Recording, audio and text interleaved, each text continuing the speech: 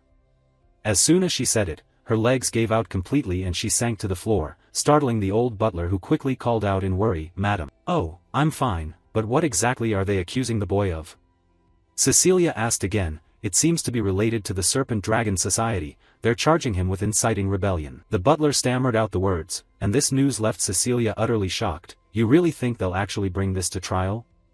"I believe they will. Because he completely wiped out the Serpent Dragon Society, this matter won't end so easily," the old man said with a furrowed brow. After hearing the old man finish, all the joy she felt from Theo crushing those people completely vanished. Who could have imagined that inviting the boy to the Dragon Society would lead to this outcome? No, the boy will get through this, that's just the kind of person Theo is. My son, please come back safely, she silently prayed for her boy. Back to our main character, following the French swordsman escorts, he was also brought to a courthouse. Looking at the massive architecture in front of him, Theo couldn't help but have a few thoughts. It's been a long time since I came back to this place. Since I completely destroyed the Serpent Dragon Society, this won't just end with imprisonment, they'll definitely bring this case to trial. Bringing the heir of the Ragnar clan to court means they want to question my right of succession. They probably want to completely destroy me, but that's exactly what I'm hoping for. As Theo thought this, a delighted smile spread across his face at what was coming next. Then, as he was led to the front of the large doors, the two French swordsman escorts shouted out, "The prisoner Theo Ragnar has been escorted in." Upon hearing this, a voice came from inside, "Bring him in." Looking at the slowly opening doors, Theo felt a bit of anticipation. That's right, if I want to unleash everything I've prepared, it has to be on a grand stage like this. With that, he quickly stepped inside,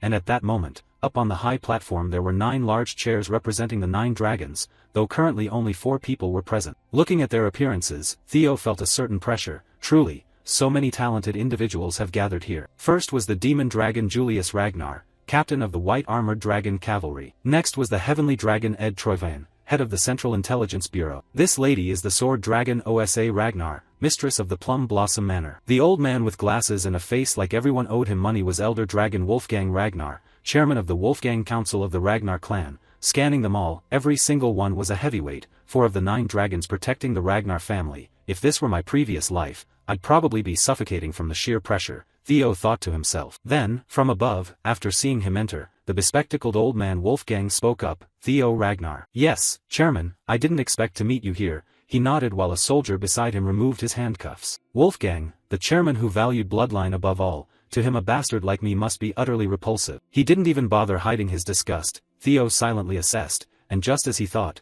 the old man cut him off without giving him much chance to greet. "Enough with the long-winded pleasantries, you already know why you've been summoned here to answer for your crimes, correct? The Byron clan, the Stirret Merchant Guild, the Red and White Mercenaries, and even the Hanavi family, because of your foolish actions, all of them are now screaming to sever ties with the main family. Can a bastard like you bear the losses you've caused? That's why I'm holding you responsible for dragging the honor of the Ragnar clan through the mud," the old man said, his face flushed red like he was ready to fight at any second. And in response to these words, Theo simply nodded in agreement right away. "Yes, everything you said is completely correct. I was far too careless. I should have cut off their heads instead of just their limbs," Theo said in a cold voice. And that statement made the group above flinch in surprise. "What?" Continuing on this side, Theo added, "They were our subordinates. The master grants them land and honor, and in return subordinates offer loyalty and their lives. That's the way of knights. Yet they dared to threaten their own master. If I'd known they were this insolent from the start, I would have beheaded them right away. They deserve punishment and the principles of knighthood must be restored. How could I stand by and watch the honor of the Ragnar clan, maintained for over 1,000 years, be trampled like this?" Theo spoke with such powerful conviction that it left Ed and Wolfgang speechless. Meanwhile, Uncle Julius over here cracked a wide grin. "Impressive, as expected. This won't end with some ordinary punishment." As for old man Wolfgang, after a few seconds of being stunned by the protagonist's words, his face twisted into a scowl as he shouted, "You dare mock me with such flowery rhetoric?" Before he could finish, Lady Osa on this side spoke up, "I've heard your opinion, and logically speaking, you're right. However, no matter how powerful the Ragnar clan is, it's not invincible. If we don't listen to the voices of our vassals and knights, we will collapse. Because you can't rule this world with brutality alone," the lady said gently. "Yes, I'll keep that in mind." Theo nodded in response while secretly breathing a sigh of relief inside. The chief wife of the clan leader, the strongest swordswoman in the north, the sword dragon. Fortunately she doesn't seem hostile toward me. But why would she?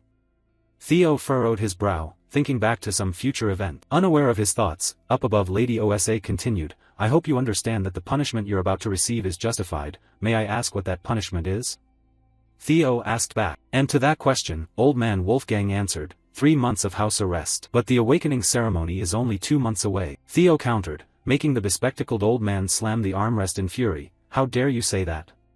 Ignoring the old man's anger, Lady Osa explained, "I've taken that into account and decided to allow you to participate in next year's awakening ceremony. I've also decided that the 15 children you injured will participate in next year's awakening ceremony." Over here, although things weren't exactly as predicted, Ed was still quite satisfied. Thanks to the demon dragon's intervention the punishment was much lighter than expected. "Still, this isn't bad at all," delaying the awakening ceremony is a huge humiliation for anyone in the Ragnar clan. And having the representative of the Rose Manor bear that humiliation will create an opportunity for our Camellia Manor to surpass them. Once our plan goes into motion, he won't be able to do anything anymore, he'll just have to accept it. If he's foolish enough to appeal, we can deal with him, but I don't think he's that stupid, Ed thought to himself. Unfortunately for him, Theo was exactly that fool. I want to appeal, he said coldly, shocking all 4 of the 9 dragons present. But right after, Ed over here burst into a grin he couldn't even contain, even covering his face with his hand. Are you an idiot? Your arrogance really knows no bounds. This just makes everything easier for us. Up above, Uncle Julius said worriedly, do you even understand what appealing means? Of course, Theo replied while thinking to himself. I know this can't be settled with just 3 months of house arrest, it's barely even a slap on the wrist, the demon dragon must have pulled some strings, but I have no intention of accepting even that light slap, on the contrary, I'm expecting a reward. With that thought, he spoke seriously, in a proud and mighty Ragnar clan, an appeal means war. In the end, only the victor has the right to speak, and at the same time, a notification rang in Theo's ear, entering the main scenario. Through this scenario, you can uncover many hidden secrets in this closed-off world. Good luck. First scenario quest, the Path of the Air. In another development, at the secret northern branch of the Ceres Merchant Guild, the place was now engulfed in flames from someone's attack. And after the last soldier fell under the assault of the cloaked figure, a voice suddenly came from behind, so they really were hiding here. Just as young Master Theo said, the voice belonged to Remington, and the cloaked figure was none other than Evelyn. It seemed this was the task Theo had asked Remington to handle earlier. Looking at the box in his hand, he shook his head and said, the Troivian Camellia Manor has completely collapsed. Back at the courthouse, after hearing Theo's proposal, Old Man Wolfgang was slightly stunned before asking to confirm, you're trying to turn something that could be resolved with 3 months of house arrest into a war? You're truly arrogant. Do you really think one person can stand against the forces of 15 clans? In response, Theo bluntly shut the old man up, that's something I have to handle myself. In cases with such a massive power disparity, isn't fighting through a representative battle the normal way? He said while turning to look at the group. Normally, an appeal means deciding winner and loser through war. However, when war is practically impossible due to overwhelming power difference, each side sends a representative, and the victor is decided in a one-on-one sword duel. That's the representative battle. Which means the defendant's representative will be Theo, while the plaintiff's representative will most likely be Axion. If that happens, Theo will almost certainly lose. But then why would he choose this path? Does he have some scheme? If he thinks Evelyn or I will step up as his representative, he's dead wrong. Julius furrowed his brow, wondering what the hell the kid was thinking. Back to the protagonist unaware of his uncle's thoughts, he continued with the rules. We'll decide the representatives and hold the representative battle in 1 week. What do you all think?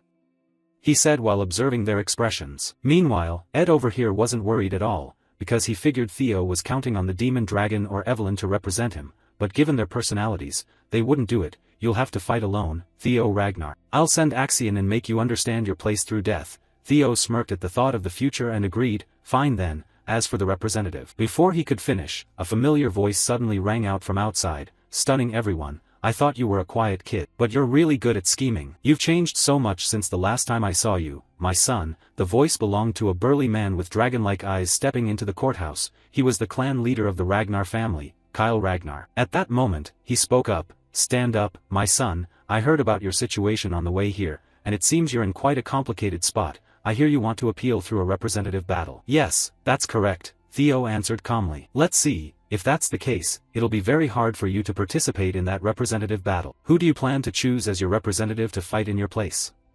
Kyle asked curiously. And right away, our protagonist realized something. This is a test. At the same time, Ed up above felt the same thing. Wait, could this be? He thought anxiously. Down below, Theo quickly gave his answer. Who wants to represent me?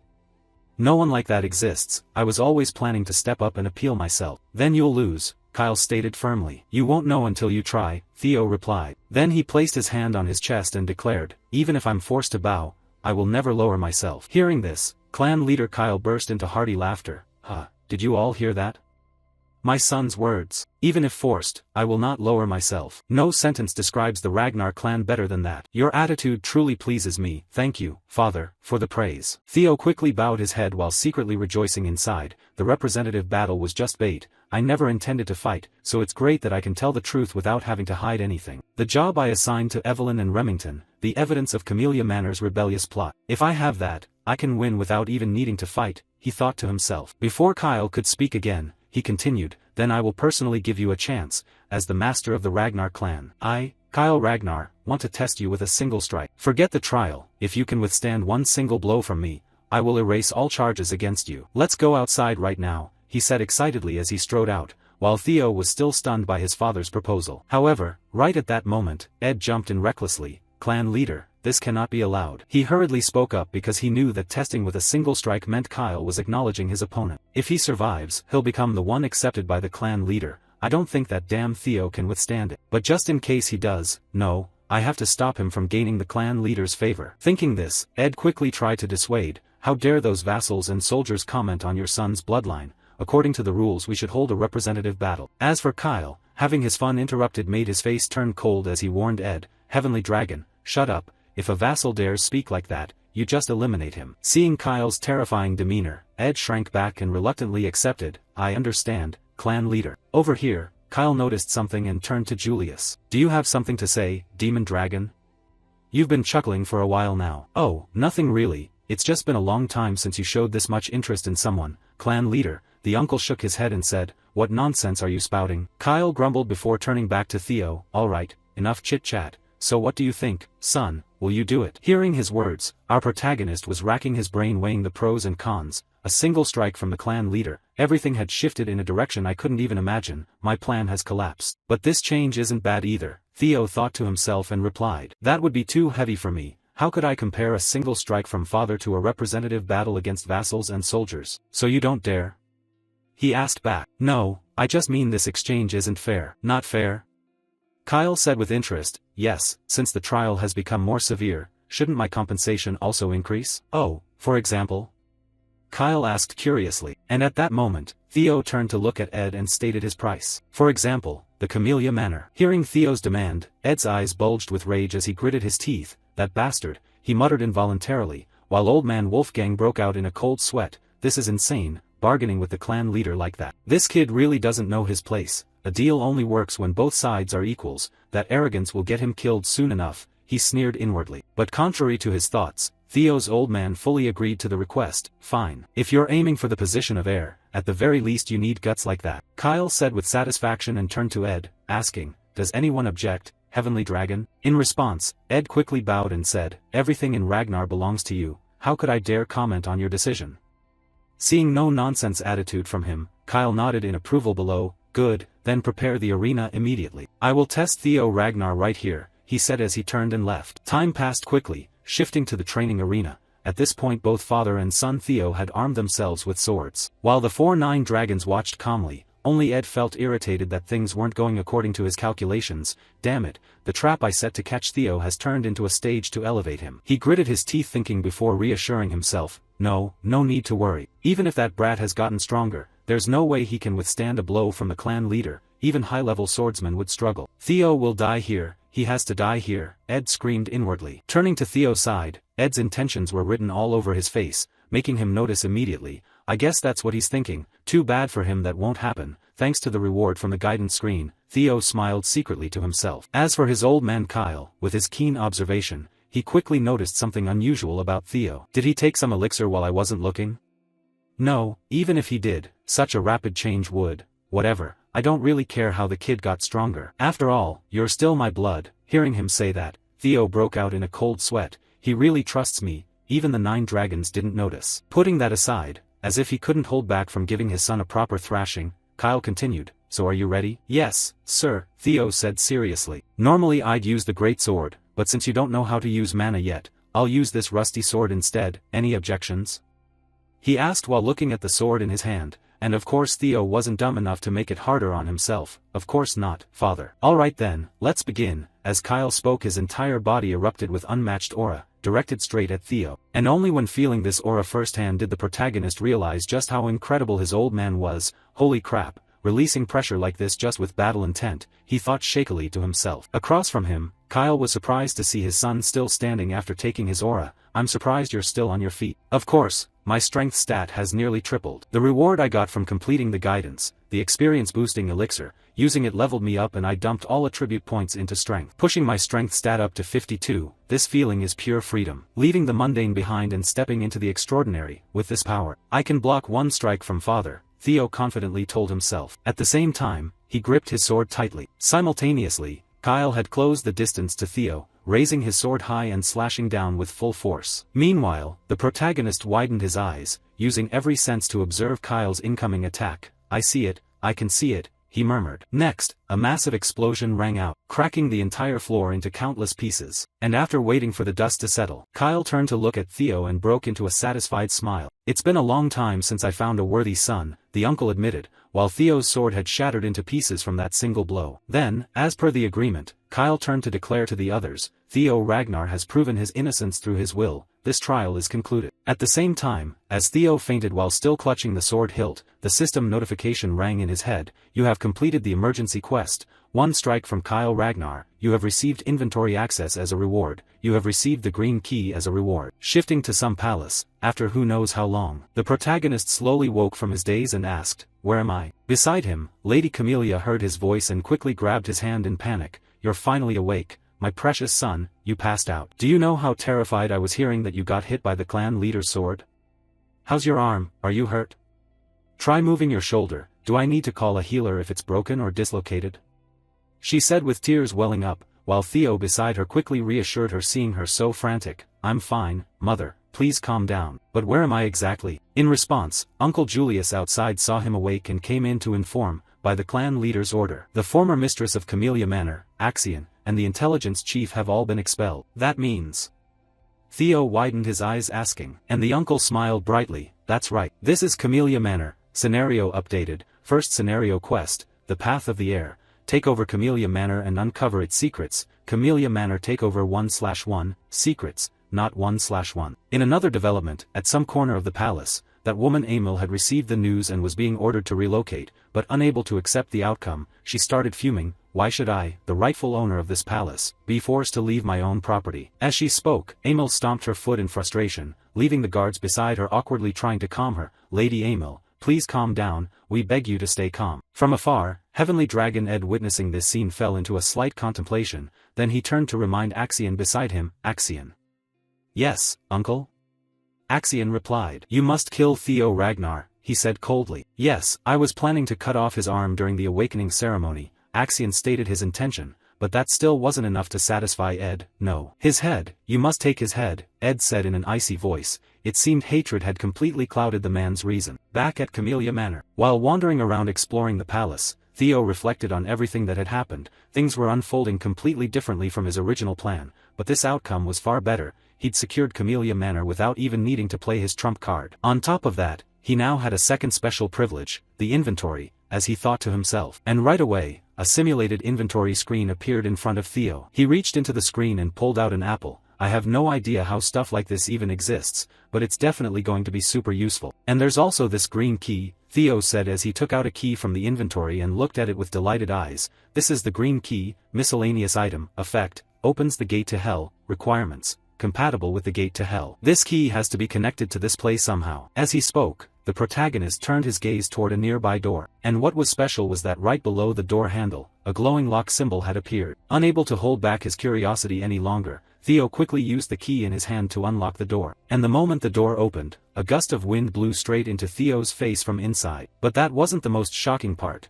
What stunned him even more was that behind the door lay a deep, bottomless cavern. What the?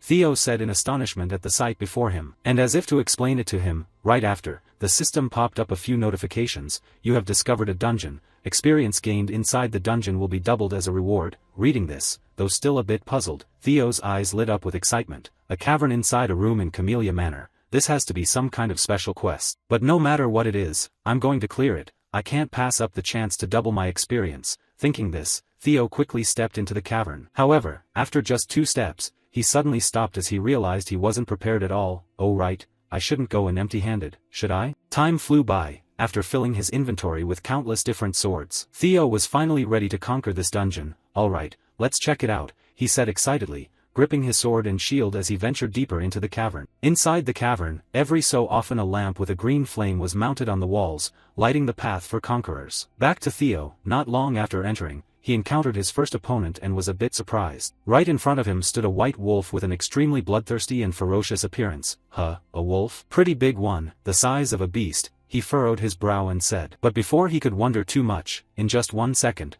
the white wolf's figure suddenly vanished, and instantly reappeared right in front of Theo. Fortunately the protagonist's reflexes were sharp enough. The moment he saw it flash, he quickly raised his shield to block the bite coming his way, successfully stopping it. Then both sides fell into a deadlock as the wolf stubbornly clamped down on Theo's shield. "You're pretty strong, you stray mutt. But I'm not losing a contest of strength," Theo gritted his teeth and said while swinging his sword, slashing straight at the wolf's body, forcing it to release the shield and back off to keep distance. However, even after being pushed back by Theo, the white wolf still snarled ferociously, baring its teeth and roaring at Theo to show its dominance. Ignoring the dog barking like crazy, while it was throwing a fit, Theo charged forward with his sword to seize the advantage. But the moment his sword clashed with the wolf's fangs, sparks flew everywhere. Its hide is thick and it's fast too, half-hearted attacks won't be enough to hurt it. This definitely isn't a normal wolf, it might even be as strong as a beast from the northern wilds beyond the northern wall. That explains why its power isn't easy to deal with, Theo judged inwardly. At the same time, the white wolf across from him raised its paw and swiped straight at him. Seeing this, Theo leaped back to dodge, then used the ground to launch himself forward again for another attack. "If only I could recreate that flash, the flash I saw when facing father's single strike. That pure white, beautiful, and perfect arc," he said while recalling the memory during the fight. However, this reminiscing didn't make him any stronger. With this slash of his, the wolf simply turned its head aside and easily evaded it. Then both sides jumped back to maintain distance, and after a while with neither gaining the upper hand, Theo started feeling a bit frustrated inside. "TCH, of course copying it wouldn't be that easy," he said dejectedly. "The single strike, a shorthand way to say one ultimate blow that delivers instant death, if its key is putting everything into one single sword strike. I'll focus on sword techniques and secret arts, using the speed Evelyn taught me in thrust." Thinking this, as if to challenge himself, Theo tossed his shield aside. And right after, with his body now lighter without the shield, Theo's figure flashed once and instantly vanished from the wolf's sight, leaving it momentarily stunned. And by the time it snapped back, Theo's sword tip was already right in front of the wolf. The result was a pitiful, agonized howl from the wolf right after,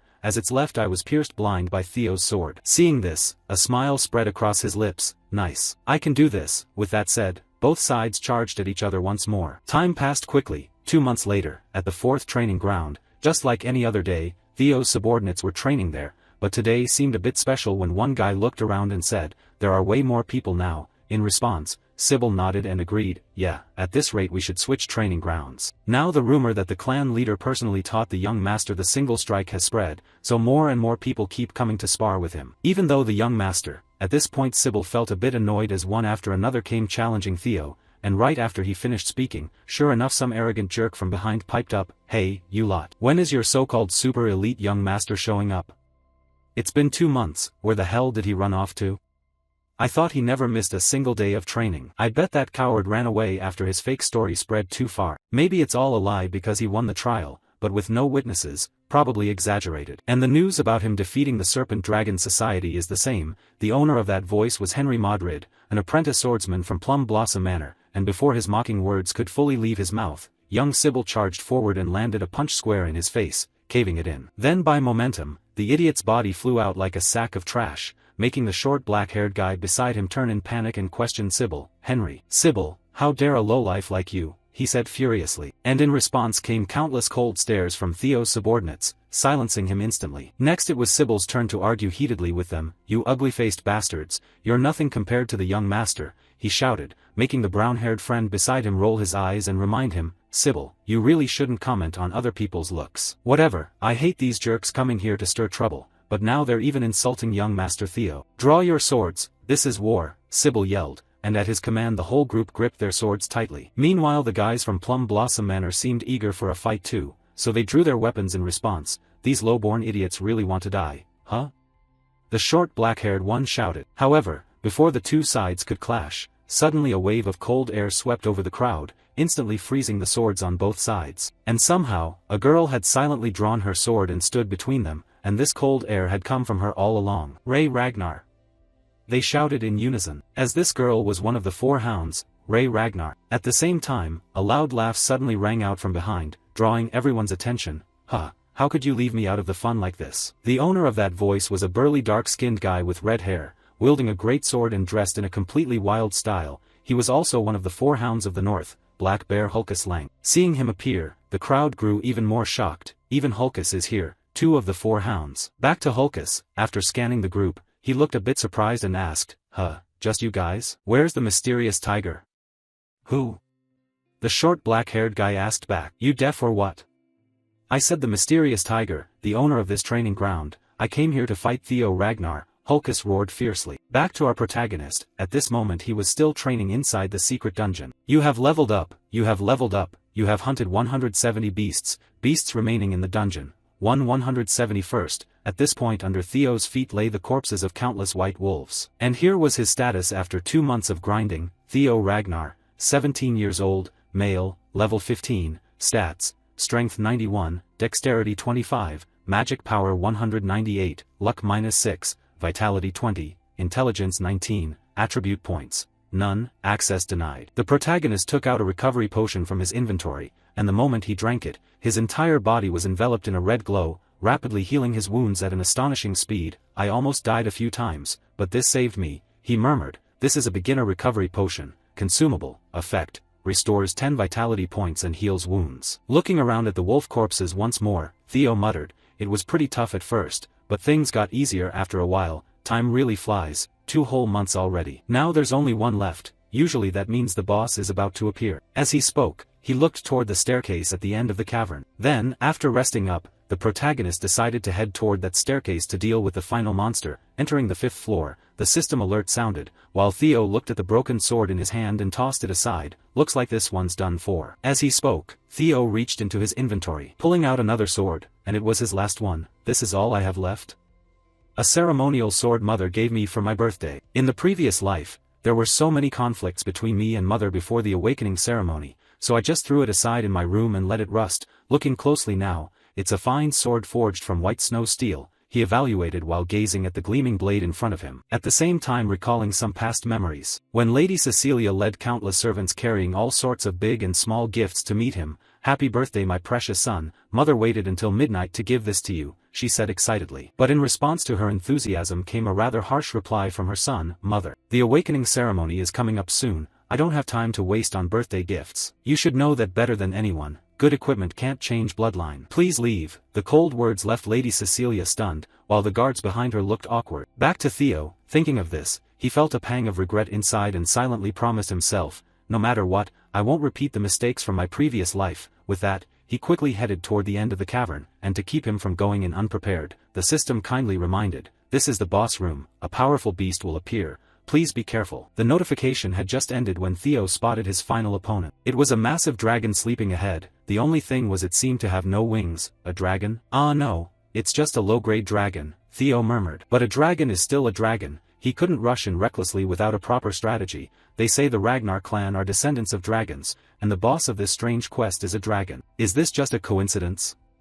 I don't know anymore. But one thing's for sure, I need to defeat this thing to complete the quest. But can I even win? It's still a dragon after all. Thinking this, Theo assumed his thrusting stance. Because he wanted to try using his strongest attack, I have to test the flash strike I practiced on those wolves. It might not match father's dragon flash yet, but if I make full use of my dragon heart, I can inflict serious damage on it. As he spoke, Theo entered his highest state of focus, then immediately poured every ounce of strength he had into charging straight at the dragon with blinding speed. At the same time, the dragon suddenly snapped its eyes open as it sensed the danger. But it was still a fraction too late, because right after, it's right I was blinded by Theo's piercing sword thrust. Looking at the dragon howling in agony in front of him, Theo smiled inwardly. Alright. Thinking this, the pained dragon went berserk and whipped its tail toward him, instantly cracking the ground with massive fissures. Fortunately Theo dodged to the side in time, otherwise he'd probably have been smashed into pulp. Seeing the sheer power of that attack, Theo felt a twinge of regret inside. I'd hoped to drive the sword all the way into its brain, but it seems my thrust didn't reach far enough. Still, I've spotted the opening, I can win. With that thought, Theo activated his secret technique,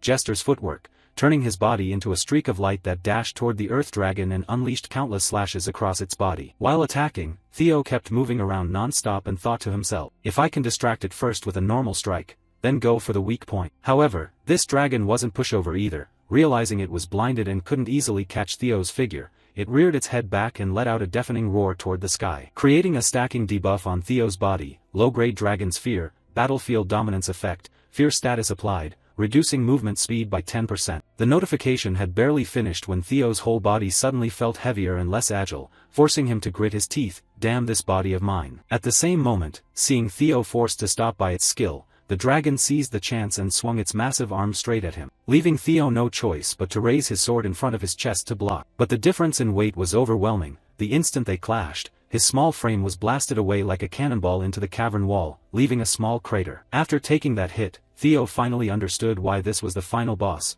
probably because if the fight dragged on it would be bad news. I need to target its weak point and end this quickly, and a dragon's weak point is. Thinking this, he gripped his sword tightly again and charged once more, while the dragon opposite him mirrored the action. At that moment, just as its sharp fangs were about to clamp down on Theo, he widened his eyes, observing with utmost precision before ducking low to evade the bite and thrusting his sword straight into the reversed scale on its chest. And just as Theo had predicted, the moment his sword struck the weak point on the monster's body, the scale cracked into fragments, allowing the blade to easily pierce through. Agony shot straight to its brain, making the dragon let out a miserable scream. Got it, Theo thought joyfully. However, it seemed things weren't over yet, because right after, the dragon inhaled deeply and glared at him with eyes full of deadly menace. Back at the fourth training ground, for some reason Ray and Hulkus had started arguing under the confused stares of everyone around. What did you just say, Ray Ragnar? Theo Ragnar fights me first, the big guy bellowed so loudly that Ray had to cover her ears and complain. The loser should stay out of it. That was 3 years ago, skills improve over time,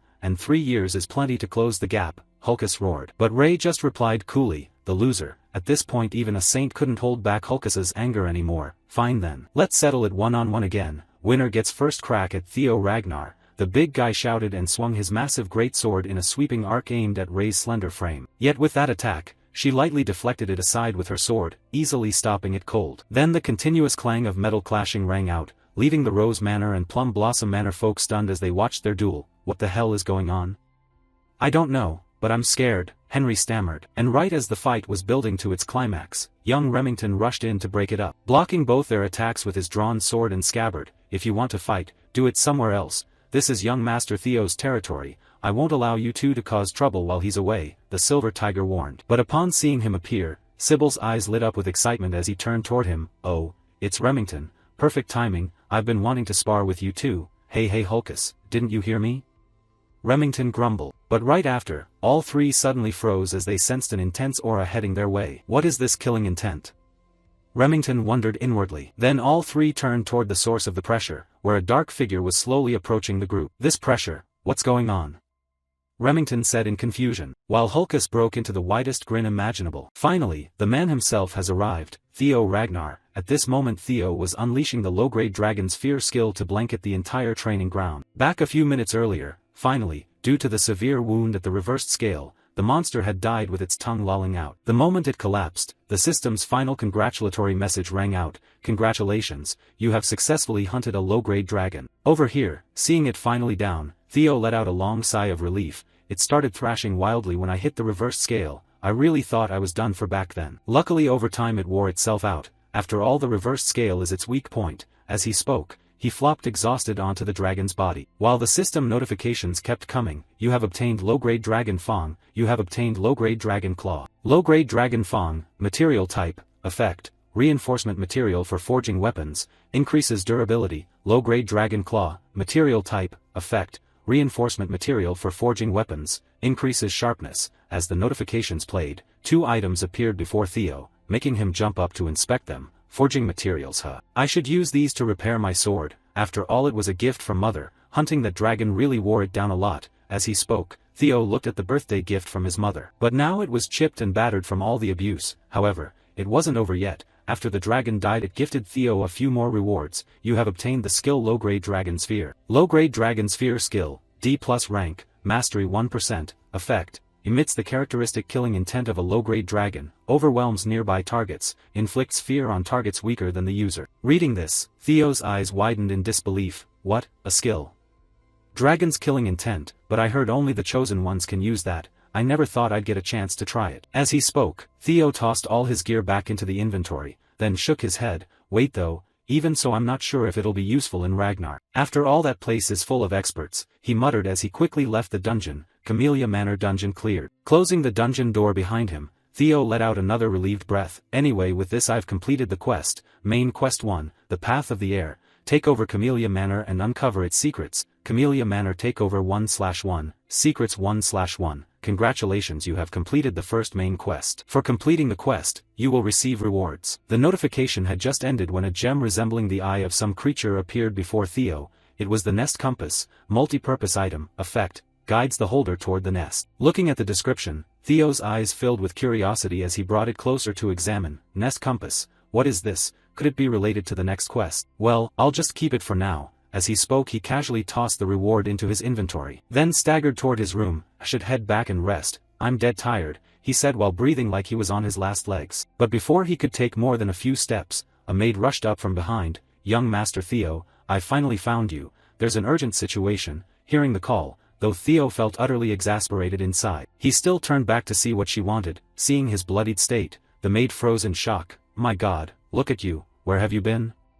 She exclaimed, but Theo had no time for explanation, so he just asked, it's nothing, so what's going on? Hearing this, the maid remembered her purpose and hurriedly said, there's a brawl happening at the 4th training ground. Back to the story, that's why Theo appeared at the training ground and began using the low-grade dragon's fear skill to cover the entire area. Get lost, I need rest, Theo said irritably with eyes like someone who hadn't slept in 3 days. And under this overwhelming conqueror's hockey of his, a bunch of Plum Blossom Manor trainees couldn't withstand the pressure, foaming at the mouth as they collapsed unconscious. Turning to Hulkus, seeing the trainees dropping like flies, made him even more excited.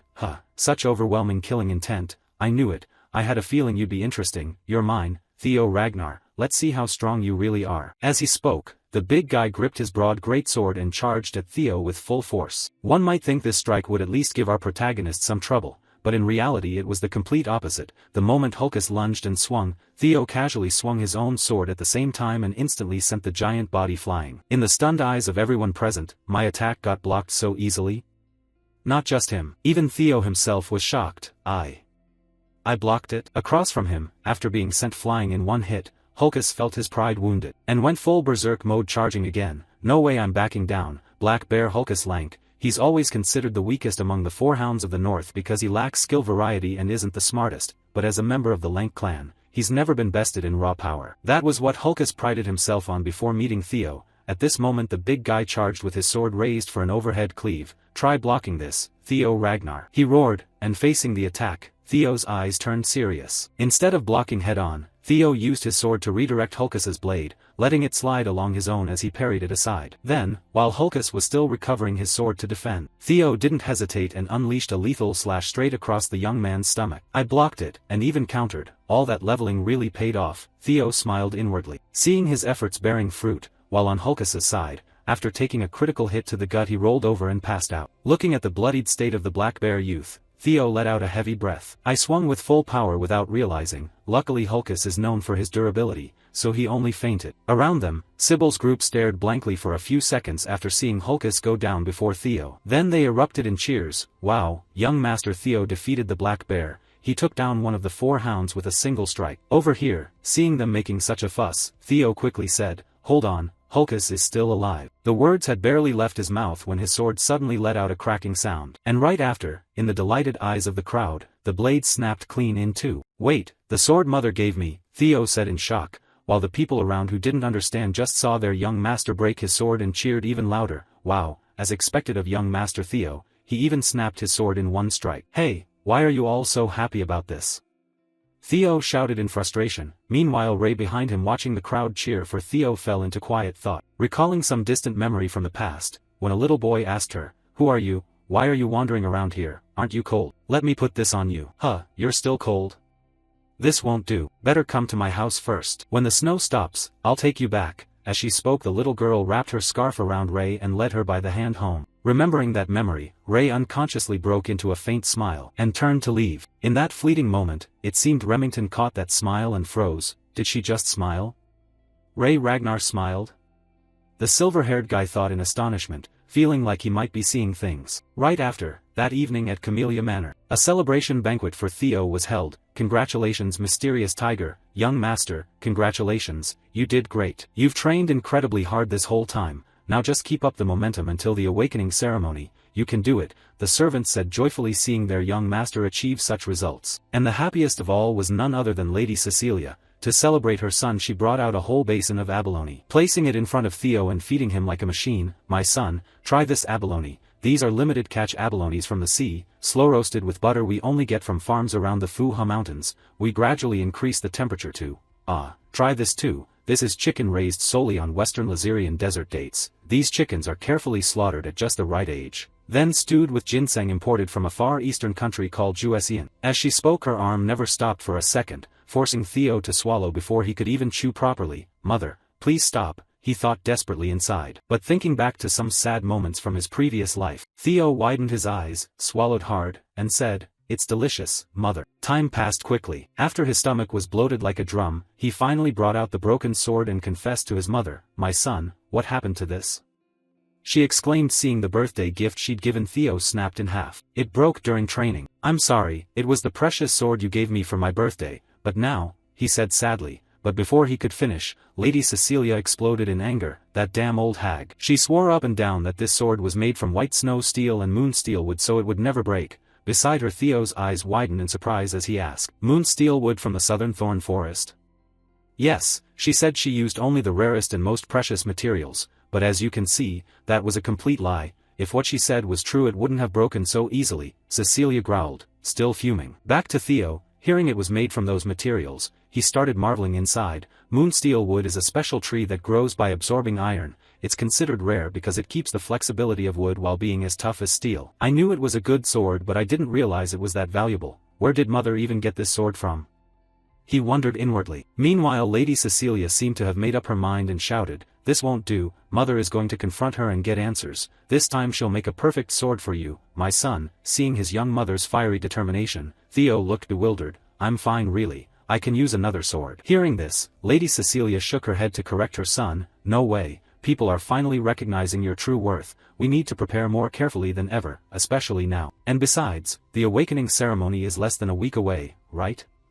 I can't let you go to the ceremony with an old sword. Speaking of which, let's go right now." As she spoke she strode out the door, leaving Theo dumbfounded. "Mother, where are you going?" "To the best forge in Winterra." "Pasquare Forge," Cecilia said with a smile. Back at the Basque Forge, one of the three major weapon production workshops in Winterra, its reputation was tied to its colossal scale, more like a factory than a traditional smithy. But that wasn't all. The most striking thing about Basque Forge was its master, a figure ranked special by the intelligence agency, and a blacksmith bearing the title of Master Craftsman, a title held by only two other Ragnar artisans. People also called her the Goblin Incarnate of Capitalism. The demon blacksmith Curson. At this moment both mother and son Theo had arrived here to meet this master craftsman. Upon seeing them, Curson's expression turned to astonishment. "Oh, look who it is," Curson said in surprise when she spotted Cecilia. Meanwhile Theo himself was even more shocked. He never expected to meet this person. But why does mother know the demon blacksmith, he wondered inwardly, while Cecilia, seeing the elven aunt still fiddling with her pipe, irritably said, "You still haven't quit smoking, huh?" Beside her, Theo's eyes nearly popped out hearing his mother call Curson mother. He turned toward Curson. In response to Cecilia's words, the elven blacksmith waved her hand dismissively. "Mother, please, I'm sorry dear customer, but our mother-daughter relationship ended the day you decided to leave." Without paying any mind to those words, Theo behind them was still frozen in his own thoughts. "I always thought mother was an orphan with no family, but now you're telling me the high elf Curson is mother's mother. Wait, so that means I have a quarter elven blood? Is that why I'm so handsome?" Theo thought, getting so excited his face flushed red. Unaware of her grandson's wild thoughts, Curson didn't want to waste time and got straight to the point. "So what brings our dear customers here today?" In reply, Cecilia tossed the sword straight at her and demanded, "Return a defective product." Across from her, Curson caught the sword irritably. "What defective? How dare you call a sword forged by my own hands defective?" Before she could finish, the elven aunt's voice stiffened. The moment Curson drew the sword from its sheath, only the hilt remained. "This is," she said in shock, having just confidently vouched for her own sword only to be slapped in the face, while Cecilia continued complaining, "If it's not defective, then what is it?" Hearing this, Curson pondered for a moment, then turned back to ask, "Who used this sword?" "My son, of course. Who else?" "That child behind you," Curson said, glancing toward Theo. "Hey mother, watch your words. That's the genius who will rule Ragnar from now on," Cecilia reminded her again. Meanwhile Theo, seeing his grandmother notice him, politely greeted Theo. "Ragnar of Camellia Manor, it's an honor to meet the renowned master of Pasquare Forge." In response to her grandson, Curson nodded in greeting. "Yes, I've heard of you. She raised you well. But back to the main issue, did you really use this sword?" Yes, that's right. Is there a problem?" Theo asked back. "I already told you it's defective," Cecilia complained. Next, Curson's eyes showed a thoughtful look as she spoke to both of them. "This will take a while. Follow me inside." Even though they didn't quite understand what Curson intended, both followed the elven blacksmith into the forge. As they walked, Theo turned turned to ask his mother, "Mother, what exactly is your connection to the demon blacksmith beside her?" Hearing this, Lady Cecilia no longer hid it, "Just as you heard. So she really is your mother?" Theo asked in shock. "I didn't know because you rarely talk about the past. But even though it was only for a short 6 months, she was the foster mother who took care of me." Cecilia smiled and explained more specifically. This instantly shattered all of Theo's illusions about his elven bloodline. "Oh, so she's your foster mother," he thought, a bit disappointed inwardly. Unaware of her son's thoughts, Cecilia continued gazing fondly at Curson's back. Ahead, mother loved everything she considered beautiful, whether jewelry, music, theater, or even people. That's why she took me in as her foster daughter. She must have liked me a lot. Ahead, hearing these words, the elven aunt turned back a bit embarrassed. Enough about the past, it's pointless. Haha, I bet mother doesn't really think that." Cecilia covered her mouth and teased, making Curson huff and turn away in irritation. Back to Theo next, he asked curiously, "So why did you leave this place then?" About that, Cecilia began to explain. However, before she could say much, Curson ahead answered for her. The girl left on her own, saying she'd become the wife of the Ragnar clan leader. "I never thought she'd willingly go to that miserable place. Truly foolish, but credit where it's due, she managed to survive that long," Curson grumbled. Meanwhile, the young mother was still lost in her own delusions. "The clan leader is just too handsome and masculine. He loves me so much." Over here, unaware of just how much Cecilia adored Kyle, but the fact that his daughter ran away to chase her love still left Curson endlessly annoyed. Yet even after leaving like that last year, she still came back begging me to forge a sword as a gift for her son. "I've never seen anyone with such thick skin," Curson said while clicking her tongue in reluctant admiration, making Cecilia a bit embarrassed in front of her son. "Mother, how could you say that in front of our son?" "What did I say wrong?" Curson shouted, and before their bickering, Theo unconsciously broke into a light smile. "I've never seen mother talk like this before. It seems I never really understood mother in my previous life. I really was an ungrateful son. Was I too obsessed with the clan, too controlled by it? Moreover, the demon blacksmith seems to care a lot about mother, so why didn't she do anything in my previous life?" Theo wondered inwardly but found no clear answer. Time passed quickly at this point, and Curson led both of them to the front of some door and said, "We're here. This is my room, the master's office." Hearing this, Cecilia's eyes flashed with confusion as she turned to ask, "Why did you bring us this deep inside?" "You should forge the boy the best sword to make up for it. Wait outside for a bit," Cecilia Curson instructed. Before the young mother could react, she had already pulled her grandson inside the workshop and slammed the door shut. "Mother, my son!" Cecilia shouted. Meanwhile, Curson, the moment she pulled Theo inside, her expression instantly changed. "Hey Theo, I'll be direct. You have a relic of the primordial dragon, don't you?" Hearing the question, the protagonist's face froze for a few seconds. Then he asked back, "Primordial dragon? You mean the ancestor of the guardian dragons protecting our clan? I've heard the legend that our ancestors distributed the primordial dragon's treasures across Winterra to Ragnar descendants, but..." However, before he could finish, Curson teased, "Legend, haha, pretending you don't know. If you really didn't have the relic, how could my sword end up like this? I poured my heart and soul into forging this child's spirit. It couldn't possibly break from anything else but a relic. Do you know how valuable this is?" As she spoke, her eyes welled with tears. Seeing this pitiful sight, Theo's eyes widened and he apologized. "But it only broke when fighting a dragon. Why does she keep mentioning the relic?" Theo thought inwardly. Back to Curson. After a moment of regret, she snapped out of it and barked, "Enough, forget it. It'll be faster if I just show you instead of explaining." With that, she led Theo in front of a coffin wrapped in chains and asked, "What do you see?" Hearing this, the protagonist's eyes flashed red as he focused his gaze. It was green light. The same kind of light he saw at the gate leading to the dungeon in Camellia Manor. Theo furrowed his brow thinking. But before he could answer, Curson added, "I can't see or sense anything from it, but judging by your reaction you see something. I've tried countless times to open this box and take what's inside, but it's useless. A relic from the primordial dragon long ago in the age of myths. The primordial dragon plucked one of its fangs and forged a sword from it, the monster sword Moon Blade. If you break the seal on this coffin and successfully draw the sword, I'll give you this Moon Blade. But you might lose your life. Want to try?" she said, turning to Theo with a challenging look. And of course, with an offer like this, the protagonist couldn't possibly refuse. "That sword is mine from now on," Theo said, smiling at the same time. He also received the next quest, main scenario quest Ragnar, the path of the heir chosen by the primordial dragon's relic Moon Blade. Moon Blade, that was the sword of the Black Snow leader, one of the 9 dragons, the Black Dragon, but very few people knew its true appearance, because almost everyone who had seen or heard of this sword had either died or gone missing. However, by chance I had seen the true form of the Moon Blade. But why did the Black Dragon spare me? The Black Dragon's Moon Blade is here, and it's really a relic of the primordial dragon. Curson kept it all this time, Theo thought inwardly. If that's the case, then I have to get it no matter what. This is similar to the Camellia Manor situation then with this green key. Thinking this, Theo took out the key from his inventory and began using it to unlock the coffin's lock. The moment he turned the key, something strange happened. Suddenly the coffin itself emitted a beam of light and all the chains wrapped around it automatically loosened. Then, Before the two could observe what was inside, the coffin itself began emitting black smoke. Sucking Theo inside. What's happening? He choked out. Then Theo's vision slowly changed to the scene of Rose Manor engulfed in flames. Rose Manor, why am I here? Oh right, I forgot I was too weak. Because of that I need even more power to defeat Rendon and crush Camellia Manor, Theo told himself inwardly. At the same time, while his memories were still somewhat hazy, behind him the massive silhouette of some crow appeared, extending its sharp claws and beak toward Theo. However, right at that moment the protagonist noticed this black crow sneaking up on him, so the instant it attacked, Theo spun around, grabbing its beak tightly, making its face freeze in shock. Next Theo looked at the crow and scared, manipulating others' minds by exploiting their thirst for power. No wonder you're a monster, sword. In response the crow's eyes flashed with anger. You insolent human, how could you? Before it could finish the protagonist explained, I've long overcome the despair you once showed me. Fool, do you think I'd be tempted by your mediocre power when I have quests to complete? What are you saying? Let me go, human, the crow screamed while struggling desperately to break free, but Theo's hand clamped like a vice on its beak, leaving it unable to move. Turning to Theo while holding the crow, he also took the chance to closely examine its form. You're completely different from the griffin the first. Remember, I recall you were at least 10 meters tall, now you're barely my height. Perhaps because you've been sealed for too long, Moon, but either way this benefits me. You're mine now, Moonblade. As he spoke the guy raised his fist, preparing to use pure physics to discipline this griffin, making the griffin hurriedly call out for peace. Hey, let's talk civilized, it cried out in panic. Turning toward the outside upon hearing Theo's screams, Cecilia rushed inside, and upon witnessing the protagonist lying motionless there, Lady Cecilia's eyes welled up with tears. My son, please wake up,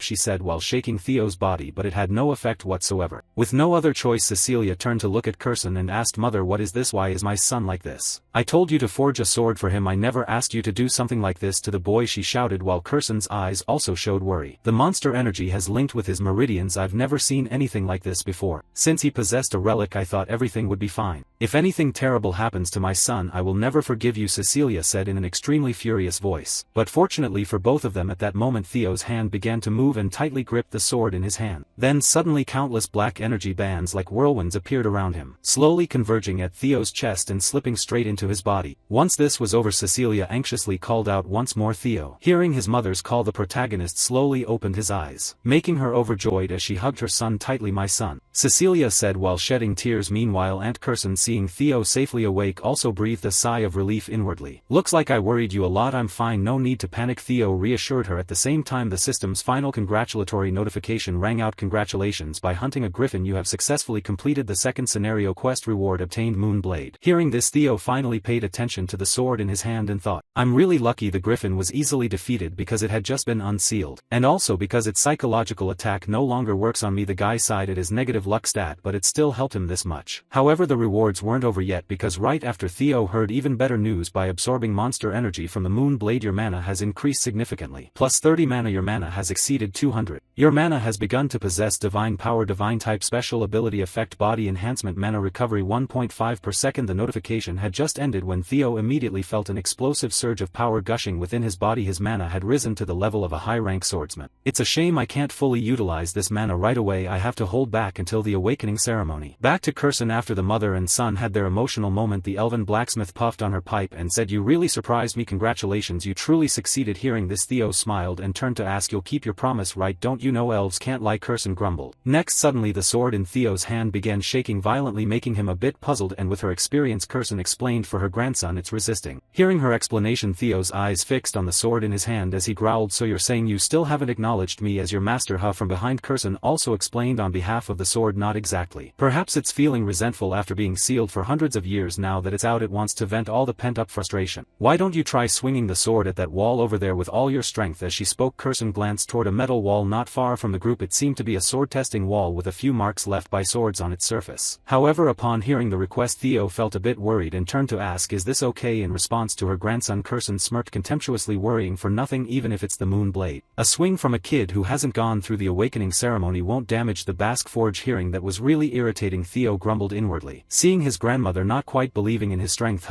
Is that so? The protagonist muttered while thinking inwardly, Since I can hide my dragon heart anytime, why not take this chance to test the Moonblade's power and use my mana? Thinking this, he calmly walked toward the wall, gripping the sword tightly with both hands. He said, Then excuse me for the trouble. With that, the guy assumed an attack stance, and right after an intense surge of energy erupted from his body, making all of Curson's earlier confidence instantly vanish. Hey wait a second, she shouted, but it was too late, because right after Theo swung the sword, unleashing a lethal slash, cleaving the wall in front of him in two. Or rather not just the sword testing wall but an entire section of the workshop was sliced apart, making Lady Cecilia's eyes behind him sparkle in disbelief at the scene before her while Aunt Kirson's eyes also sparkled but in a regretful way. "My workshop, my money," Kirsten shouted loudly upon seeing the massive hole Theo had created. Patching this mess up would cost who knows how much of her money. Ignoring this, Theo began looking back at the sword in his hand in shock. "This thing is probably a bit too dangerous, it absorbed all my mana." Just as he thought this, suddenly Kirsten appeared in front of Theo, reaching out to touch his abdomen to check since when she's so fast, Theo thought in a daze. Meanwhile, after checking, Kirsten could only force a wry smile. "Good heavens, you really have zero proficiency in magic. You really did this just relying on the blade's sharpness, huh?" With that, Kirsten turned to look at Theo and confirmed in her mind, "This kid is a genius. And this genius is my grandson." Thinking this, countless complicated math formulas began appearing in the old lady's head. "Alright, Theo Ragnar, from now on, I will be your sponsor. You just need to soar high and show the world your skills. You'll become a living billboard for Baskforge." As she thought, her eyes had already turned into dollar signs. "Mother, I can see money in your eyes," Cecilia reminded from behind, making the aunt startle a bit. After that, having obtained his new sword, both mother and son bid farewell to Kirsten and quickly boarded the carriage to return to Camellia Manor. And before leaving, Theo also handed over the fang and claw from the earth dragon he had obtained earlier back to Kirsten. "Consider it compensation for the wall I destroyed. Use this to repair the wall." A trophy from a dragon, he must have gotten it when obtaining the relic. "Humph, my daughter really raised an excellent son," Kirsten said with a smile while puffing out a long cloud of smoke. However, right as she turned around, suddenly a voice rang out from above. "Long time no see, demon blacksmith." The somewhat familiar voice made Kirsten narrow her eyes and turn her head. "Why are you here?" Following her gaze at this moment, that voice was coming from atop some crow. Time passed quickly. 5 days before the awakening ceremony. At this time, Theo was still actively training hard with Evelyn to improve his skills. And the more they fought, the more surprised Evelyn became. "Your swordsmanship has become much stronger and more agile," Evelyn praised. "It's great to hear, Master Evelyn praising me," Theo said with a smile. Meanwhile, the group of trainees, seeing Theo sparring head-on with Evelyn, were practically stunned, speechless. On the other hand, Evelyn was delighted to have trained such a disciple. "It's been half a year since the young master started changing, and now he's strong enough to push me back. Moreover, if in a few days he awakens his mana, that will be the birth of a monster." Thinking this, Evelyn stopped the training session and said, "You're doing very well. You could aim to be the top of the awakening ceremony, young master." "I'll pray for your success," she said with utmost sincerity. Turning to Theo, he didn't forget Evelyn's teaching efforts and thanked her. "Thank you, it's all thanks to you, Evelyn. If I become the top, I'll mention your name in the speech in front of everyone," the guy promised. But this promise didn't seem to make Evelyn very happy. Why would you?" she asked, puzzled. Meanwhile, some other trainees, hearing Theo talk about mentioning names in the speech, also volunteered. "Oh, me too, young master, please mention me too." The enthusiastic group made Theo both delighted and annoyed. "Gosh, being loved by so many people is really troublesome," he said with an extremely smug face. Alright, I'm off." He waved his hand and said. Time passed quickly. Scene shift to the central headquarters. Today was the day of the awakening ceremony, so Theo had dressed up nicely and arrived early. "Theo Ragnar of Camellia Manor," he announced to the gate guards. "The awakening ceremony is an important annual event for the Ragnar clan. Every participant hopes to achieve good results at this ceremony. And as swordsmen of the Ragnar clan, this is the first place they can receive recognition and honor. Because the entire Ragnar clan is watching, including the clan leader, the 9 dragons, and even the former clan leaders of the 2 previous generations, Lady Hilda Ragnar." Looking at the youthful woman seated on the chair, Theo truly found it hard to believe his eyes. The more he looked, the less she seemed like someone 150 years old. Anyway, it's a relief that she's here to attend. Up on the high platform, after seeing all the trainees had gathered, the referee, swordsman Dragon Gate Viehanna Ragnar, struck the gavel beside him hard and shouted loudly, "Attention, we will begin with the preliminary test. The preliminary test requires grasping a sword placed on the ground and leaving a mark on the steel wall with your abdomen. To inform you, the wall is forged from white snow steel. Ordinary steel swords cannot scratch it at all. But everything changes if you infuse mana into the attack. I will distribute soma to you. 1 soma will provide you with 10 years of mana. It's a kind of elixir that will help you open your mana meridians. Swallow the soma and open the mana meridians in your dantian. Only then can you cut the white snow steel wall with these swords. The depth of the cut will determine your result. From now on, participants whose names are called will take a soma and step onto the platform. First participant, Theo Ragnar, step forward," he shouted loudly. And upon hearing his name, the protagonist confidently stepped forward, receiving the elixir from a soldier's hand while thinking, "In my previous life, Axion was the one at the top. But this time it won't be," he told himself. At the same time, the 3rd scenario quest was also issued by the system. The winner of the awakening ceremony becomes the top of the awakening ceremony leaderboard. At this moment, Theo casually picked up a sword stuck in the floor and silently advanced toward the wall.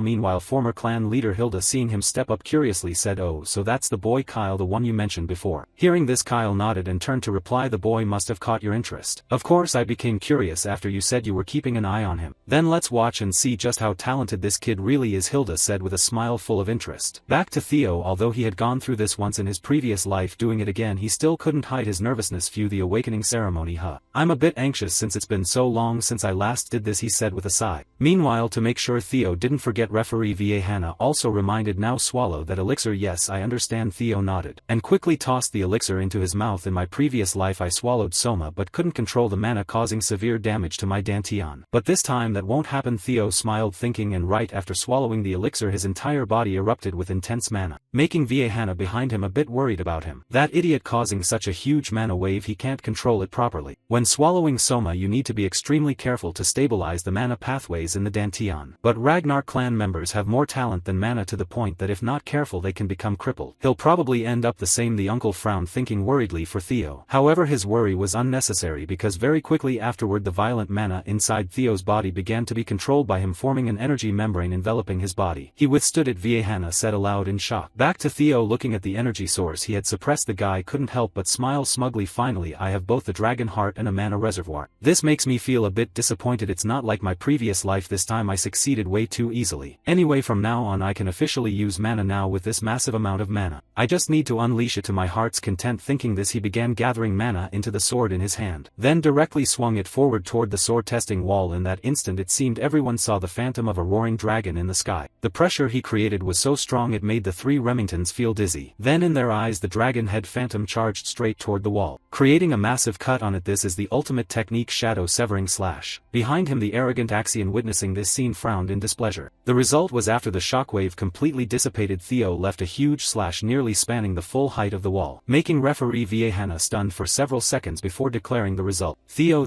Ragnar passes. The surrounding crowd gaped in astonishment, exclaiming, impossible. Since young Master Thorkel, we haven't seen anything like this. Is this really a slash from someone awakening mana for the first time? After excellently completing the preliminary test, the system displayed notification: luck stat 0, curse of misfortune has been lifted. Now your fame begins to spread across the world. Reading the notification, Ragnar felt delighted. Finally, now I can truly reach the starting line like everyone else. Many people expressed interest in Ragnar's spectacular performance. OSA Ragnar Plunus wants to take him as a disciple. Julius Ragnar is displeased with the attention he's receiving. Rober Ragnar becomes wary. Turns out he is the crow that appeared at that bizarre alchemist's Basque workshop the night before. Lady Hilda Ragnar shows interest in Ragnar. Looking toward Lady Hilda, he thought inwardly, but most importantly, I'm thrilled to have caught Hilda's eye. She has the heart of Garuda. If I can obtain that heart. One by one they stepped forward, slashing at the steel wall. When it was Sybil's turn, the referee announced Sybil passes. Sybil was emotional, thinking inwardly Theo also succeeded. The four members of the Northern Four Hounds also participated, one after another. Each of their slashes left enormous cracks, completely different from the apprentice swordsman. Seeing their results, people felt chills. All four Northern Four Hounds produced terrifying results, but none of them left a mark as large as young Master Ragnar's. Now only one person remained. He was advancing forward. No one else. It was Axion. The referee called Axion just stepped forward. His eyes looked truly terrifying at this moment. The crowd below discussed, with this speed the competition will be between Mysterious Tiger and Black Tiger. No, even Axion can't do that. I never thought Mysterious Tiger was at that level. Hearing their words, Axion's rage boiled even more. He stepped forward, proudly demonstrating his level. Va Hannah requested, please swallow the soma. As soon as he swallowed the soma, Axion immediately charged toward the steel wall at extreme speed. Va Hannah angrily shouted at his action. Wait. Axion's body erupted with an incredibly powerful aura. He swung a sword, instantly creating the phantom of a massive dragon with sharp fangs. That slash struck the wall hard, causing violent tremors not inferior to Ragnar's earlier. Witnessing the terrifying scene, Va Hannah froze in shock, exclaiming, these guys have surprised me too many times already. Axion's slash cut across Ragnar's, creating an astonishing result. The crowd once again gaped in horror. How is this possible? They're almost identical. Who is the winner? In this case, precision will decide the winner. After finishing, Axion stood observing, thinking for a moment, then turned back to his original position to await the result. Everyone was eagerly waiting to know the result of the competition, whether Ragnar or Axion would be the winner. Referee Va Hannah announced the first stage of the awakening ceremony has concluded. You all did very well this year. I'm very satisfied to see many of you achieve significant scores. Those who passed, please prepare for the second stage of the awakening ceremony in 4 days. And finally, we will announce the leaderboard everyone has been waiting for. The top of the first stage leaderboard in the awakening ceremony is Theo.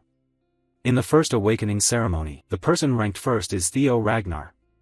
He stood there stunned, unable to believe he had actually taken first place. The referee announced his score as 10 out of 10, magical technique, speed control, nothing was wasted. The result left the crowd in shock as they kept shouting names. Axion.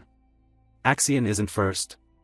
Axion lost. Even the depth of the sword mark is almost the same as Lord Theo's. What? Similar to Lord Thorkel's? Theo Ragnar is now one of the top 5 candidates considered the closest to the position of heir. The referee announced second place as Axion Ragnar. Regrettably, he also achieved a perfect 10, but the length of his sword mark was shorter than Theo Ragnar's, so he was ranked second. At this moment he was furious beyond words. Third place Remington Nazio, fourth place Ray Ragnar, fifth place Hulkus Ranka, sixth place Erica Rang, 32nd place Lizzie Zyger, 33rd place Rico Edit, and 87th place is Sybil Dree. Everyone performed very well in the first preliminary round. The second awakening ceremony will be held 3 days from now at the Eastern Mountain Range. All 87 outstanding participants this time prepare thoroughly. Alright, today's ceremony concludes here. Returning home, they held a celebration banquet for Theo Ragnar's victory. Congratulations to the top 2. This is the true power of our training grounds. Cheers to Theo and Remington. Theo raised his glass thanking everyone for their congratulations, but this isn't the end yet. Our goal is to conquer the second awakening ceremony together. Theo put his arm around Remington, then said, "We'll claim both top spots." Evelyn was also present, joining the celebration with everyone. She sent her congratulations to both of them. "You two will definitely do it. Congratulations on taking first place, Theo Ragnar. I'm happy your hard work paid off. But at the same time I feel ashamed for falling so far behind." Seeing Remington look dejected, Theo humbly said, "Hee, this time I just got lucky with friends. Rankings don't matter, right?" Hearing him say that, Remington felt somewhat comforted inside. "Thank you, Theo, the heavy feeling in me is gradually lifting." The two clinked glasses, toasting their close friendship. "We'll give it our all in the second ceremony." Scene shift to the Eastern Mountain Range, where snow-covered peaks stretched endlessly. Theo Ragnar had arrived here. He walked forward step by step while saying, "I took first in the first awakening ceremony. In my previous life that was an achievement I never even dared to dream of. Even though this wasn't a real battle, beating Axion is something I still find hard to believe." Theo Ragnar clenched his fist tightly, "But this is only the beginning. Taking down Randon before was just a small matter. My real enemies are Axion and the Heavenly Dragon. I'll use every plan to repay them tenfold for what they did to me in my previous life." He reached into his pocket, pulled something out. It was the compass he received from the previous quest. Nest compass, a multi-purpose item that guides the holder toward the nest. The compass was pointing toward the Eastern Mountain Range. "In the second awakening ceremony I'll find out what the nest really is." Suddenly at this moment, he noticed someone behind him. Immediately he vanished, making the other person confused and exclaim, "Who is it?" Before he could react, Theo Ragnar's sword tip was already at his throat. "Who are you?" He panicked. Wait, please calm down, I'm not suspicious. I'm Gets by Jotun from the Wind Sword Unit. My captain watched the awakening ceremony and sent me here." Theo finally breathed a sigh of relief. "A scout, huh? I guessed as much, but I didn't expect them to be this fast." Theo Ragnar asked him specifically what it was. He said, "Theo has been offered the opportunity to participate in the unit entrance exam." Theo spoke up, "Not scouting but requiring me to take a test." "That's right, you must know the reputation of the Wind Sword Unit just being invited." Before he finished, a voice rang out from afar, "I think the entire Wind Sword Unit is a bunch of idiots." The newcomer was a girl with a great blade on her back. She said, "Prince Theo Ragnar isn't like those fools." Jotun, hearing her, spoke up, "What did you say? Who are you to talk like that?" She ignored him and spoke only to Theo Ragnar. "We're inviting you to join the Black Iron Cavalry. What do you think?" Her name was Ian Sosori, vice commander of Black Iron, nicknamed Fire Demon. Jotun muttered her name. Fire Demon?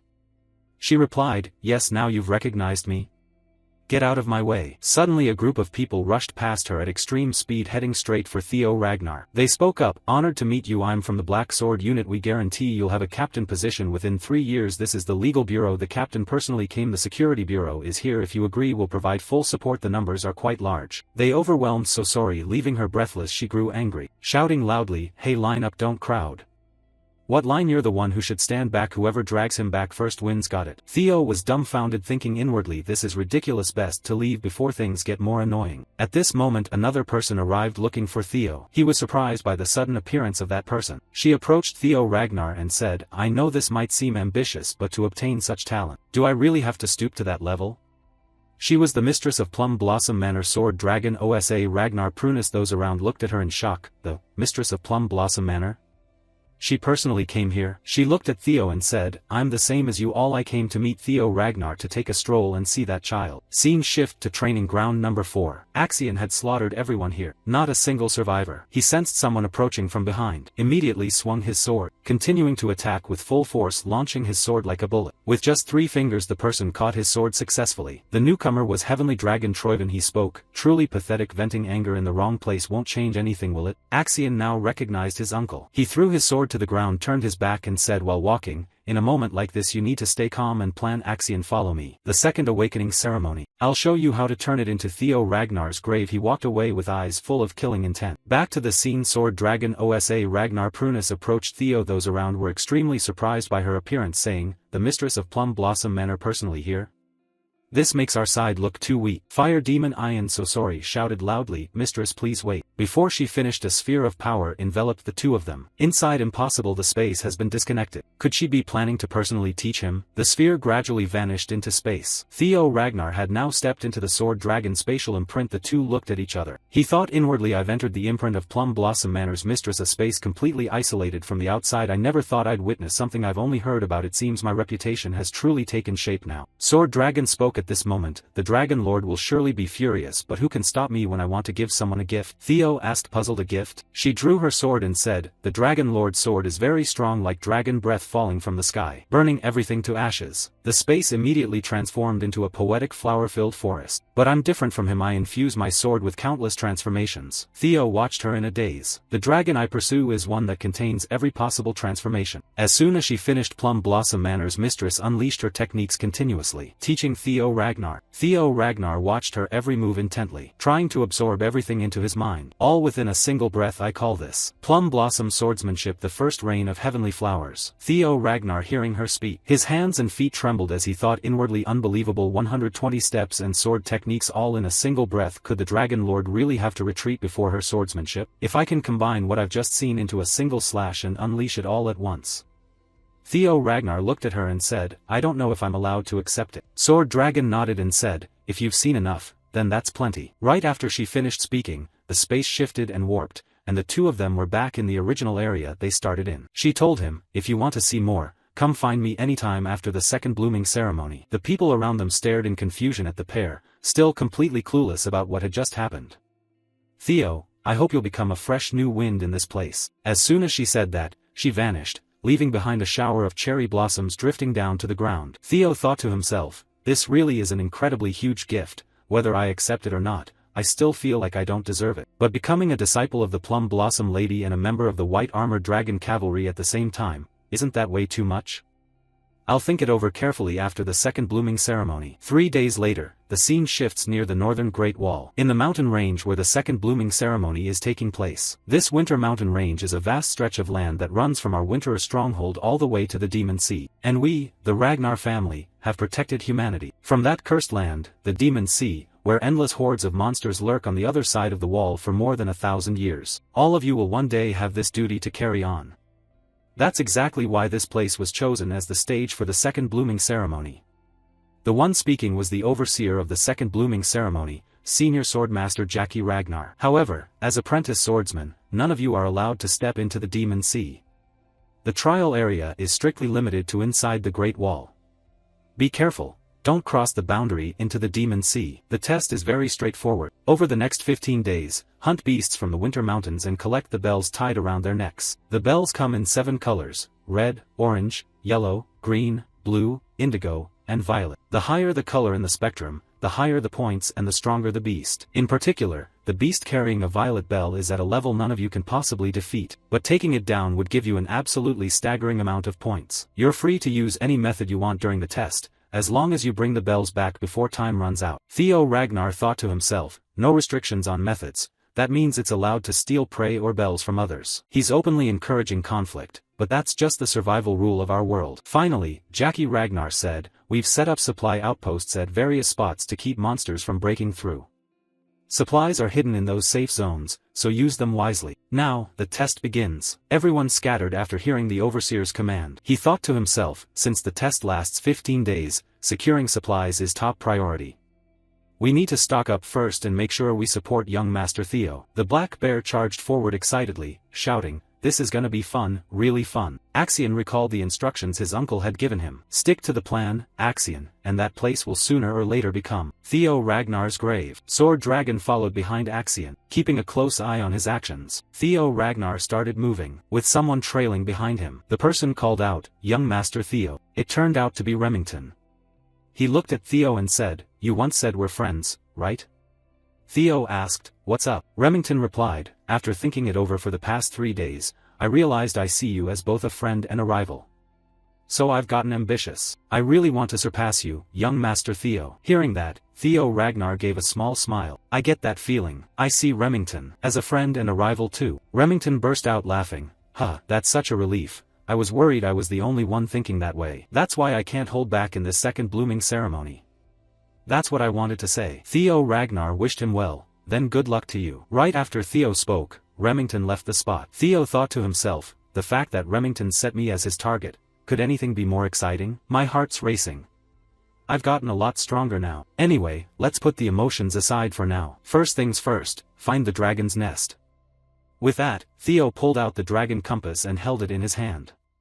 The Dragon Nest Compass is a special artifact that guides its holder toward a dragon's lair. The compass immediately spun and pointed the way for Theo Ragnar. The direction it indicated was the eastern mountain. Inside that mountain was a cave emitting the green glow of a quest, the very place Theo Ragnar was heading toward. At that moment, on the edge of the winter mountain range, Theo arrived at the spot guided by the dragon compass.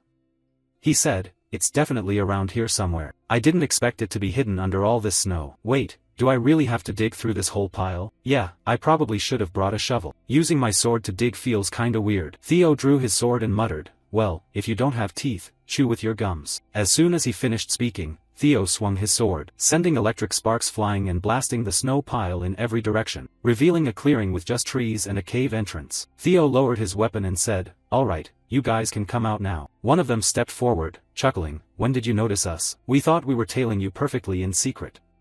Hearing that, Theo looked surprised. "You guys, what are you doing here?" The fat one in the trio spoke up, "See? I told you idiots you were too loud. We're screwed. I think this kid's way stronger than we expected. Nice to meet you, number one." The three were the infamous Book Mountain thugs, Hai, Chow, and Luan, the bandits of Book Mountain. They were the ones who massacred civilians under the guise of accidents during missions, the dark consequence of Theo Ragnar's relentless pursuit of overwhelming power. Especially, Theo could never forget the Book Mountain village massacre. Back then, he worked with Yuxiel and resolved the case, so he knew better than anyone just how horrifying it truly was. Officially 761 dead, plus another 220 missing. The terrifying part was that none of the victims could be identified, because every single one had their heads crushed beyond recognition. Theo looked at them and thought, "I was planning to deal with these scum sooner or later because of their vicious nature, but now I have to face them like this, and they've been tailing me." He spoke up, "You're after Axion's fortune, aren't you?" The three glared at Theo with murderous eyes. One laughed loudly, "You think we'd let ourselves be puppets for a fellow disciple?" Theo asked, "No. Then what?" They shot back, "A lapdog like you wouldn't understand anyway." Theo immediately thought of the elder dragon and said, "So you were sent by the Merchant Council chairman." Hearing that, they flinched hard, stammering, "What? How? Damn it, how does he know?" Theo replied, "It's obvious from what you just said. And since the overseer isn't following, looks like he's on your side too." Realizing Theo had figured them out, they sneered, "Look at you, pretty sharp for someone like that." Chow asked Hai, "Are we in trouble?" Hai answered, "Nah, he's as good as dead anyway." Hai grinned smugly and shouted at Theo, "Nothing satisfies me more than ruining pretty faces like yours." Theo stared at him with cold, emotionless eyes. Before the three thugs could even move, Theo's technique closed in on them at blinding speed. The scene happened so fast they couldn't react, their eyes wide with shock and terror. In an instant, the strike took one arm from each of them. That single slash shattered the surrounding rocks and earth into ruin. Theo Ragnar said in an icy voice, "I'm not going to be like you guys. Instead, I'll leave your heads intact." With a second slash, Theo Ragnar took their heads clean off, killing them before they could even close their eyes. And just like that, in a matter of moments, he swiftly cut down the three arrogant thugs. Theo said aloud, "Guess since they're still young, they weren't that hard to handle." He thought to himself, the heavenly cherry blossom technique from the plum blossom lady. After 3 days of practice, I can finally pull it off 3 times in a row by drawing curves with circles and arcs, allowing flexible transformations and applications. Of course, I can't do 120 consecutive ones like she can. He grabbed each severed head and said, time to clean up their mess. I need to figure out how to get into the basement. With that, Theo tossed their heads down the mountain. As he turned away, a strange sound came from below. Theo wondered, huh? What's that noise? He approached and looked down to find a hidden staircase. The system displayed a hidden quest: find the invisible staircase and explore the green actions. Discovering the entrance, Theo jumped down to continue uncovering whatever secrets lay hidden inside. At the same time, Robur Ragnar was silently watching Theo Ragnar from behind. Current number 1 Axion Ragnar had captured 41 demons with a team of 21 people. Number 2 was Remington Ragnar. In the Demon Dragon meeting room, a soldier spoke up, what about Theo Ragnar? In the Demon Dragon meeting room, another soldier asked, what about Theo Ragnar? He reported, Theo Ragnar currently has 0 demons and no teammates. Hearing that, the Demon Dragon looked shocked and said, what? I bet he's either hiding or setting up an ambush. Sword Dragon spoke softly, if it's just a guess, that means there's no confirmation. Yeah, that's right. The Elder Dragon thought to himself, just because he stood out in the first round doesn't mean he'll shine in the second, maybe he'll hesitate when facing real combat. He laughed out loud and said, especially since he's just a bastard child. In his mind he thought, looks like those thugs did their job right. Heavenly Dragon looked at him and transmitted his voice, could the upper council be involved in this? The Elder Dragon replied, yes, I couldn't give any advance warning. Heavenly Dragon said, yeah, as you can see, everything's going smoothly, so don't worry. Heavenly Dragon was startled, his eyes widening in shock. Cursing inwardly, damn it, this crazy old man just went ahead and did it without asking me first. Heavenly Dragon thought, after the Camellia Hall was taken over, I took the chance to check out the Crimson Flower Hall. But I couldn't find any records of the ancient dragon. The clue leading to the Crimson Flower Hall must be held by that Theo kid. I have to kill him after I get the clue. Heavenly Dragon turned and transmitted to one of the soldiers, tell Axion to hurry up. Sword Dragon noticed their gestures and grew suspicious, saying to the Demon Dragon, the upper council and the secretary are probably plotting something, we should set up our own safety net too. The Demon Dragon replied, no, Theo isn't the type to fall for tricks so easily, he's definitely up to something, so interfering in the test won't help at all. Besides, I can't overlook the fact that you met with Theo without telling me.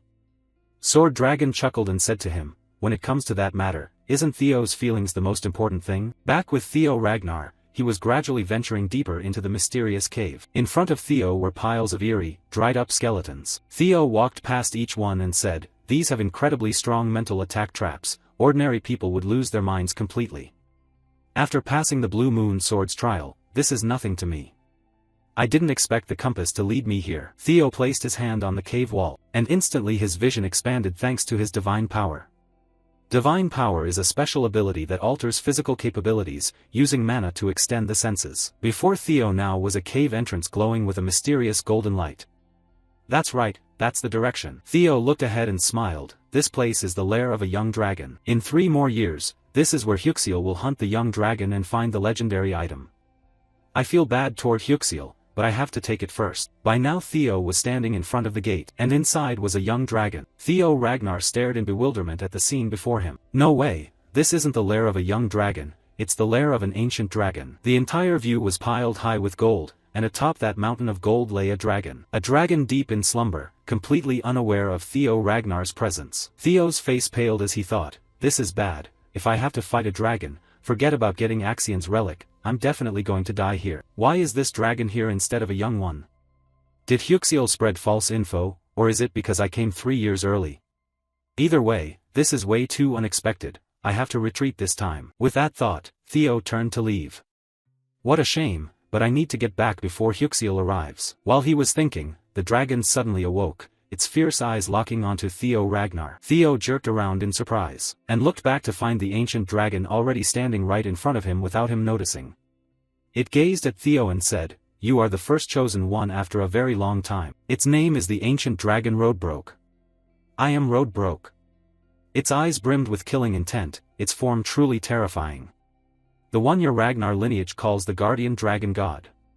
The master of the Winter Mountain. Hearing that, Theo's eyes widened in shock, his mind flooded with question marks. Theo immediately knelt, bowed his head, and said, greetings to my ancestor. Roadbroke looked puzzled, tilting its head, ancestor? Theo explained, isn't the guardian dragon god the companion of our ancestor Sigurd, and also the mother of Friedrich? The dragon understood and said, oh, it seems that little rascal Friedrich has been spreading nonsense. The truth is Sigurd and I were once companions, but that was only out of respect for the one who signed the soul contract. We never had any emotional bond from the start.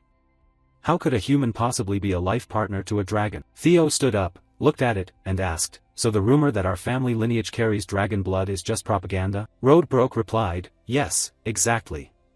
Through the contract between me and Sigurd, dragon blood was passed down. Theo stammered as he tried to ask more, but was cut off. That's enough greetings. I will now begin the guardian dragon god's duty with the chosen ones. From this moment on, I, Rodbrok, will uphold the original oath and allow the chosen to face my trial. Aloud 3 questions. Theo Ragnar froze at the ancient dragon's words. Theo was thrilled and thought to himself, it's not a combat situation. Thank goodness, my goal is to stand at the peak of Ragnar, and to do that, I need to understand Ragnar more deeply. I have to make the most of this chance to gather as much information as possible. Outside, Axion was still relentlessly hunting down beasts one after another to collect the bells around their necks. With just a single slash, the beast fell easily under his blade. The bell he obtained this time was a green one. He stepped forward, picked it up, and said, that makes 57 now. Then he tossed it to the soldiers trailing behind him and asked, what's the latest on Theo Ragnar? They answered, still no word on where he's hiding. Maybe he's scared to face the monsters? Huh. The one speaking was Bang, Axion's ally along with Orion Gardner. He looked at Axion and thought to himself, he takes down monsters that easily, Axion really is impressive. I have to stick close to him no matter what happens. Even if he gets stronger, he still lives like an idiot. Even if he gets stronger, he still lives like an idiot. Axion suddenly lifted him up and said, you don't know because you've never been strong. Have you ever seen me fear anything?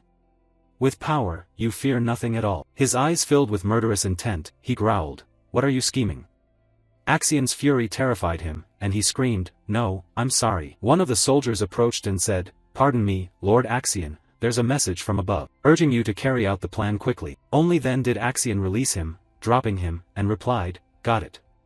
Tell my uncle to stop rushing me. The one who wants to kill that bastard the most is me. I'll strike him the moment he shows up. Axion spoke with eyes full of killing intent. Back inside the secret staircase, Theo Ragnar stood pondering the questions posed by the ancient dragon. Now I will ask the first question. Theo Ragnar took too long thinking, making it sigh and complain, I've been waiting for you forever, what do you want to know? Theo Ragnar asked it, why are you here? It said, you're asking basic questions to dig for hidden info, huh, that's a good one. The reason I'm here is because there exists a monster at the very edge of the world, beyond the sea, called the Nameless King. For 1,000 years, I've stayed here on a mission to protect the world. The Winter Mountain is just a rumor. Hearing that, Theo thought to himself, my gut feeling was right. The look in Rodbrok's eyes just now was definitely fear. The existence of that nameless king brings terror even to an ancient dragon who's ruled for over 1,000 years. I want to ask about that, but there are more important things I need to learn first. Theo spoke up, I'll ask the second question. What is the relic of the ancient dragon? Note, from now on, the ancient dragon's divinity will be renamed to Ancient Dragon Relic. It answered, oh, there are about 3 relics, but I don't know the details well. You seem quite lucky. Theo asked, there are 3? Theo thought to himself, one is the Camellia Hall dungeon, the second is the Moon Sword, so what's the last one? That's the Ancient Dragon Relic. The result of the ancient dragon's soul being split into 31 parts, given to humanity to protect you from the Nameless King. The Ancient Dragon Relic has no fixed form, it can be an item, experience, or even a strange phenomenon. Theo was stunned by what it was saying. Then he recalled his own memories and realized, the final relic I have is regression. So it's me. If this happened because of the ancient dragon Rodbrok, that makes sense. But something feels off. There's always an ancient dragon relic guardian protecting the ancient dragon relic, but there wasn't one in my previous regression. Theo continued asking, I'll ask the final question, why was I chosen? Theo looked at it and thought, why would someone as mediocre as me be chosen to fight the Nameless King? The ancient dragon approached him and said, I'll answer you with a question. Why do you think you're the only one chosen? Hearing that response, Theo froze for 5 seconds, breaking out in a cold sweat. I'm not the only one. It's the relic choosing? Theo Ragnar began to speculate, Ed Curson, Black Dragon, they know about the relics and want to collect them. If they were also chosen by relics, maybe they received these messages too and have also regressed. I'm one step closer to the truth of the world, but everything just got way more complicated. The fact that there's a nameless king even ancient dragons fear, and now there are other regressors besides me. The ancient dragon said, now I've answered your 3 questions, the task is complete, so I will grant you your reward. Theo replied, oh, right, I came here to take Axion's relic. But I've changed my mind, I need something much bigger, something that can't even compare to a single item. At the same time, the system announced, congratulations, you have completed the hidden quest. The reward is the opportunity to claim the ancient dragon's treasure hoard. As you can see, this lair contains all kinds of treasures gathered from across the world, precious gems, relics, elixirs, skill books, weapons, whatever you desire, it's here. Choose anything you want, and I will grant it to you. So, what do you desire? Theo got excited, boldly shouting, I want Roadbroke. The ancient dragon was stunned by his words. What? You want that? It roared in anger. It seems my reputation is truly eternal. What an amusing joke. Now tell me seriously, what do you really want? Say it again, Theo said firmly, I already told you. His answer left it speechless. You just said that, were you really not joking, but serious? Theo said sternly, exactly, I'm dead serious. I want the dragon Lodbrok. As soon as he finished speaking, it let out a furious roar, its aura forming a shockwave blasting forward. It was enraged, you insolent brat. It bared its jagged fangs, bellowing, are you trying to seize all my treasures and knowledge with just a few words? The dragon's released aura carried the terror of the guardian dragon. Theo Ragnar coughed up blood, but he had to stay resolute to the end. Without hesitation, he activated the low-level dragon fear skill to counter Roadbroke's power. It shouted, you fool, do you really think a mere inferior dragon skill can stand against me? Theo, mouth full of blood, yelled right in its face, you, the guardian dragon, declared that I could take any treasure of yours. You never said Lodbrok couldn't be one of them. He thought to himself, this is a gamble where I've bet my own life, but if I win it, the reward is absolutely worth it. He looked at it and thought, the guardian dragon once stood with our ancestor Sigurd to build the Ragnar family. Nothing proves legitimacy more than becoming her companion. That way, the past I've lived through won't repeat itself, and the Ragnar clan won't be destroyed. This is an opportunity one can't pass up. Theo shouted again, please grant me Lodbrok. You've already sworn your sacred oath. So stand by, no, fight alongside me. Its eyes fixed on our protagonist, seeing the image of the Ragnar lineage's ancestor come alive. His aura was strikingly similar to that man from long ago. The great dragon sighed and relaxed. Very well, I accept. The aura around its body began to steam and dissipate, transforming into human form right in front of him. A human body gradually took shape as wind howled through the lair, the dragon turning into a woman with 2 horns on her head, proving to everyone that she was indeed a dragon. She said, Theo Ragnar, you've made me quite curious.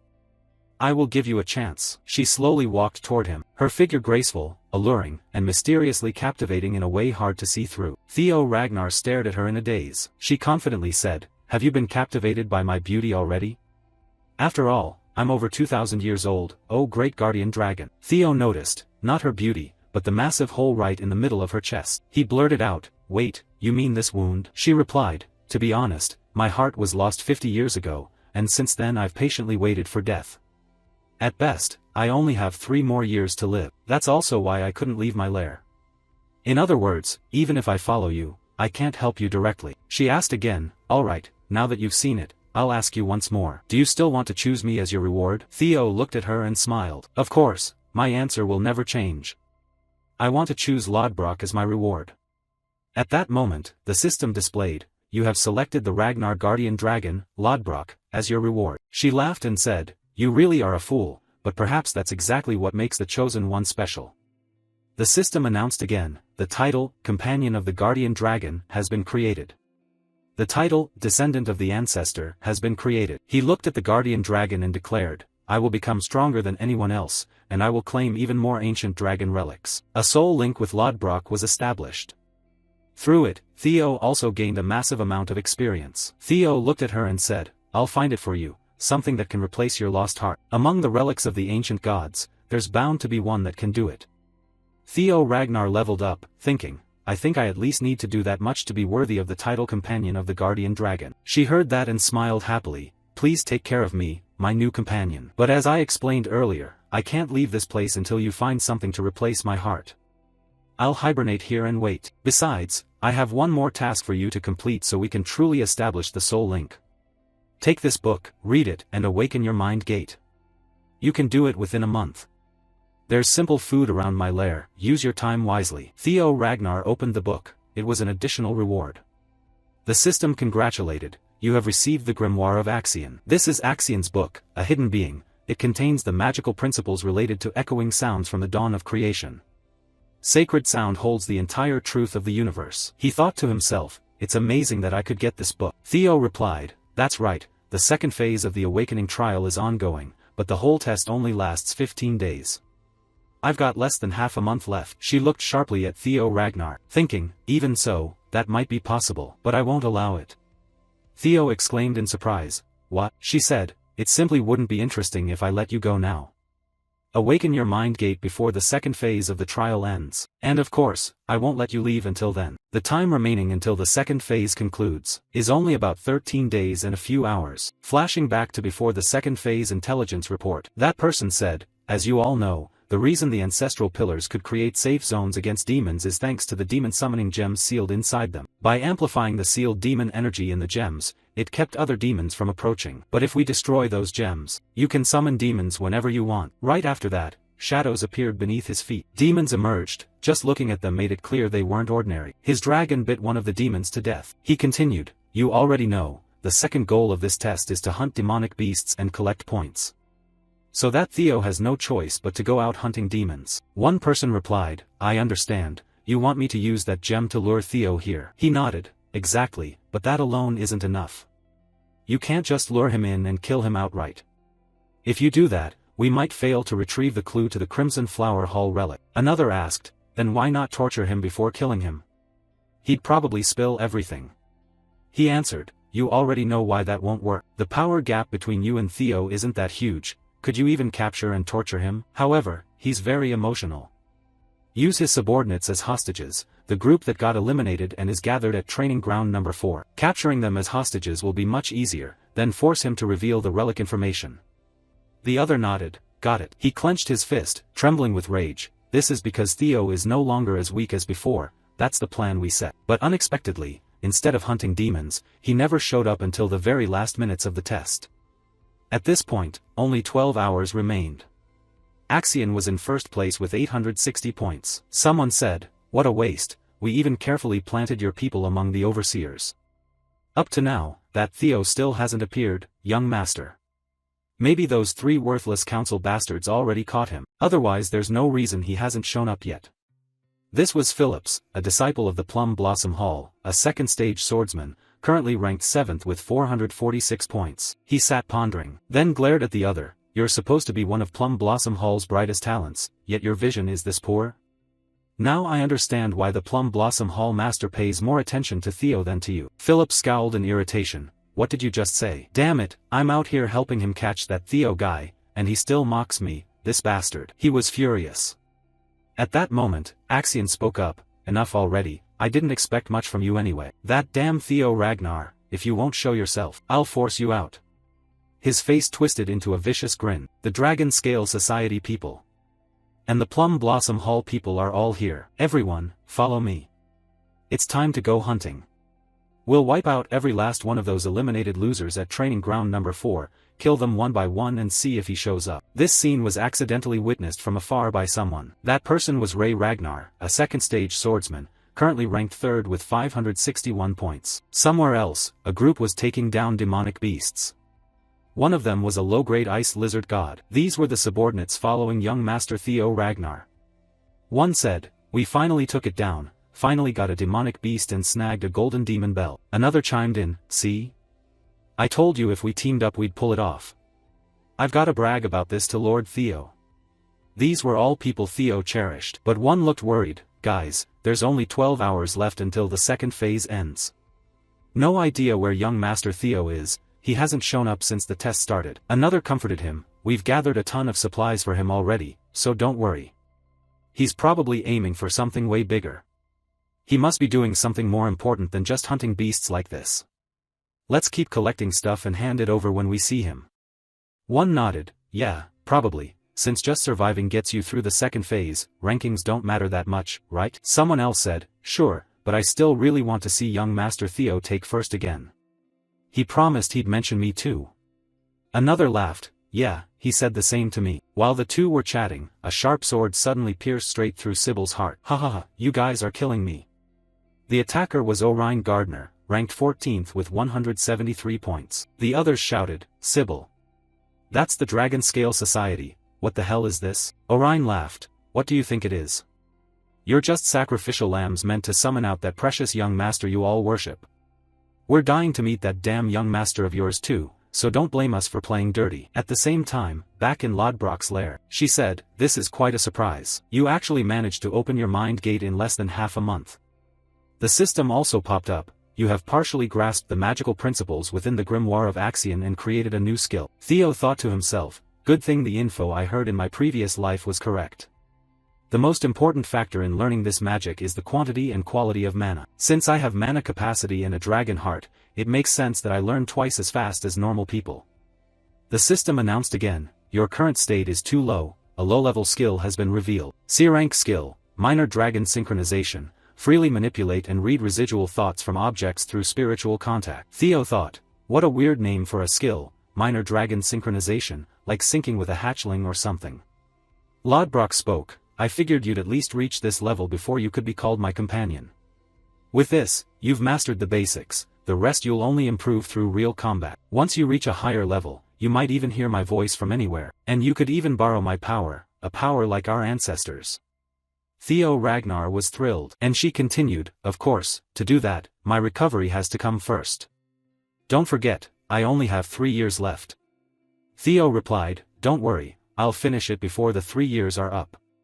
I'll definitely find something to replace your heart. Lodbrok smiled happily, looking at him, I hope you won't disappoint me in the future. Then she reached out toward Ragnar to do something. She said, with this, I declare the original contract between us has been formed. I'll wait until our next meeting, my new companion after 1,000 years. Turns out she had used magic to send Theo Ragnar outside. He said aloud, that's great, really great that I've formed a contract with the Guardian Dragon, but I haven't made any progress on the awakening ritual yet. Now I've only got 12 hours left. It feels like I'm making things harder on myself.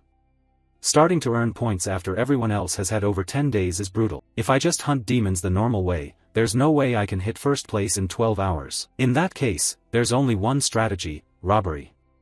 From anyone. In my previous life, Axion took first, so this life he'll probably do the same. In other words, the fastest way for me to take first is to take him down. Even so, beating him won't be easy at all. Right at that moment, someone was behind him. The figure slowly stepped forward. Theo stopped, turned toward the person, hand gripping his sword. I've finally found you. Theo was startled, staring blankly at the other person in confusion and asking, you. The person's mouth was full of blood. Theo looked at her in alarm, you are. It was none other than Ray Ragnar. What happened to you? Were you attacked by a monster? Theo said in shock. What kind of monster could possibly beat you up this badly? Theo suddenly froze. Noticing the wound on her body, it was a clean sword slash. She had been attacked by a human. Ray, what the hell happened? She collapsed to the ground, gasping weakly, go, head west first, hurry. As soon as she finished speaking, she fell completely into our protagonist's arms. Careful. Theo grasped her sword, and read the most recent memories using the minor dragon synchronization skill. Hidden thoughts within the blade were transmitted directly to its wielder. You have read the memories of the sword's owner, Ray Ragnar. He was horrified, breaking out in a cold sweat. This was the memory he saw. Still no sign of Theo, but since we've gone this far, he'll show up soon, right? I've left plenty of traces from his followers at training ground number 4, and there are monsters that can lure him here, everything set up. A voice said, hey, should I kill some of them? The one facing him looked confused. Kill? Did I do something wrong? No, I mean should we thin out this group a bit? Why bring 9 people when 2 or 3 hostages would be plenty? Another voice replied, you mean these guys? Go ahead, feel free to kill a few. At that moment, Ray Ragnar couldn't stand by and watch anymore, so she stepped forward. What's going on here? Ray, you're trying to stop me? This isn't right, you're crossing the line. Axion replied, whether it's crossing the line or not is my business, not yours.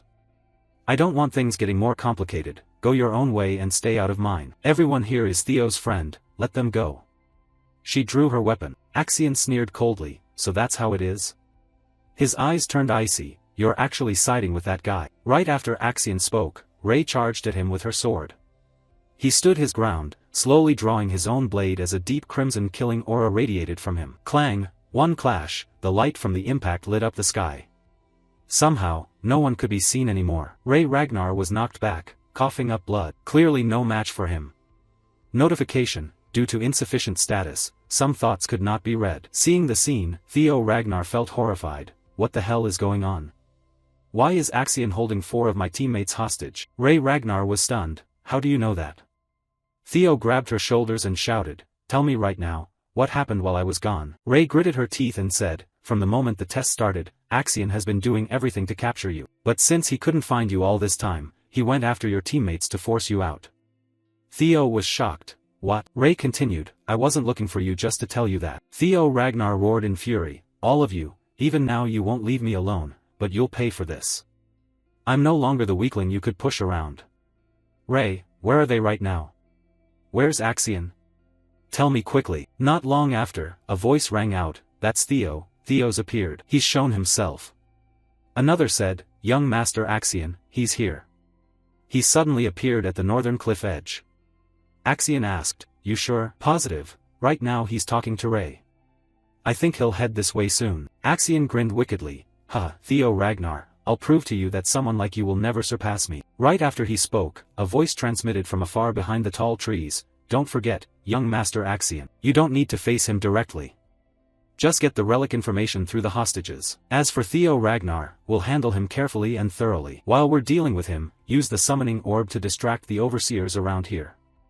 Axion replied, got it. Back on this side, Ray said, no, you can't go meet Axion. The Intelligence Bureau overseers are on his side too, you have no chance of winning. No matter how strong you are, you can't hold out against that many for long, they're everywhere. Ray cried out in anguish, this isn't a fight, it's a massacre orchestrated by him. It's a trap to kill you.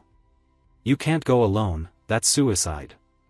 Let's find other overseers, convince them, and go together. Theo gritted his teeth, there's no time left. I'm really grateful for your help, but while we're hesitating here, something bad could happen to my teammates. Tell me where they are right now, I have to go immediately. Ray shouted, are you crazy? Don't go. If you go, you'll die. What's the point if you die? Even if it means sacrificing a few people, you have to. Before she could finish, Theo yelled right in her face, I don't want to lose any more teammates, do you understand? I won't. Recalling the time before the second test began, Theo had said, our goal is to get through this blooming ceremony together. Ray remained adamant, remember, this is the Ragnar family. Sacrifices are inevitable. She added, didn't I also intervene to try saving them? And that's why I'm this badly injured? Do you really want to just stand by and ignore it too? Theo replied, I'm sick and tired of always enduring things miserably. He looked at Ray and poured out, I can't repeat the mistakes of the past. His face suddenly turned deadly serious, and behind him faintly appeared the silhouette of the guardian dragon. Now tell me where that damn Axion is. The scene shifted to somewhere else, where items were scattered everywhere. Someone approached and picked up a carefully tied box. These are the things Sybil's group collected, along with a golden bell and bloodstains. Something terrible happened to them, didn't it? He said while glancing at the 2 remaining members of the Northern Four Hounds. If you've forgotten, this big guy was Hulkus, one of the Northern Four Hounds, ranked 5th with 499 points. Erica with 521 points, ranked 8. Hulkus said, I'm really sorry, but could you help me with something? The one he asked was Wellington, currently ranked 2nd with 688 points. Back to Theo Ragnar, he was being attacked by a massive snow ape. Our protagonist drew his weapon, I really don't have time for this. Get out of my way. With one slash, Theo struck and finished it instantly, taking it down. He immediately headed straight for the place Ray Ragnar had mentioned. He wanted to rescue his captured comrades alone. There was a chance Chow, Sybil, and the other hostages were still alive.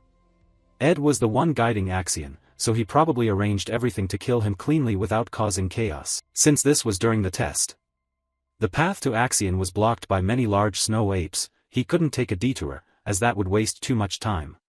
The fact that overseers were with Axion was proof, they were Ed's people too. One slash from Theo quickly cleared the pack of apes without taking much time. Ordinary monsters simply couldn't trouble him anymore. Those overseers were definitely planted by Ed to kill me, and they'll cover up Axion's abnormal behavior. Even so, I have to act faster because Axion is the most unpredictable variable. But thanks to that very variable, I'll be able to catch Ed. Theo leaped up, spinning his sharp blade, and drove a straight thrust into its skull.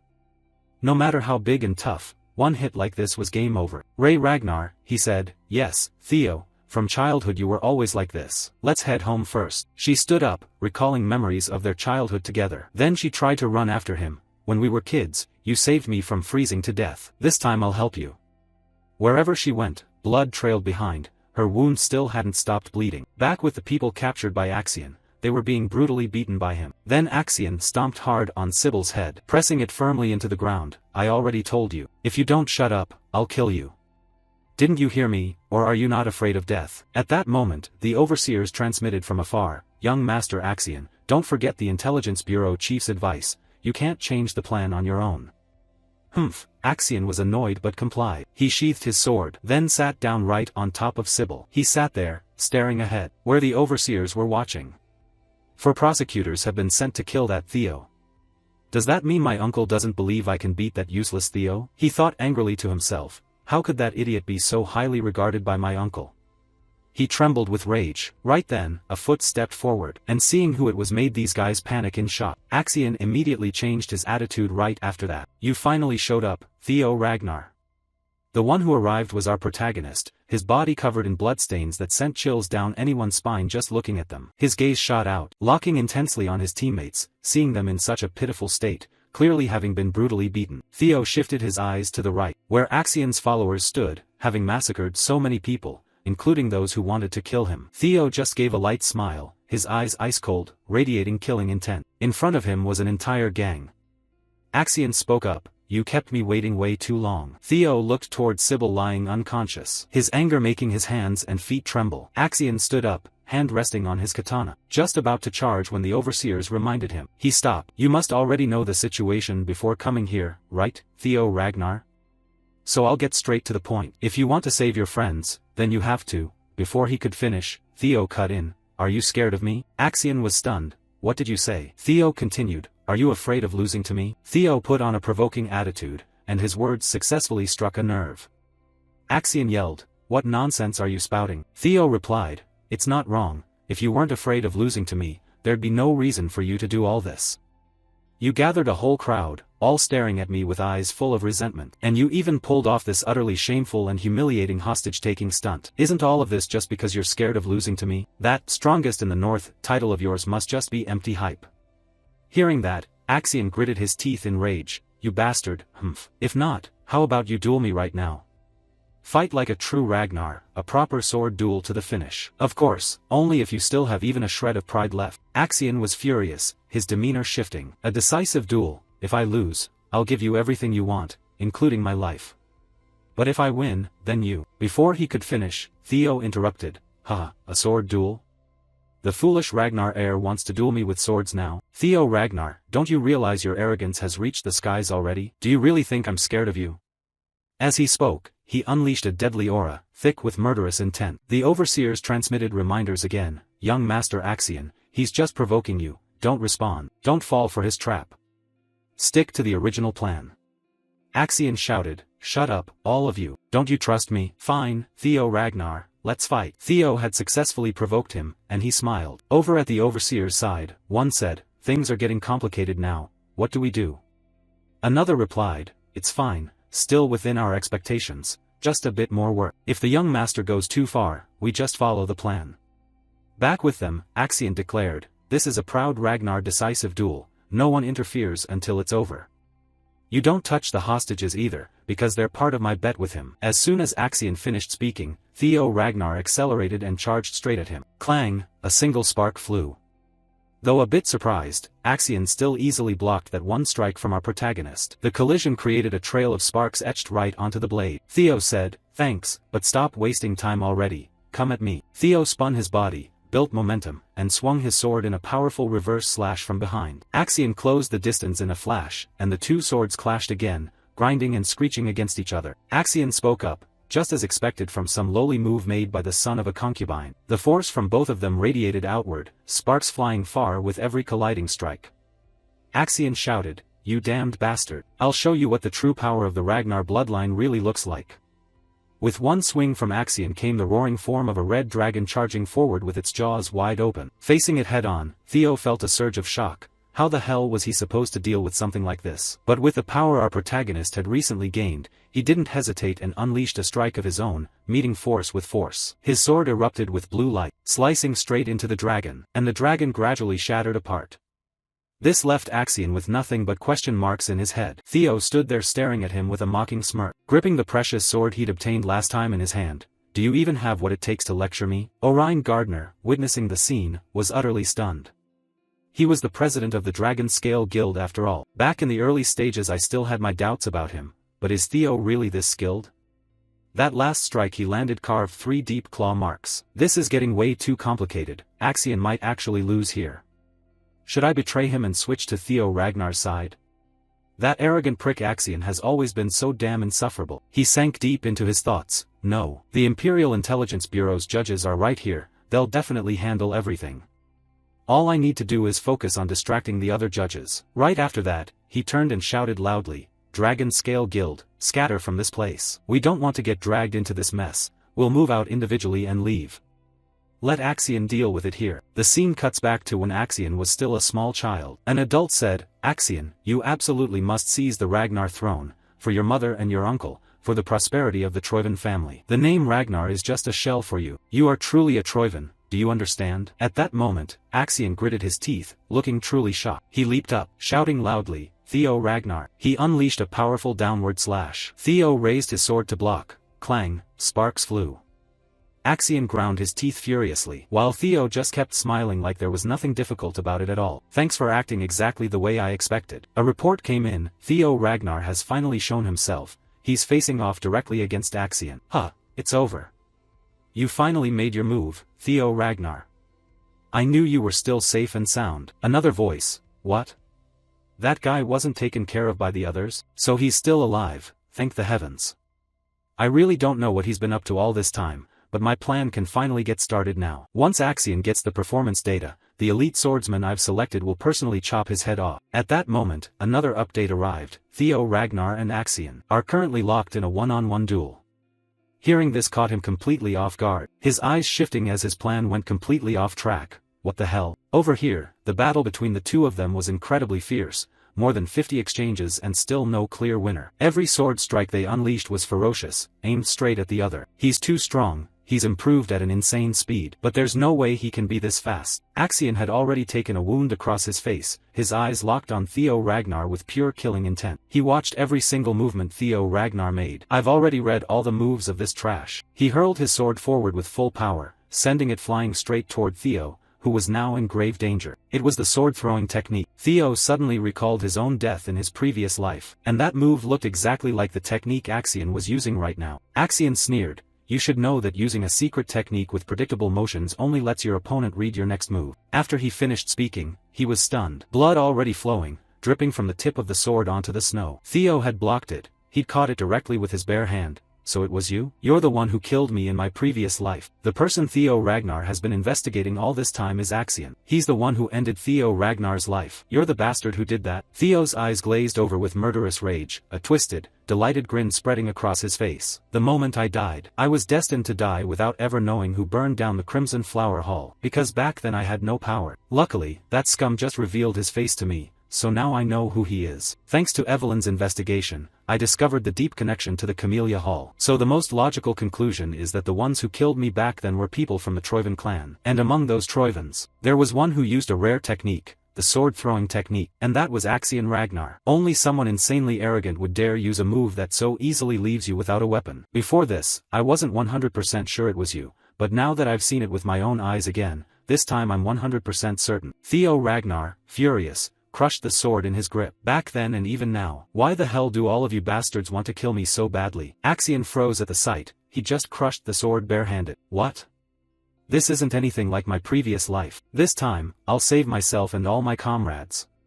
Theo gripped his sword tightly, his eyes razor-sharp, suddenly more serious than ever before. With that said, he hurled Axion's sword right back at him, the blade flying like an arrow straight toward Axion's face under the force of Theo's throw. Axion barely tilted his head and dodged it effortlessly, then mocked, "Hey, where the hell are you aiming?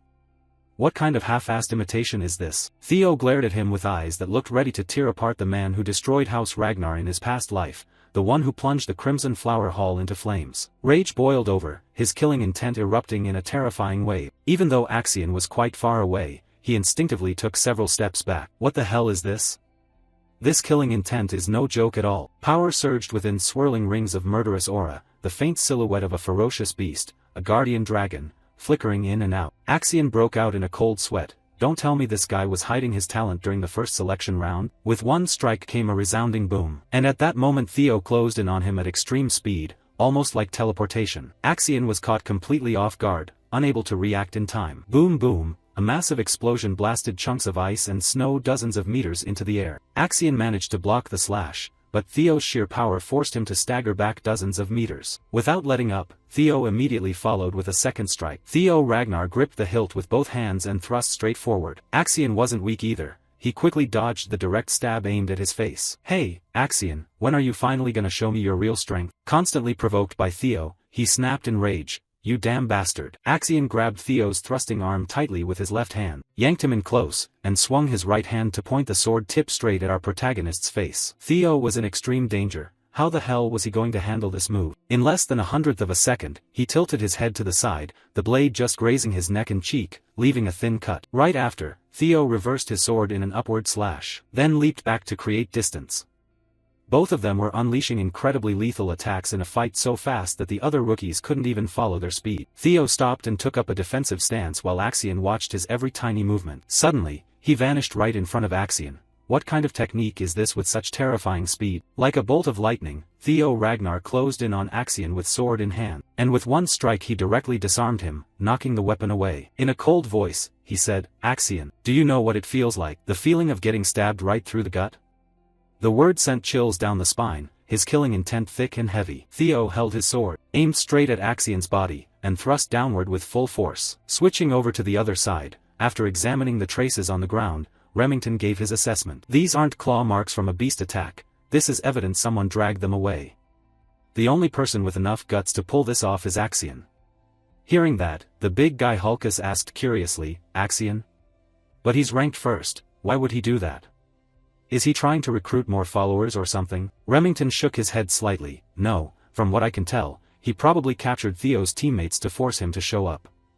He's planned to eliminate Theo Ragnar right here at this second awakening ceremony." Hearing this, Hulkus couldn't hold back and roared like the place was on fire. "What the hell? He should fight fair, what the fuck is he doing? That's shameful, that cowardly, despicable bastard Axion deserves to die."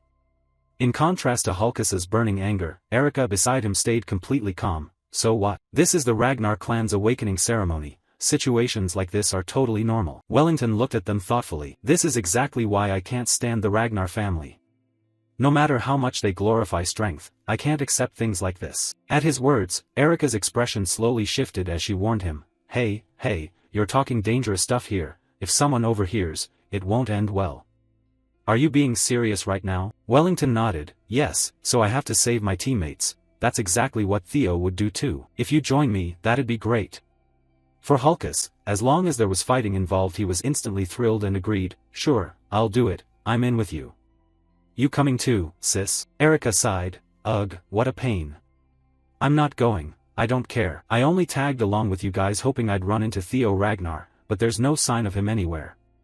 Besides, I really look down on weaklings, I have zero interest in going to save them." Hulkus teased. "Damn, sis, you're ice cold." Erika snapped back. "What did you just say, you little punk?" Wellington cut in. "Alright, Erika, I know why you want to meet Theo." She paused thoughtfully and looked at him. "I promise you, if you help me this time, he'll help you get what you're after." With that, the three of them successfully reached an agreement, and they immediately rushed at full speed to rescue Theo's teammates. Leading the way was Wellington, dead serious. "Everyone, push a little harder, we're almost there." While they were moving, someone blocked their path. "Stop right there, you can't go any farther." It was the Dragon Scale Guild group. They were blocking anyone from passing. Hulkus was shocked. "The Dragon Scale Guild people?" One of them smirked. "Well, if it isn't Wellington. Long time no see. After you ditched us to chase after some trash, now you're hanging out with these brainless musclehead bears." Hulkus flared up. "What the hell? You bastard, you dare call us idiots with nothing but muscle for brains, like a bunch of dumb bears?" The guy laughed. "What? No way, I didn't say that at all." Wellington spoke up. "Step aside, Orion. I really don't want to fight old friends even a little." Orion replied. "Is that so? I decline. If you really won't move, then I'll have no choice but to make you. With that said, the three of them drew their weapons at the same time and charged forward. Cutting back to the other scene, Sybil was panting heavily, struggling to pick up the broken sword, clamping it between his thighs to cut through the ropes binding him. That sword was the one Theo had thrown over when he grabbed and crushed Axion's weapon earlier. He hadn't missed the throw. It wasn't a lack of accuracy. He'd done it on purpose. Everything was part of Theo Ragnar's original calculation. Sybil thought to himself, this is the chance Theo gave us. Right now I have to end this.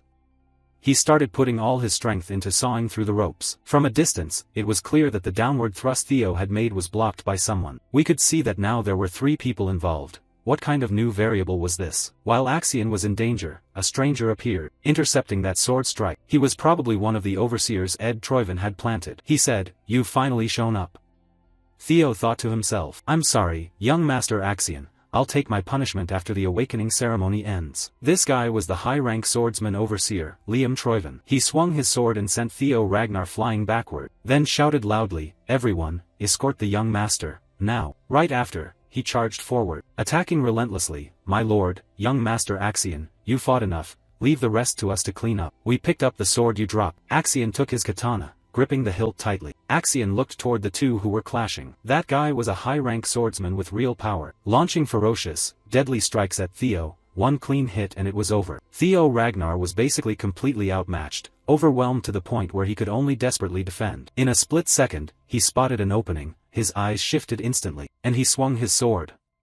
Clang, one clash, sparks flying between the blades. Liam blocked it effortlessly, then immediately countered with a powerful downward chop. Theo raised his sword to parry. I really have no choice but to admit it, not only young Master Axion, but even the high-rank swordsmen he brought today aren't weak at all. His eyes locked on Theo Ragnar as he thought, he's no match for me. The only chance is right now, while no other overseers are around. It's truly a shame to kill a genius like this, but it's all for the Troyven family. He gripped his sword with both hands and leaped up. Goodbye, Theo Ragnar. Our protagonist couldn't react in time because his speed was just too fast. At the moment of extreme danger, Liam was suddenly pierced from behind straight through to the front, blood spurting from his mouth. He never expected this could happen. It's the young Master Axion, why would you? Axion's eyes burned with fury. I already said, no one is allowed to interfere. And just like that, the guy was done for, bro. A clean sword through the chest. The scene left even Theo Ragnar stunned. Axion coldly withdrew his sword, and the overseer collapsed forward. The people behind were shocked by his action. Young master, what are you doing? Axion glared at them furiously. You interfered, that means you think I'm not his match. You think I'd lose to some illegitimate bastard like him? This is a huge insult to me, the heir. Theo Ragnar thought to himself, this guy's seriously insane, he's willing to kill his own people? Truly ruthless. Axion then turned to Theo Ragnar and said, I acknowledge you, you're really strong. He recalled what his uncle once told him, the weak are just useless trash, but you, Axion, you have real talent. Crush everything and stand at the top, only then can you claim the Ragnar throne. Back in the present, veins bulged on his face. You're strong, but you have to stay weaker than me forever, that's the natural order. I was destined to be the strongest, I'll take the throne, and there's no way I'll lose to someone like you. He gripped his sword tightly, a terrifying aura radiating from the blade. Anyone who stands in my way, I'll kill them all, no exceptions. As he spoke, he swung his sword and charged straight at Theo Ragnar's face. Our protagonist narrowed his blood-red eyes and stared him down. Boom, one slash shattered the ground into pieces, clear sword energy ripping through. He was surprised to see only rubble in front of him. Theo Ragnar was gone. He was up above. Theo Ragnar had jumped high to dodge, weapon in hand, ready to face him again. Using the momentum of his fall, Theo Ragnar unleashed an incredibly powerful downward slash with the razor-sharp Ton Noyet Keem in his grip. He cut straight through Axion's sword, then carved a long gash across his body, fresh blood spraying out. The guys behind quickly rushed to where Liam had been impaled earlier. Senior Liam, are you alright? Liam coughed violently. Damn it, I knew he was reckless, but I never thought he'd go this far. Liam shouted, what are you all hesitating for? Forget about me, go help young Master Axion, kill him now, kill Theo Ragnar immediately. One of them worried, but he's resisting so fiercely. I'm afraid if we, Liam roared, what are you thinking? If young Master Axion dies, do you think we'll survive? Hurry up and kill Theo Ragnar. Back on this side, Axion let out a furious yell, swinging an upward reverse slash that pushed Theo backward. Ha ha ha, no way, this is impossible, absolutely impossible. His eyes glazed over as he remembered earlier, even with the faintest glimmer of hope against Ray Ragnar, I still couldn't predict what was happening. Even a weak candle in the wind can suddenly burst into flames. Snapping back to reality, Axion broke out in a sweat and muttered, "This can't be happening. Why do you keep worrying about that damn bastard? He's just a useless, talentless worm. You can definitely handle him easily and make him realize his place. You know that, right? The gap in strength between you and Theo isn't as wide as it used to be anymore." He recalled what his uncle said before setting out, and in rage he rolled his eyes white. "Trash like you can be torn apart and killed in an instant. I am Axion Ragnar, the one destined to rule the North and the rightful heir to the Ragnar throne." He charged forward like a ferocious beast unleashed from its chains, attacking Theo Ragnar once more. Facing Axion head-on, Theo showed zero fear. "You talking about that damn throne? Because of your ambition, do you even know how many of my people have died? If you won't give up that obsession, I'll crush it myself with my own power." He gripped the Ton Noyet Keem tightly and channeled every ounce of power he had, pouring everything he'd learned into this one strike. The form of a guardian dragon faintly appearing along the blade, thick sword aura swirling around it. He roared loudly, "Dragon Claw." Axion was horrified at the momentum of that strike. His eyes said it all. "I'll become even stronger and wipe out anyone who dares threaten my clan." Axion's red dragon was shattered into pieces, and everyone around them stared in stunned silence. That one slash from our protagonist sent shockwaves so powerful that even Wellington felt it clearly from afar. Axion's mouth hung open. He took the full force of that strike with no way to counter. The two stood about 2 meters apart, Axion clutching his broken sword in hand, frozen in place. Then, boom, a earth-shaking impact. His body was sliced clean across by Theo Ragnar's sword aura, and our protagonist claimed his head. The shockwave from that single dragon claw move didn't stop there. It rippled out hundreds of meters behind, kicking up clouds of dust and snow. Axion dropped to his knees, streams of blood dripping onto the snow-covered ground, and he breathed his last. The end of an arrogant, overconfident fool. His severed head tumbling through the air several times, before thudding down to the ground. Theo stepped forward and kicked the head of the man who'd killed him in his past life, Axion. He stood tall like a war god, the proud stance of the victor. A gentle breeze blowing through his long hair, making it flutter lightly. Liam stood frozen for 5 full seconds. Young Master Axion is dead. After decapitating Axion in that previous clash, Theo's blade was drenched in blood, which dripped steadily onto the still furious face of Axion's severed head rolling across the white snow. The overseers around them, witnessing the scene, couldn't believe their eyes. Liam's eyes widened in sheer horror, fixed on Axion's mangled corpse as he stammered, "Why, young master?" At this point, he was like a cornered dog with nowhere left to run. Liam roared in fury, "Kill him for me. Hurry up and kill that bastard now." All 4 overseers charged forward without a moment's hesitation. Theo remained standing there, completely unshaken even as enemies burned with intent to take his life. His face stayed calm, a faint smile lingering on his lips that hid the growing worry scorching his mind. "Looks like I'm in deep trouble now. From here on out, it's all just one big gamble. Even at my absolute best, it'd be tough to hold off 4 high-rank overseers, let alone in my current state, where everything feels even more hopeless." His stamina had hit its absolute limit, and his mana was nearly depleted after that last attack. His eyes locked intently on the overseers rushing toward him, their sharp blades aimed straight at his neck, brimming with killing intent. But hasn't it been about time for him to show up already? From behind came the sound of hurried footsteps rushing in, and it was Wellington's group. They'd broken through the Dragon Scale Guild and arrived just in time to help. Theo's eyes widened in shock. "You guys." Right in front of Theo now were 3 people desperately holding back the overseer's attacks. Turning toward Theo, he asked in confusion, "How did you all get here?" Wellington glanced back and replied, "We're saving a teammate in danger. Isn't that just the obvious thing to do, young Master Theo?" Erica chimed in beside him with a grin, "In real life, you look even more impressive than I imagined." "Damn it, Theo, this is the first time I've met someone as strong as you. No way you're dying here." Theo's freed subordinate stood up and joined the fight. "We'll back you up with everything we've got, young Master Theo. We can't just run away after causing all this trouble." Wellington's sword clashed powerfully against one of the overseers. He shouted, "Direct interference from overseers is strictly forbidden. You know intervening personally in a candidate's fight is a grave crime, right?" His eyes were stern, his voice cold and resolute. Hearing that, the overseer's face twisted in panic, and he immediately transmitted a message to the leader, "Lord Liam, what do we do now? This has gotten way too serious. Should we just eliminate them all? Please give the order." Liam struggled to stand with his severely wounded body, his face darkening in utter despair. "We're finished. We couldn't find any information about the Crimson Flower Palace relics. We couldn't even take out Theo Ragnar. And young Master Axion has fallen here too. Right now, the situation is beyond salvage. There's no way to recover or fix this failure. So the best course of action now is..." His voice rang out with menacing finality, like a man with nothing left to lose. kill them all. Will claim an abnormal monster wave and mana outburst occurred, leading to the deaths of all candidates on site. That's the best cover we can pull off now. As he spoke, he pulled out a pouch filled with monster seeds. If I make it look like an accident, it'll erase any trace linking back to the Troivan family. With that, he immediately dumped a bunch of monster seeds from the pouch. 2 level 5 monsters should be enough to pass this off as an accident, right? His subordinates, though stunned and shocked, quickly adapted and followed the command. Yes, my lord. Everything is for the Troivan family. As he spoke, he hurled the monster seeds toward the battlefield. But life isn't a fairy tale.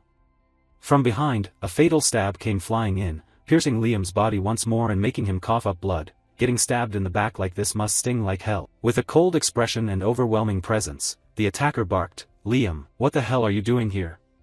It was the Dragon Armor Cavalry Overseer Selp, with Overseer Aaron right behind him. They were joined by Overseer Natasha from the Plum Blossom Hall and Sally from the Waterwheel Hall. Liam, taking the direct stab, sprayed blood everywhere. Damn it, why does one after another keep showing up to block my way? He collapsed to the ground, dying in utter frustration and rage. Selp warned the 3 remaining, "You lot stay right there. If you value your lives, surrender quietly. Or if you want to end up like Liam, go ahead and keep resisting."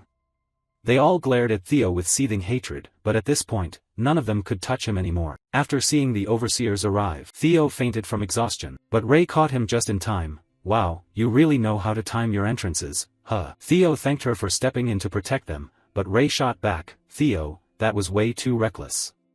Why'd you push it this far?" Theo's gaze shifted toward the 3 captured overseers, and Axian's headless corpse. Suddenly, Wellington rushed over. "Young Master Theo, what you did was insanely dangerous. Why didn't you call me for help?" Erica and her sister came up to brag a bit. "Hey, I helped you out there, don't forget it, got it?" "Theo, you're not allowed to die until we have our rematch." Even the subordinates Theo had saved came running with tears. "Young Master Theo, you went this far to save us. Even if we die, we won't regret it." Theo leaned into Ray's embrace and whispered, catching her by surprise. "This is the kind of strength I'm chasing." Hearing those words, Ray felt like she hadn't misjudged him after all. "Oh, by the way, mind picking up those bells for me? I still need to snag first place." She smiled secretly to herself in quiet happiness. "You really haven't changed at all from back then." The scene shifts back to the main castle manor, where the higher-ups were listening to the latest battlefield report. Ed's face showed utter shock, as if he couldn't believe what he'd just heard. The soldier holding the report was trembling with surprise too. Every face in the meeting room filled with doubt and confusion over the new information. Axian is dead? Ed's eyes burned with insane hatred. Everything he'd planned had failed, and now he'd even lost his beloved grandson. Finally, the closing ceremony of the Second Awakening ritual had arrived. All the surviving candidates gathered in one place, with murmurs and whispers spreading around them about the brutal test they'd just endured. A leader stepped forward to declare the end of the exam. "Everyone, you've worked hard, and based on what you've accomplished, I hereby announce that the Second Awakening ceremony has concluded." That was Pharrell Ragnar, the 9-Dragon Ascendant, one of the 9 most powerful and influential figures in the Ragnar clan. Seeing him, all the candidates stared in awe and amazement. Is that really Lord Ascendant? The man who rarely shows himself. Why is he here? Out of the 87 candidates, 45 had successfully passed the awakening test. Not a bad survival count. Truly, the talents of this batch are the best in history, especially the top scorer's points. They're impressive. His eyes narrowed meaningfully, and a direct gaze landed on Theo, making the boy quite startled to be under such scrutiny. All those who have passed the second maturity ritual will be promoted from apprentice swordsman to beginner swordsman. You can take pride in that. Now, as qualified Ragnar swordsman, you're officially permitted to act as such. Everyone here has been approved. With that said, I'll now announce the scores for the second maturity ritual. First place, Theo Ragnar, 1121 points. Hearing the result, those around him were stunned. Sure enough, it's Theo Ragnar, 1000 points. He had 0 points until near the end. How is that even possible? Hey, haven't you heard? He defeated Axian and took the top spot. Theo's face remained calm despite the waves of gossip surrounding him. From up high, the 9-Dragon continued reading the list. Second place, Remington Natio, 926 points. Third, Erica Lank, 843 points. Fourth, Ray Ragnar, 789 points. Fifth, Hulkus Ranka. 45th, Ian Lehman, 28 points. That's everyone who passed. You've all worked hard. However, the ceremony isn't over yet. There's still the final part, the third awakening ritual. His eyes turned icy and extremely stern. those who have earned the right to participate in the Third Awakening ritual, raise your hands. Remington asked, did you collect enough of them? I see quite a lot, but I don't really get what they mean. One by one, Remington raised his hand, followed by Erica and Ray, who had also gathered enough and managed to decipher them. Finally, Theo slowly raised his hand, a quiet affirmation of his top position. Pharrell explained, the hidden piece of the second maturity ritual is the attribute-based breathing technique. Candidates had to collect magic sprouts engraved with random passages and comprehend them. Collecting them is extremely difficult, but understanding them is exponentially harder. That's why they're called hidden fragments. Only those who mastered them during the test can assign an attribute to their mana and qualify for the Third Awakening ritual. In his previous life, Theo had struggled to comprehend those passages, but now, with his cheat ability, things were different. Synchronization with the young. It allowed him to read the thoughts of objects, and vivid images of fierce battles flashed clearly in Theo's mind. The core of those passages was a recounting of the ancestors' ancient battle, the war against the dragons, so Theo could instantly grasp everything, even without fully understanding the text's literal meaning. The 9-dragon immediately burst into loud laughter. What a surprise. Even one success would be great news, but here we have 4. Theo smiled inwardly. In my previous life, neither Ray nor Remington achieved the attribute breathing technique. Is this the butterfly effect I caused? But it's really interesting. He continued, alright then, each of you, show the judges what you've collected, starting with Theo Ragnar. Now that Axion was gone, everything was going to change dramatically. Theo stepped forward with calm, unshakable confidence, his smooth, silky hair gleaming like threads of silk. But there's no need to be afraid. This will definitely lead to a better future than before. Suddenly, a powerful magic circle appeared beneath Theo's feet. What I've achieved is lightning. Surrounding Theo were fierce bolts of electricity crackling, but this is only the first step in the 5 stages of attribute mana control. First, channeling mana with the lightning attribute, then manifesting it externally. His eyes blazed like unstoppable lightning. Thunderbolts with unmatched power struck down right where Theo stood, as if he had transformed into the legendary thunder god everyone knew. This is the second step. Witnessing the scene firsthand, Theo's subordinates gaped in shock, as expected of young Master Theo, not just channeling, but fully manifesting it. Normally, people would stop at this point, but for Theo, this was far too basic. Inside his chest, his dragon heart pounded with incredible force. Theo had successfully controlled his attribute mana, compressing it into a small energy orb in front of his chest, his face beaming with supreme confidence. That's the third step, energy control. From the sidelines, Remington felt genuine joy at Theo's talent. Ray was utterly stunned by how powerful he'd become. Even Erica couldn't help but praise and marvel. That musclehead back there has probably turned into a hardcore fan already, haha. That's seriously amazing, I never expected you'd reach the control stage.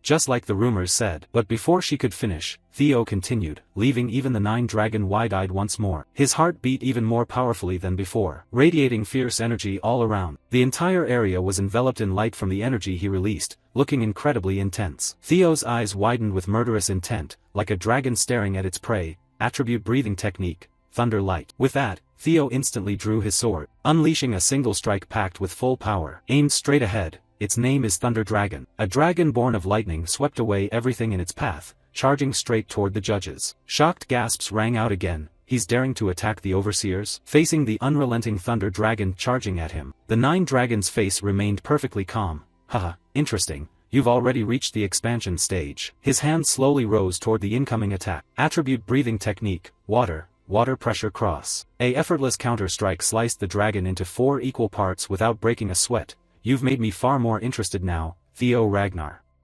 If you wanted to test the judge, here's my answer. The crowd below could only gape in disbelief. What kind of monster level is he at? The 9-dragon laughed. Well done, Theo Ragnar, I'll add 1,000 points for you. Theo replied, thank you, my lord.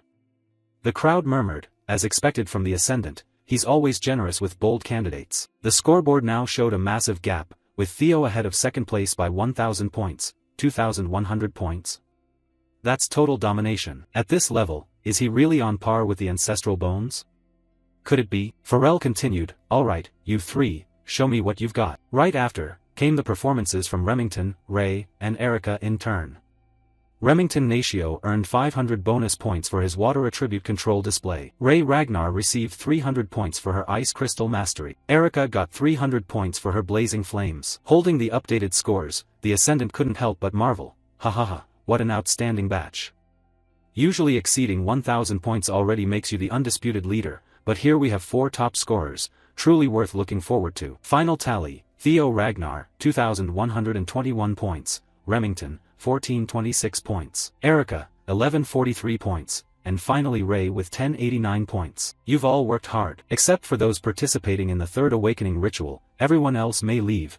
Prepare thoroughly for the designation ceremony in 1 week. Standing before him now were only the 4 who had passed the hidden challenge. Suddenly, the mountain behind emitted an extremely strange aura, forcing all 3 others to buckle under the overwhelming pressure. The 9 dragon's eyes turned cold, his voice low and grave. Now then, shall we begin the Third Awakening ritual? Theo's face twisted with anger. Why does this feeling? Why is Lodbrok's energy appearing here? With the Second Awakening ritual concluded, Theo, Remington, Erica, and Ray now faced the most crucial challenge in their journey, the Third Awakening ritual. This wasn't just a simple meeting with the clan head, it was a brutal test where every decision rested in his hands. The outcome of this encounter would determine whether they earned a nomination to the clan head's manor, a key milestone confirming their potential as heirs to the Ragnar clan. Inside Theo, emotions churned chaotically as his eyes narrowed with fierce determination.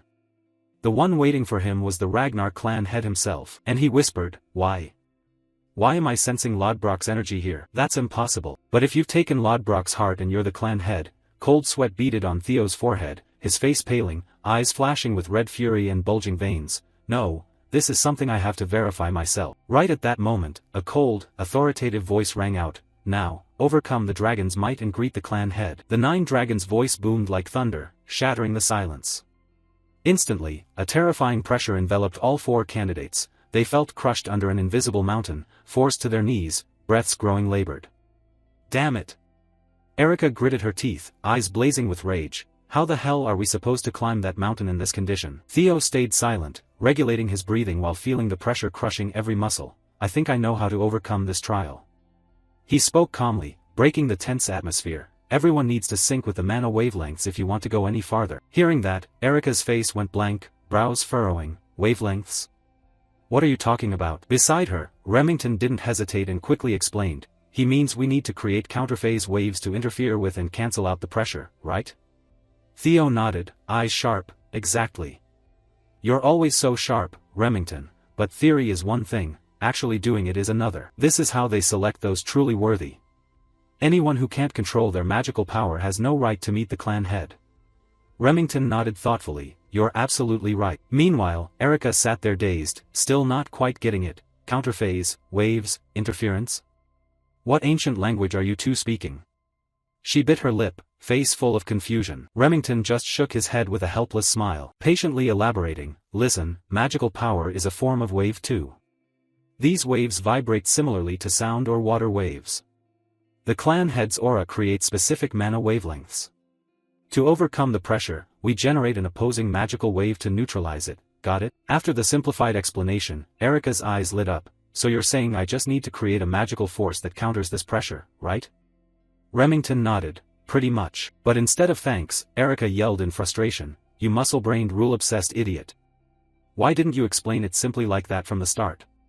Remington shrugged with a light chuckle. "I just helped you figure it out, and now you're yelling at me?" Ray, though not joining the argument, had already realized what she needed to do. Erica kept ranting, "Exactly. You're just a walking rulebook. Are you really only 17? You talk like some old geezer." Despite the ongoing bickering between Erica and Remington, Theo remained fully focused on controlling his mana. Powerful yet fluid streams of mana flowed out, forming a stable energy field around him. Both Erica and Remington stared in astonishment at what was happening. "He's already done it?" Theo not only neutralized the clan head's pressure but did so with such finesse and mastery that it commanded respect. Standing calmly amid the still magical wind, he smiled confidently, his presence as majestic as a war god. His cold voice cut through the tension, "I will become the next clan head." "That's only natural." Theo's bold, arrogant declaration left everyone stunned. Even the 9 dragon, the epitome of stern authority, couldn't hide the spark of interest in his eyes. Truly interesting. With that said, Theo quickly turned and left, leaving Erica and Remington standing there stunned behind him. The 2 hurriedly called after him, but nothing could slow Theo down. The 9 dragon reminded them, his voice full of authority, "You two shouldn't just stand there gawking either. The scores will be calculated based on the order in which you reach where the clan head is waiting." His words hit like a wake-up call, and Erica, Remington, and Ray instantly realized that any delay could cost them failure in this crucial test. All three dashed off at full speed, vanishing from the Nine Dragon sight in the blink of an eye. Truly interesting, the Nine Dragon murmured, a rare smile flickering across his face. I never thought at my age I'd still want to take on such talented disciples. The scene shifts to the Camellia Palace, where the ghost artisan's booming laughter echoed through the castle. Huh, my beloved youngest daughter, where are you? Come out, my precious lucky charm. She flung open door after door, her face beaming with joy. The servants trailing behind just shook their heads and whispered, oh dear, the ghost artisan's here again. The Camellia Palace, usually serene and regal, had been filled with noise ever since Theo, the young master of the clan, became a rising star among the nobility. Inside one room, Theo's mother Cecilia was giving special instructions to a designer about a new outfit. The door suddenly burst open as the ghost artisan charged in excitedly. So this is where you are, my dear Cecilia. Cecilia turned around and sighed wearily. Mother, please try to maintain some decorum within the palace grounds. The old woman burst into loud laughter. Decorum? Who cares about all that fancy etiquette nonsense? I'm about to get filthy rich. Cecilia shook her head and gently countered. But aren't you already very wealthy, mother? Yes, but not rich enough to make the walls crack. Now I'm finally at the peak of my career. Thanks to Theo becoming a shining star, my workshop is flooded with non-stop orders. At last, I'm getting the fame I deserve. Cecilia smiled at her mother's joy, but deep down she couldn't shake her worry. I've always believed he would succeed, but seeing him act like this now makes me uneasy. What if he gets hurt? What if he can't handle the pressure and all the attention? Cecilia clenched her fists, determination flashing in her eyes. I can't just stand by helplessly like this. The only thing I can do now is support him with everything I've got, but I wish I could help him in a more practical way. Behind her, the old woman kept rambling on about her past achievements, back when she focused solely on crafting weapons just to survive. But now she declared she was shifting to making and selling accessories, as if opening a whole new chapter in her life. Those carefree words seemed to plant a bold idea in Cecilia's mind. And then my revenue will multiply tenfold, hee. She laughed confidently. Cecilia suddenly cut in, shattering her smugness. Mother, have you ever tried making a prosthetic arm? The air froze for a moment, then shifted to an eerie foreshadowing. Is Theo about to become the next Yonghua? The story quickly cuts to where the clan head was waiting. He burst into delighted laughter as his loyal crow relayed Theo's bold declaration. He said he'll be the next clan head? What an arrogantly interesting kid. The clan head turned to the crow, his eyes a mix of amusement and warmth. I know what you're worried about, but even parents have no right to stand in the way of their child's dreams. Youthful ambition is unstoppable, understand? Back in our day, we were just the same. He pointed toward the sword graveyard, a place filled with endless challenges, thousands of swords embedded thickly everywhere, vivid proof of life and death battles. Despite the reassurance, the crow still couldn't hide its irritation. It clearly disliked Theo and made no effort to conceal it. The clan head just smiled, his voice steady like an underground river. I told you not to worry. What I want is the prosperity and growth of Ragnar. Anything that stands in the way of that, I'll deal with, just like this. A sharp glint flashed in his eyes, then softened like a passing breeze. Nothing's happened yet. We still have time to observe the boy, even if my son, Theo Ragnar, is a regressor. After the second awakening ritual, the clan head had a quiet conversation with his crow. He'd been sitting in the sword graveyard, waiting for the worthy children to overcome the final trial. When Theo finally arrived, the clan head's face lit up with a broad smile. You've finally made it, my son? His eyes narrowed with caution. On the opposite side, after pushing himself to get here, Theo was quite exhausted. Standing before him now was an overwhelmingly powerful figure. The aura radiating from the man alone was enough to make breathing difficult. The clan head strength was on a completely different level. The pressure the clan head exerted was truly terrifying for candidates still in the awakening phase. The clan head suddenly asked, first things first, do you know what these are? After glancing around for a moment, Theo easily recognized it. This is the sword graveyard. I've heard these are the swords of everyone the clan head has defeated. The clan head closed his eyes, his voice echoing Theo's earlier words. That's right, the position of clan head demands exactly that. It's a place where you face countless threats and challenges alone, a position where you can't rely on anyone else, a position that follows the law of the strong. You must stand above everyone through your own power if you want to lead this clan to prosperity. The clan head's eyes cracked open. Do you believe you have the right to claim such a position? Theo's face remained perfectly calm, his voice brimming with confidence. Of course, sir. In response came the clan head's dissatisfied expression. Don't answer so lightly. I had to slaughter thousands upon thousands of lives to stand here. Can you still give that answer after feeling their hatred? With those words, the accumulated grudges in the sword graveyard surged forth, rushing toward Theo. I'll curse you forever. How dare you do something so cruel? I'll tear you to 100 pieces. Facing the lingering hatred, Theo's resolve remained unshaken. He stood calmly before them without the slightest waver. Why? What's your reason? The clan head's simple question carried deep implications, forcing Theo to think carefully.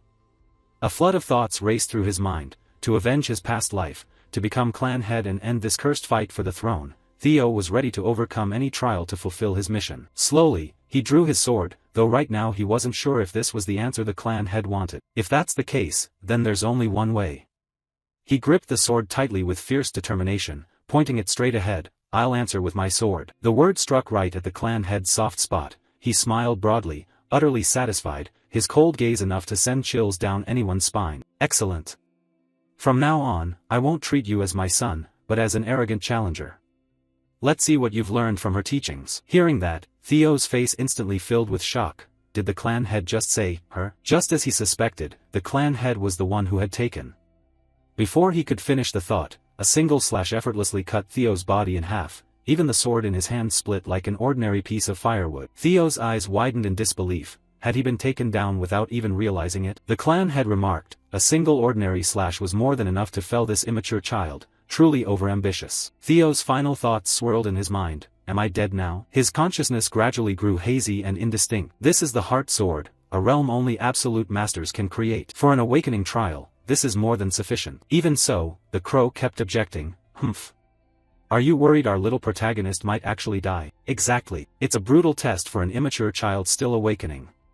Only those with unbreakable will and determination can escape the heart sword. But if his resolve is only half-hearted, then it's better he dies here as an empty husk. That way, I won't have to deal with a regressor who could only bring harm to the clan. Inside the heart sword, Theo's soul floated in some undefined void. I'm dead. I guess it's normal to get taken out by someone as strong as the clan head, right? This time, Theo felt no regret like before. He'd done everything he could.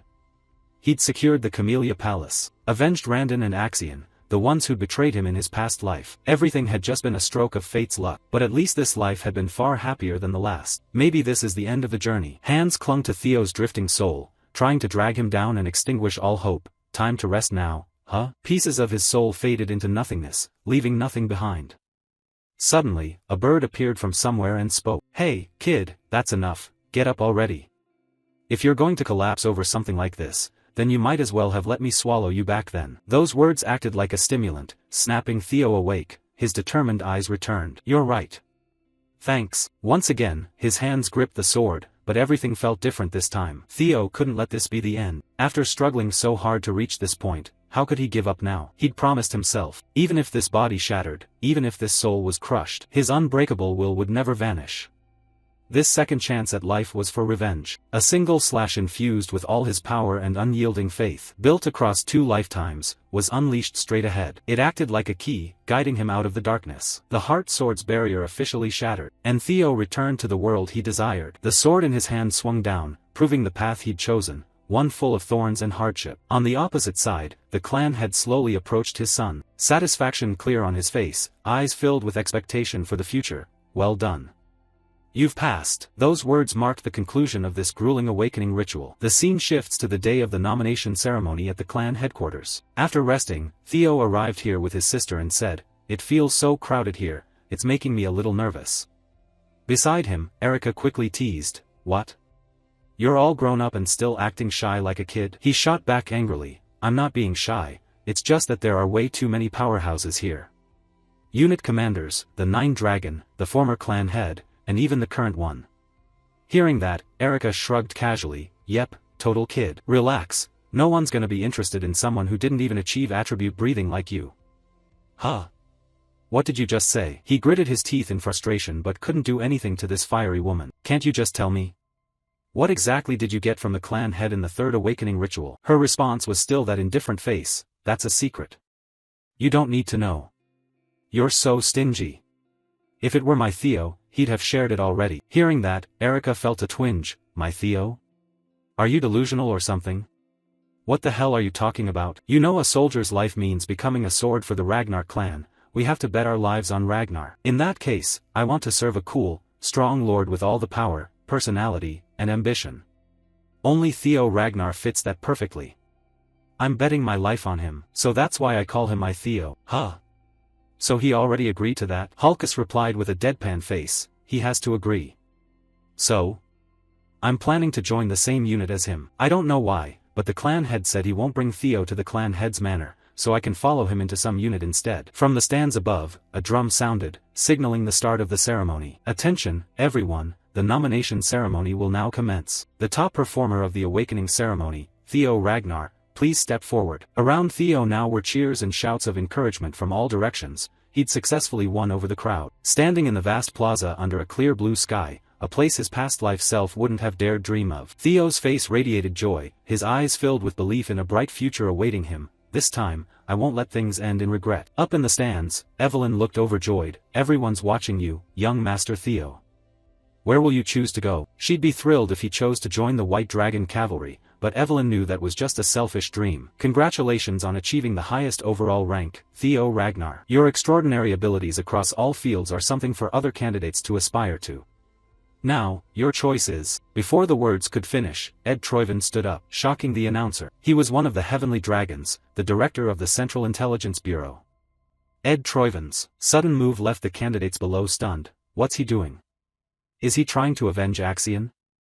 No way. Even the clan head was closely watching Ed's every move, and the unit commanders didn't take their eyes off him for a second. Central Director, I don't know what your intentions are, but please sit down. Ignoring everything around him, Ed spoke calmly. Theo Ragnar, the Central Intelligence Bureau. Theo's face showed suspicion. A heavenly dragon? He's likely still reeling from Axion's death. But even he wouldn't dare cause trouble at the nomination ceremony. Contrary origins, however, Ed's warm smile and gentle voice contrasted with everyone's expectations. I'd like to offer you the position of Deputy Director of the Central Intelligence Bureau. What do you think? In Theo's past life, he was seen as a failure, so his top ranking after the awakening ceremony was extraordinary. Even among the Ragnar family, he was always at the bottom. It seemed a new dragon had just awakened its hidden power. His rise to the top was a story that shook many apprentice swordsmen, a journey so many envied and dreamed of achieving. Even if he'd grown stronger, who could have predicted he'd kill Axion? They say he even took down an overseer. If no one had intervened, did he really have that kind of power? They said Theo completely dominated Axion. These stories spread like wildfire through the clan, and more people began to admire and want to follow Theo. It was truly a positive shift. Now, no one looked at him with disdain anymore. Instead, their gazes were filled with envy and admiration. Theo was no longer the Ragnar clan's failure. He'd claimed first place in the awakening ceremony. A system notification sounded. Congratulations, you've completed the main storyline mission, Victor of the Awakening Ceremony. Your reward is 1 ether core. The reward has been stored in your inventory. Theo glanced at the system panel, curiosity on his face. Oh, right, I had a mission. What's an ether core? Since it's a long-term mission, it's probably something really good. Suddenly, Ed's voice broke through, interrupting his thoughts. The Central Intelligence Bureau wishes to appoint Theo Ragnar as Deputy Director. His fake smile was obvious to anyone watching. Theo stood there, deep in thought, calculating. What's this guy plotting? Theo immediately activated his observation skill, targeting Ed Troyven. The system displayed all of Ed's information. Ed Troyven, 46 years old, title, Heavenly Dragon, talents, scheming, strategy, tactics, a hidden dagger full of ambition, aiming to use Theo Ragnar as a hunting dog to uncover the secrets of the ancient dragon's relic. Of course, that's it. He's after the ancient dragon's relic. He must have learned I have it from some intelligence source. But from now on, things won't go his way, Heavenly Dragon. Theo's fists clenched, rage surging. The Troyven family, I'll destroy them all myself. The grudge from my past life?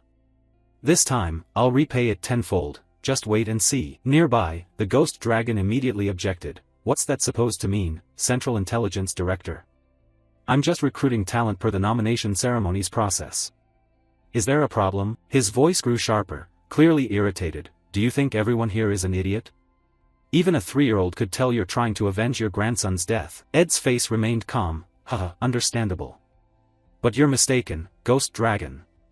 As a grieving uncle, I may be furious, but as the Central Intelligence Director, I only want to recruit exceptional talent.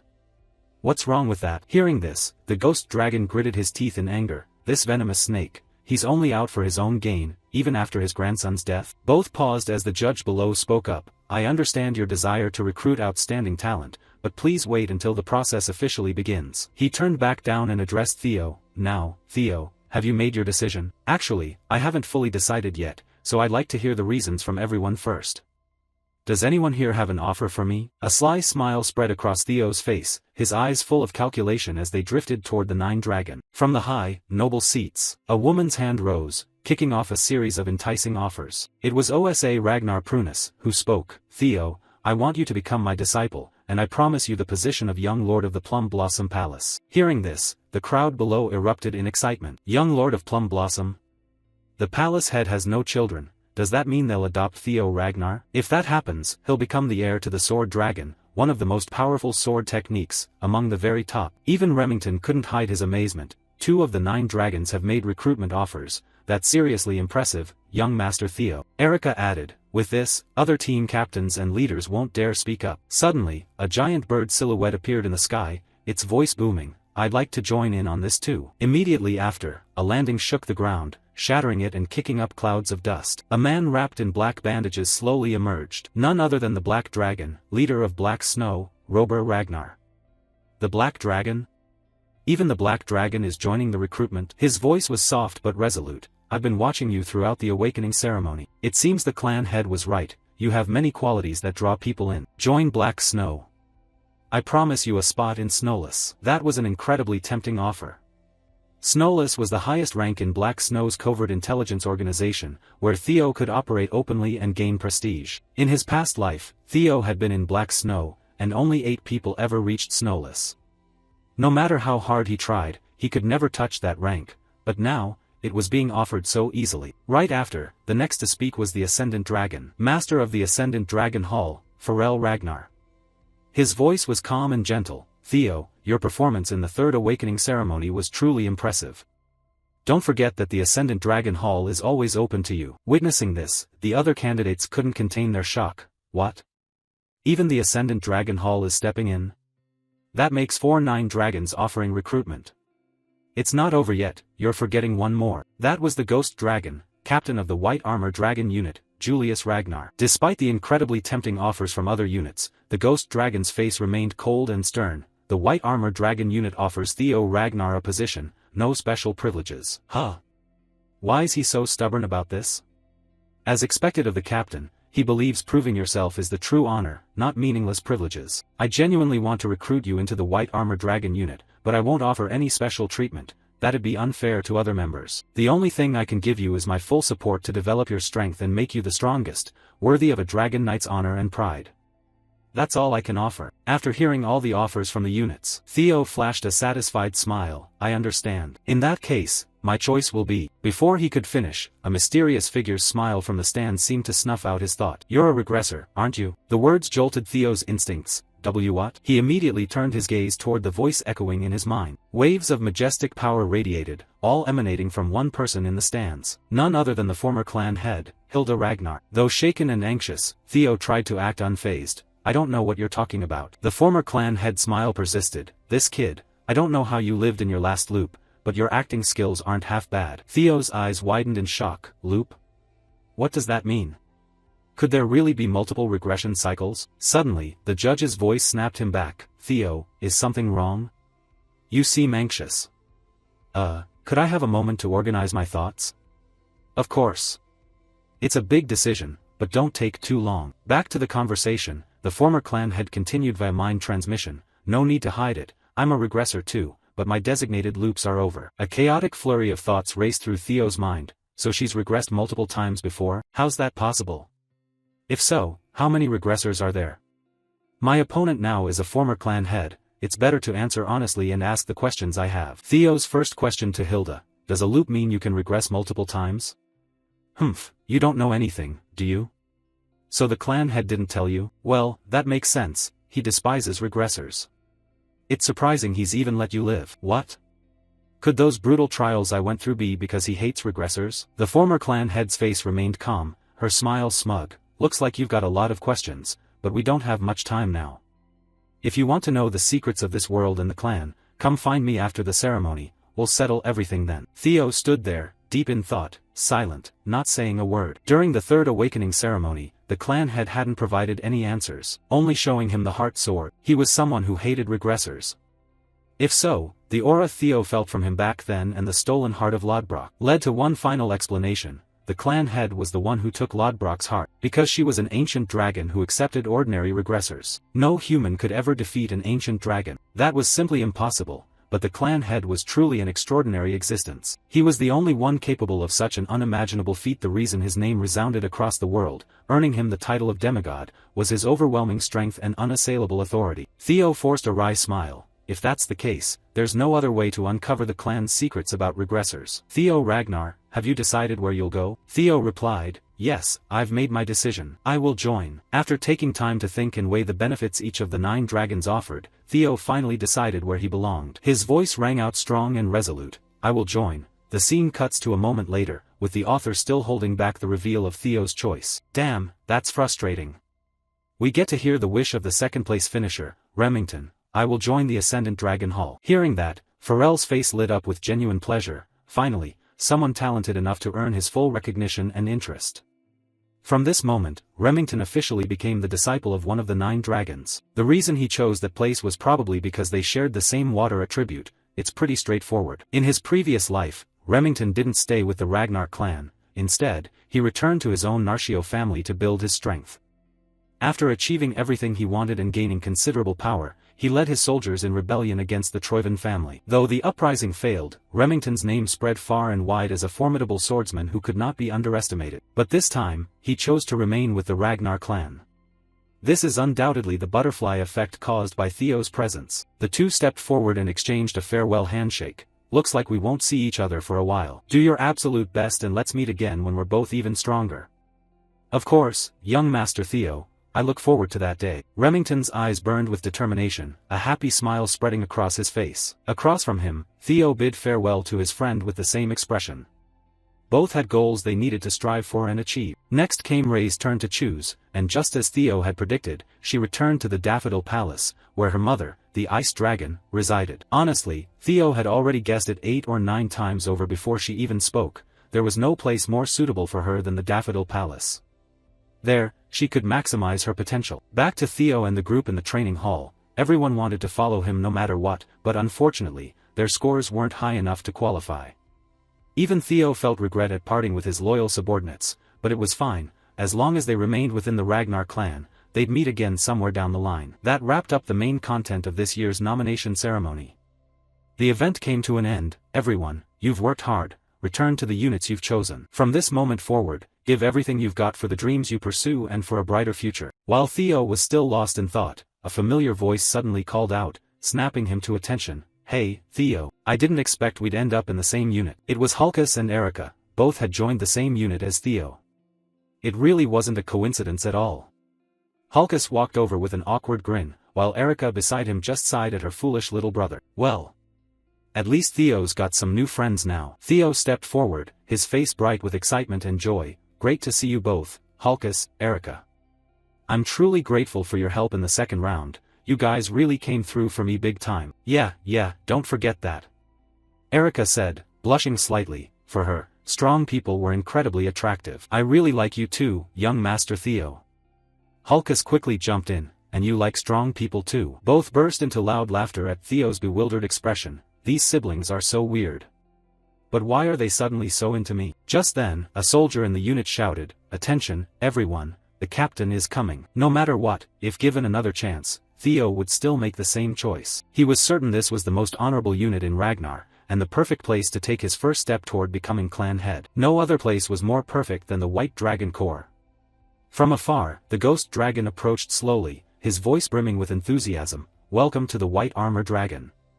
This is where you'll reach the peak of your strength. Theo thought to himself, guess I'll go find Hilda later. He stepped forward and stopped, his sharp eyes paired with a confident, sly smile. Now then, shall we hear the hopes of our new recruits? Tell me about your ambitions. The first to speak was Hulkus. I want to become the coolest knight everyone respects. I want my name known far and wide. Erica declared, to become the strongest of this generation. I want the captain to acknowledge my strength. After everyone shared their wishes, all eyes turned in one direction. Theo stood there, relaxed and composed, his face calm and cold, and he spoke softly. I want to become the captain of the White Dragon Corps. He refused to let the world fall into the same tragedy as before. To prepare for the great war ahead, he had to become truly powerful. Hearing Theo's bold words, the members of the White Dragon Corps couldn't help but admire him. That guy's got guts, saying something like that right in front of the captain without hesitation. Feeling the immense potential in this batch of recruits, the Ghost Dragon laughed heartily. Ha ha ha, excellent. You all have big dreams. If that's the case, then you've come to the right place. No matter why each of you joined the White Dragon Corps, there's only one thing you need to remember here. The Ghost Dragon clenched his fists, his voice firm and resolute. Every drop of blood, every bead of sweat from all of you will write Ragnar's history. Today's hardships will become tomorrow's honor, so never let your shield break or your sword bend. Your comrades will guard your back, so guard theirs in return. We are a powerful unit because of our unity and resilience. So never give up, because at the end of a path paved with sweat and tears, even blood, lies the honor of a mighty swordsman of the Ragnar clan. The rousing speech ignited the new recruits with inspiration. Welcome to the White Dragon Corps family. From this day forward, I will guide you on the path to becoming strong. Right after he finished, a dragon descended from above behind the Ghost Dragon, shattering the ground and creating an epic, cinematic scene. Seeing a real dragon, the recruits were stunned. Is that a dragon?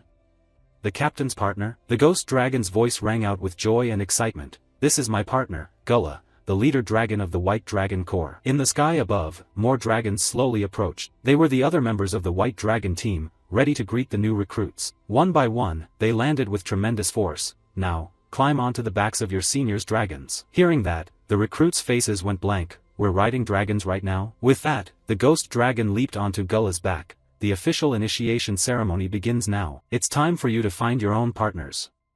Everyone, gather at the dragon's lair. I'll teach you the first lesson of the Dragon Knight Corps there. Instantly, Gullah stomped, launched into the sky, and spread its wings, soaring toward the lair, leaving behind a group of dazed recruits and the newly arrived seniors. Theo and his friends' faces were filled with curiosity and excitement. This is what a real Dragon Knight is? Now I'm going to have my own dragon. This is way too awesome. Suddenly, a familiar voice spoke up beside him, catching Theo completely off guard. Let's go too, young master. So you finally chose to join the White Dragon Corps. Honestly, I'm really happy about that. Theo stammered, still in disbelief. Evelyn?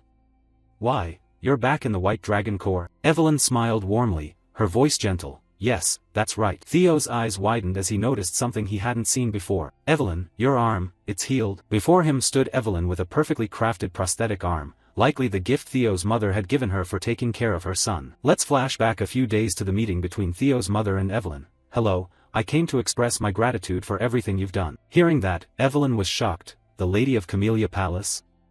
You came all this way yourself? She planted her sword upright and replied seriously. If you're here because of young Master Theo, there's no need. Even without my help, I believe his talent would have shone just as brightly. The lady quickly interrupted. Yes, that may be true, but knowing someone truly supports and acknowledges you can become a huge source of motivation for him. Above all, that person is incredibly reliable. I've heard you're exactly that kind of person to Theo. Around them, the trainees who overheard were stunned. Even the experienced Evelyn felt flustered, stammering shyly. No, I'm just a retired swordsman. I even lost an arm. How could I possibly help the young master? The lady gently stopped her. Please don't belittle yourself like that. Sometimes the light that guides someone out of darkness doesn't realize how brightly it shines. You are that light. Instead of empty words of thanks, I'll help you shine even brighter in this vast world. Back to the present, Evelyn had received a priceless gift she never dared imagine. Thank you, young master. I heard you were especially concerned about this, right?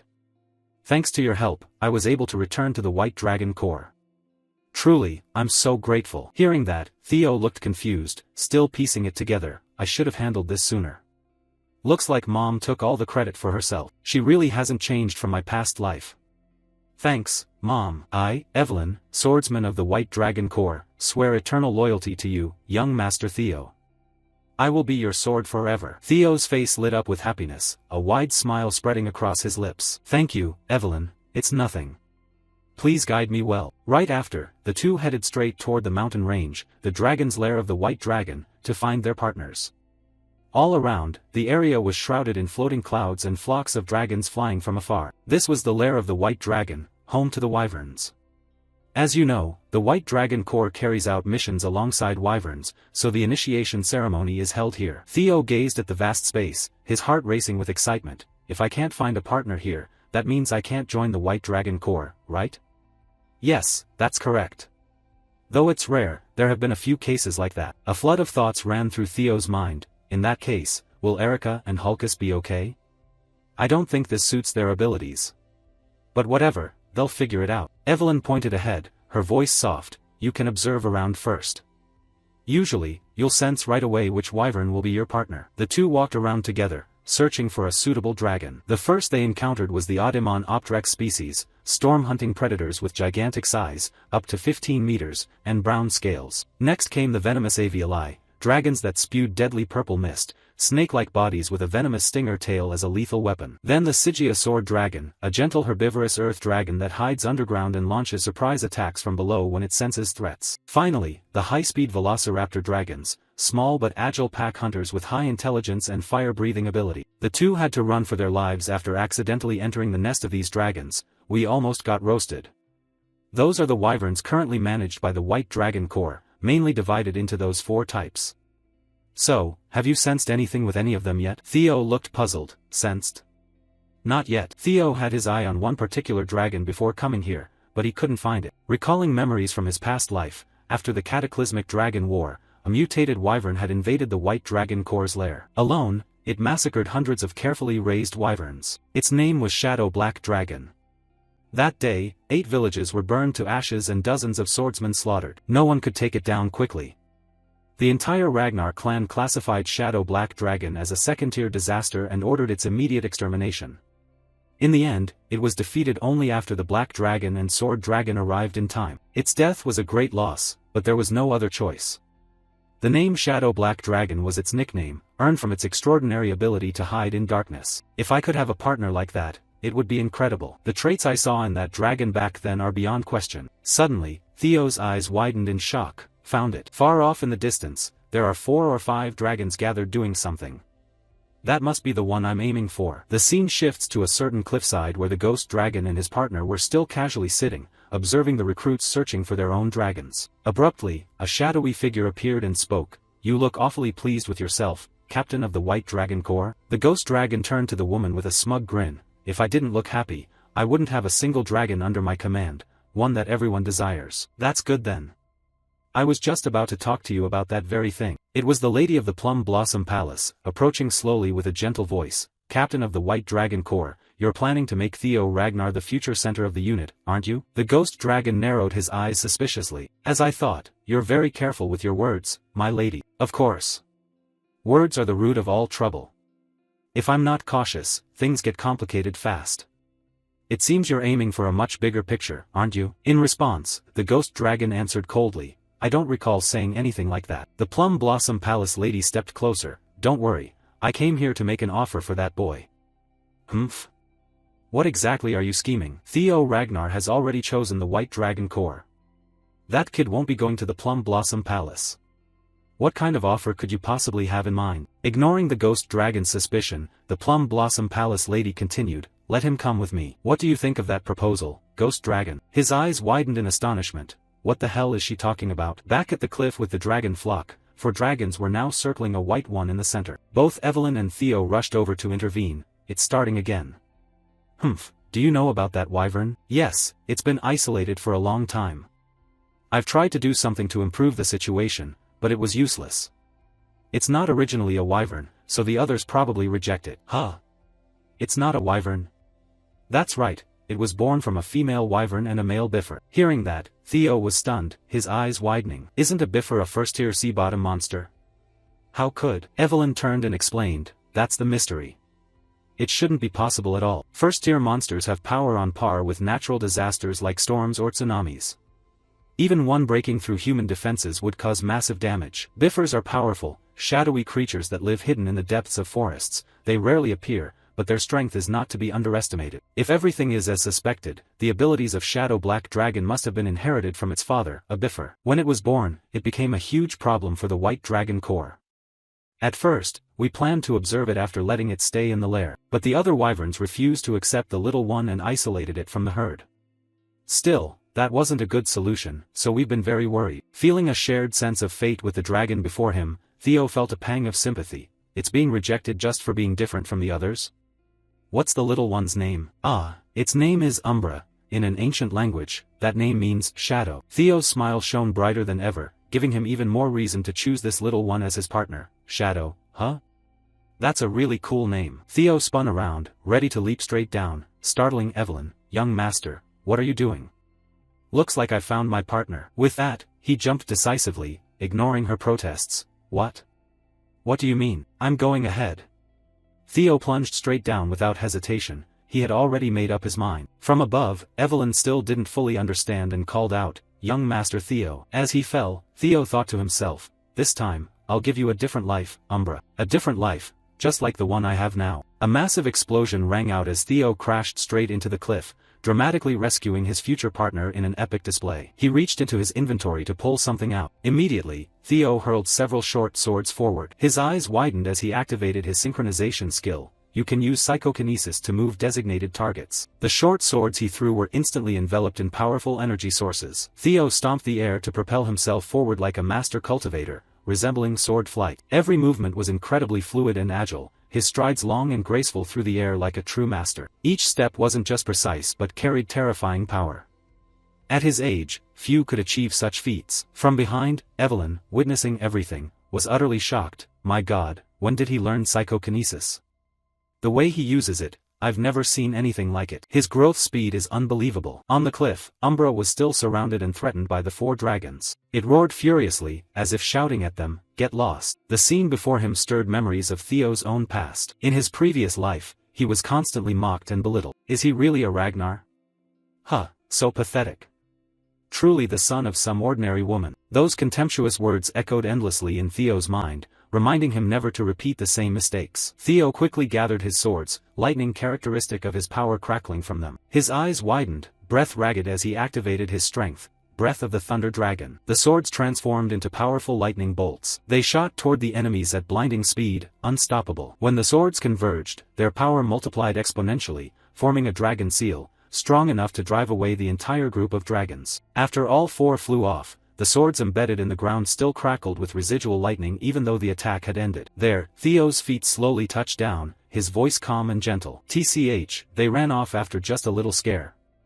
Those dragons are nothing but cowards. Theo quickly approached, concern on his face. Are you okay? One would think Umbra would be grateful to its savior, but no. Umbra turned its gaze toward him, eyes full of suspicion and wariness. Before Theo could say anything, Umbra flapped its wings and flew away, leaving Theo stunned. Ah, wait. Theo braced himself, a bit disappointed. Didn't even get a chance to speak. From behind, Evelyn landed and advised, "It's under a lot of stress right now, so approaching it won't be easy.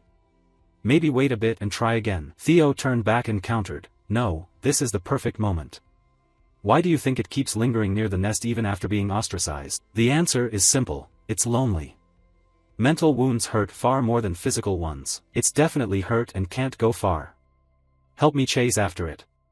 Evelyn looked bewildered, clearly not fully convinced. Just as Theo predicted, Umbra had returned to its nearby nest. Its breathing rapid. It seemed the injuries from the earlier dragons were causing it pain. Both Theo and Evelyn quickly caught up.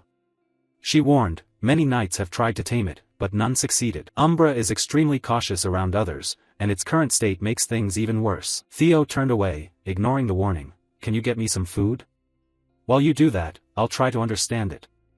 Anyway, this is my initiation test. The two entered a relentless battle of wills. Theo knew one thing clearly, wyverns fear less than drakes. This was a fight he was sure to win. His eyes filled with killing intent as he stared straight at Umbra without hesitation. Across from him, Umbra seemed to realize it wasn't Theo's match, but it still refused to yield. Seeing that, Theo increased the pressure even further. Now Umbra could only struggle in despair, yet it refused to give up. One might think Theo would beat it into submission for its defiance, but no. He poured a healing potion onto the wound on Umbra's neck to treat it. All the injuries healed rapidly as his voice came out warm and caring. How do you feel now? The pain's eased, right? Umbra's eyes widened in confusion, letting out a few cries as if asking why Theo was doing this. Theo's hand gently touched Umbra's neck, stirring a flood of thoughts, perhaps because of the dragon heart. But I can sense Umbra's emotions right now. Deep in its subconscious is rage toward the herd that rejected it, sadness, and a longing that always conflicts.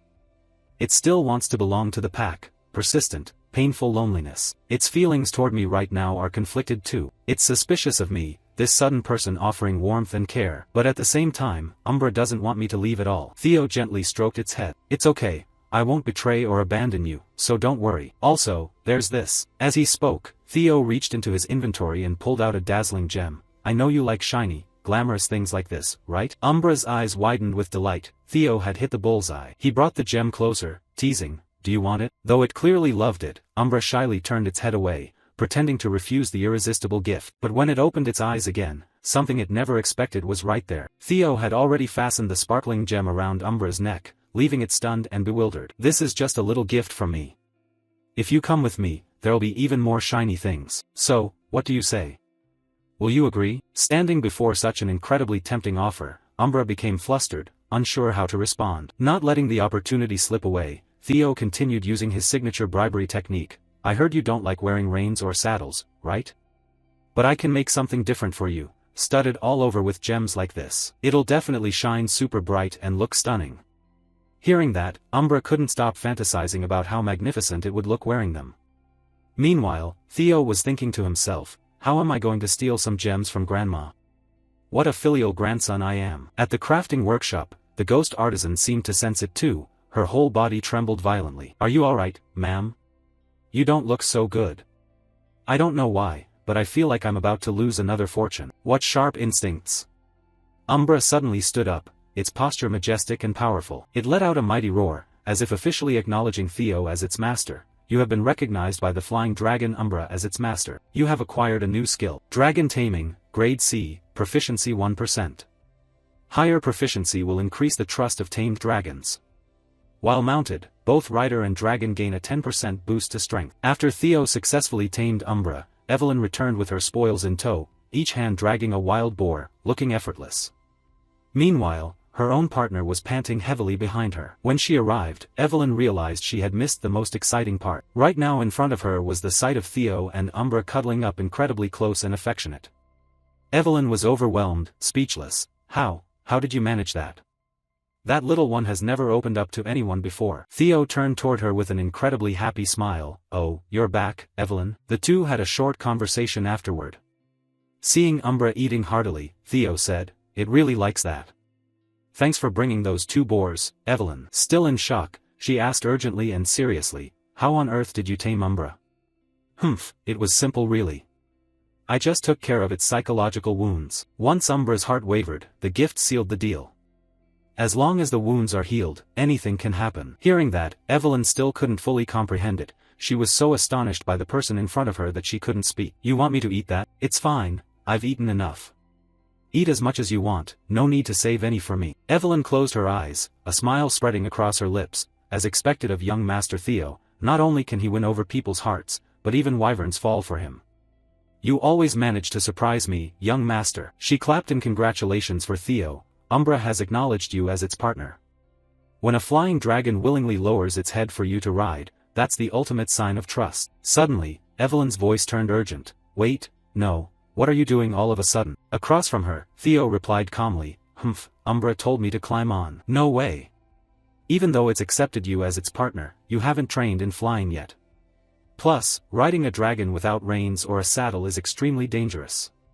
If you take off now, that's the fastest way to get yourself killed. Hearing that, Theo just flashed a confident smile. It's fine, I have my own way. With those words, Theo immediately activated the dragon taming skill to compensate for his lack of riding experience. Umbra flapped its wings powerfully, soaring straight into the sky, leaving Evelyn watching from below.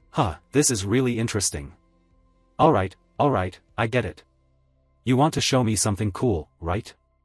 Let's go. Sitting on Umbra's back, Theo's face was filled with pure joy, but memories from his past life flooded back once again. Something doesn't feel quite right.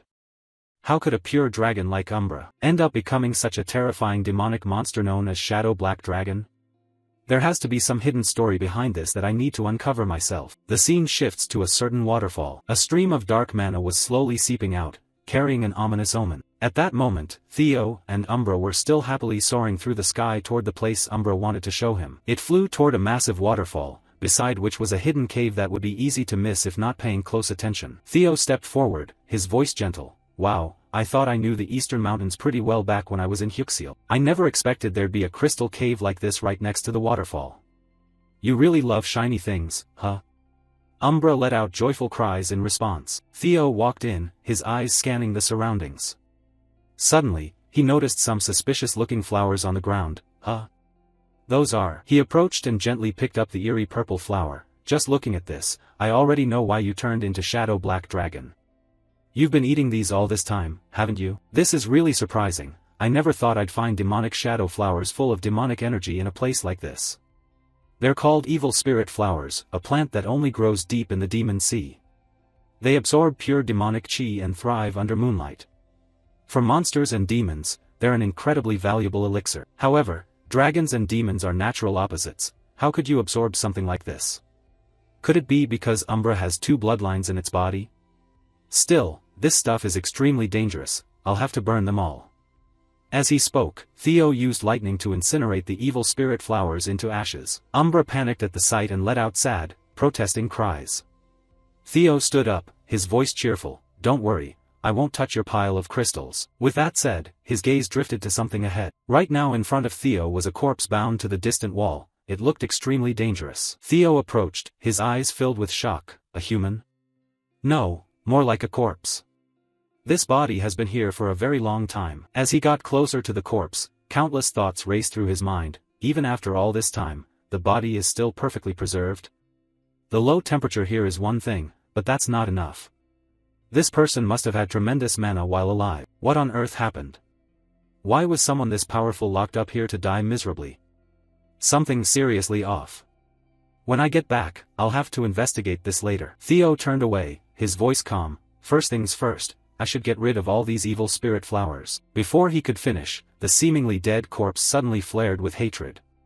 It opened its mouth wide, its empty eye sockets pitch black, yet brimming with immeasurable rage. Caught off guard, Theo's eyes widened in horror. Damn it, I let my guard down. Fortunately, from behind, Umbra charged in and kicked the corpse hard, saving Theo's life. Theo's face lit up with joy. Umbra. It let out a powerful roar. Having finally found a worthy master, Umbra would protect him with everything it had. Across from them, the pinned corpse seethed with fury. It opened its mouth again, trying to bite Umbra to infect it with deadly poison. Theo's eyes flashed with alarm. This is bad. He rushed forward and used his own arm to block the monstrous bite. The force was so strong that Theo's arm bled profusely, the entire limb going numb as excruciating pain spread. Word by word, the living corpse roared in rage. Kyle, Rober, you two bastards. I will never forgive you, damn dogs. Hearing those words, Theo's face filled with shock. Did I hear that right? Those are the names of the clan head and the Black Dragon? What the hell happened between them? While everything was still in chaos, a familiar figure appeared. The sword technique of the white armor dragon, sword thrust. It was Evelyn. She charged in with a barrage of powerful stabs, blasting the corpse's head apart and freeing Theo from danger. Young Master Theo, are you alright? Answer me. Theo collapsed to the ground, his hand now soaked red with fresh blood. Hey, it's you, Evelyn. Sorry for causing trouble. Before he could finish, intense pain surged through his entire body. He gritted his teeth in agony. It hurts like hell. The poison in that corpse is full of demonic energy. It's draining my power. If I don't drink an ether core antidote soon, things are going to get critical. Evelyn's voice became extremely worried. I'll take you back to headquarters for treatment right away. It'll hurt a bit, so bear with it. Beside her, Umbra cried out as if objecting to something. It stepped in front of Evelyn and desperately blocked her from taking Theo. Huh? I'm not trying to hurt him. I'm trying to protect the young master. Stop it, Umbra. If you keep this up, even if you're the young master's partner, I won't hold back. Theo's face turned deathly pale, sweat pouring down, his voice weak and trembling. Wait. Evelyn, hold on a second. He turned to Umbra. Do you have a way to save me? It roared a few times, signaling agreement. Despite his body growing weaker by the second, Theo forced a bright smile. All right, I'll trust you. Hearing that, Evelyn panicked. But young Master Theo, if we don't get back immediately, your life is in danger.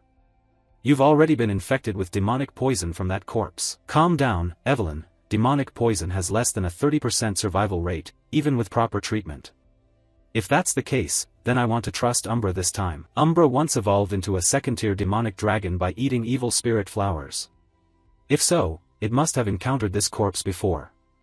The result is that it learned how to absorb demonic energy and poison from dead bodies. So please, just trust Umbra. With that said, Theo fainted, leaving Evelyn extremely worried as Umbra immediately set out to find a cure. It bit off some evil spirit flowers, then gathered crystals from the cave. It brought everything to Evelyn. "You want me to mix these and feed them to him?"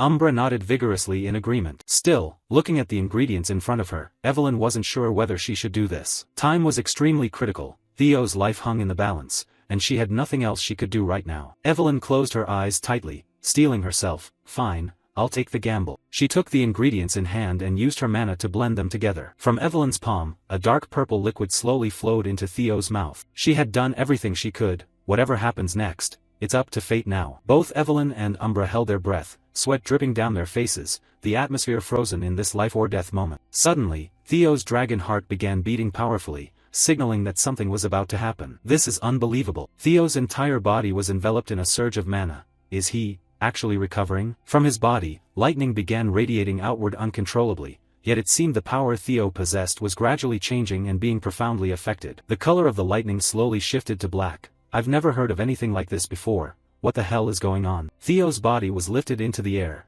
Inside him, an incredibly chaotic battle for power must have been raging. A system notification rang out, beginning body purification process. The individual will absorb the characteristics of Shadow Black Dragon. A new power is about to be born. The scene shifts to Julius's command office. After hearing the report from his subordinate, the ghost dragon's face filled with deep suspicion. "Huh? Has Hyuxiel approved this report yet?" "They have approved it, sir. The information has been verified at 89% accuracy." Hearing that, the ghost dragon exploded with rage, smashing the table in front of him and roaring, "Damn it, what the hell is going on? I already thought bad news was coming our way, but this is completely beyond anything I predicted. The 5th squad captain of the White Armor Dragon Cavalry and 15 others have all perished on the battlefield." After Evelyn fed Theo the antidote concocted from the ingredients Umbra suggested, a process of purification and rebirth was now taking place inside him.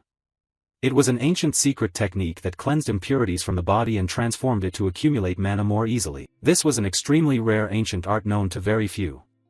However, it required immense mana from the caster and inflicted excruciating pain.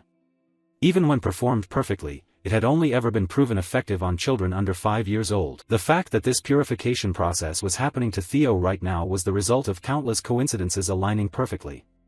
To put it bluntly, it was downright impossible. Extreme young monster essence gradually accumulated in his body, strengthening his muscles. Extreme Een corpse poison had invaded Theo's body, enhancing his mana capacity. Condensed mana built up from digesting shadow demonic poison. With Umbra's help, the dragon had mastered neutralizing that deadly toxin. All of it felt like destiny aligning, everything falling into an eerily perfect balance. Instead of being destroyed or expelled, the demonic poison was absorbed. Theo's body took in the very essence of its power and made it his own. Back in reality, once his body completed the purification, Theo's eyes snapped open as he woke up.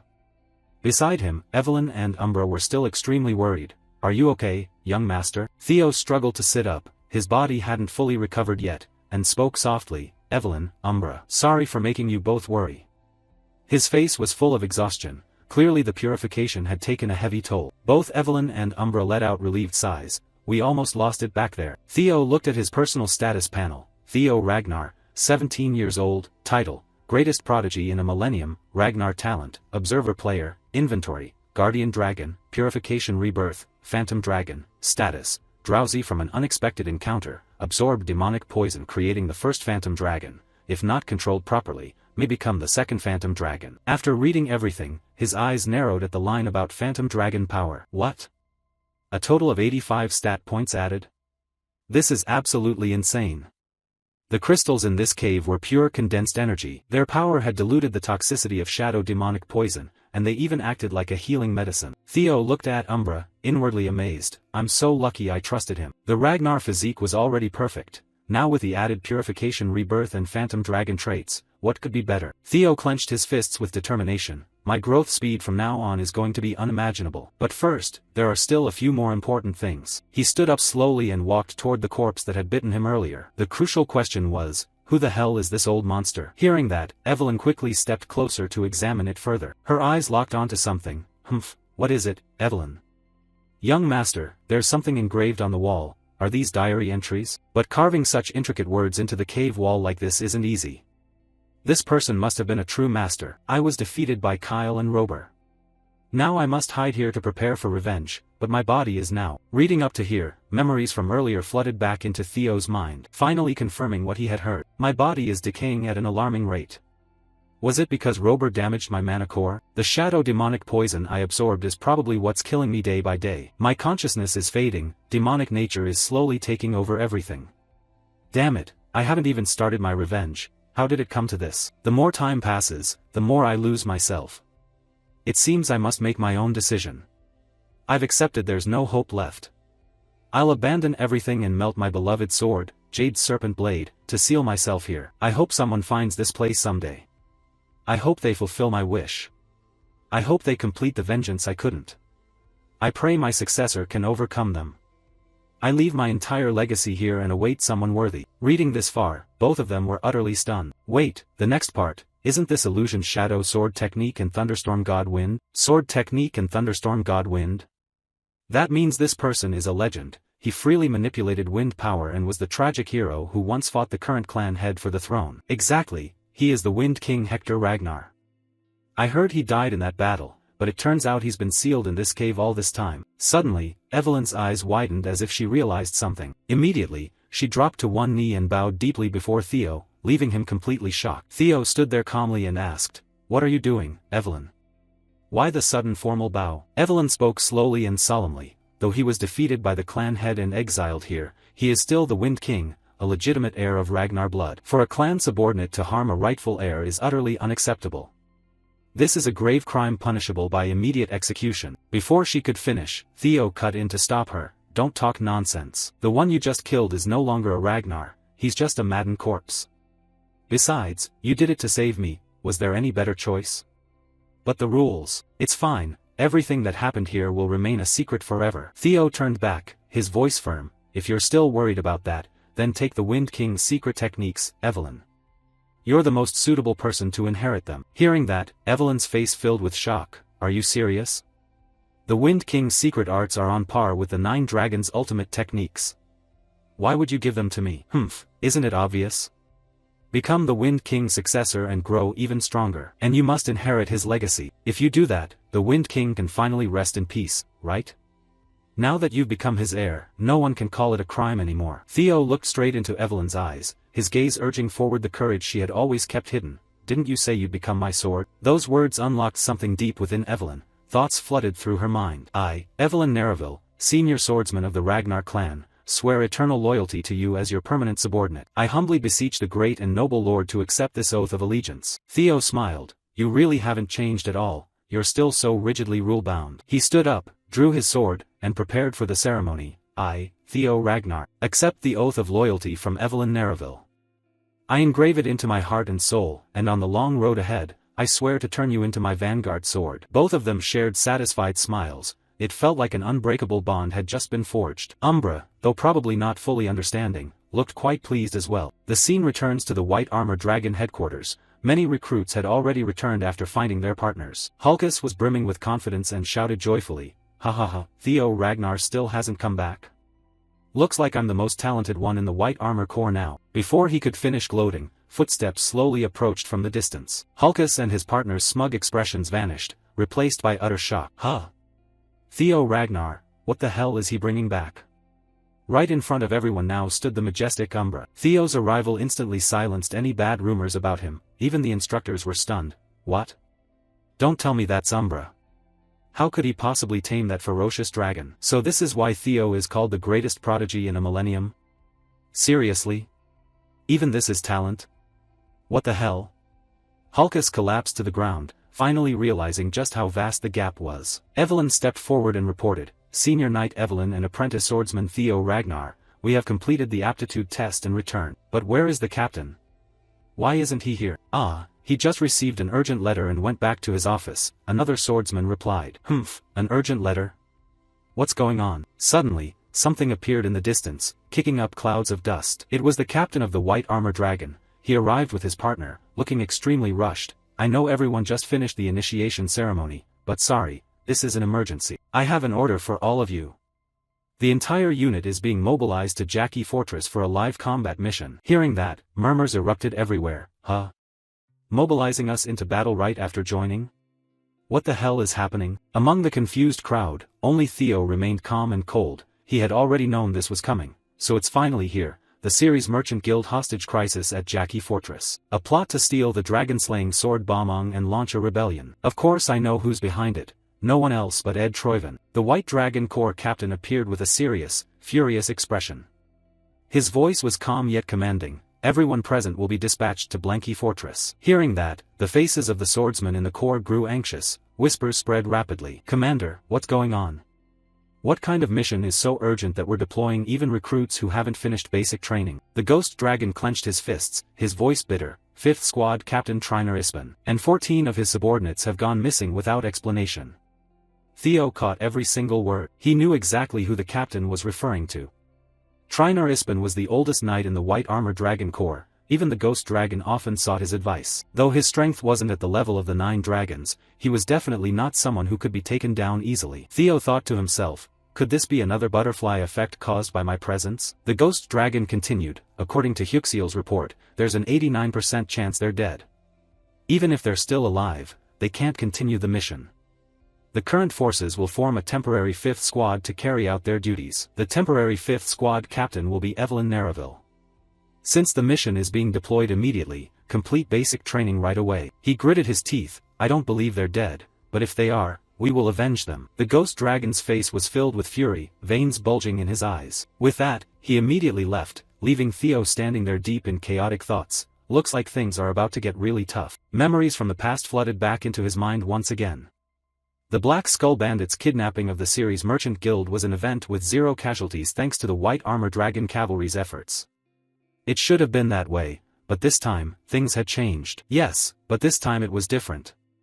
The real target of the event was elsewhere, stealing and transporting the dragon-slaying sword Bomong. Ed Troiven used the stolen Bomong in a coup to overthrow the Ragnar clan. But now everything had shifted differently from his previous life. If all of this is my fault, then there's only one way to fix it. I have to see it with my own eyes. A hidden mission panel appeared before him. Collect the dragon-slaying sword Bomong. The scene shifts to a watchtower in the frigid mountains. A guard was complaining, with this weather, it's freezing. I can't get used to this climate. His eyes drifted into the distance as he muttered, Humph, why does the moon look so strange today? It was the White Armor Dragon Cavalry. They were charging forward at breakneck speed, led by Evelyn, the temporary captain of the 5th squad.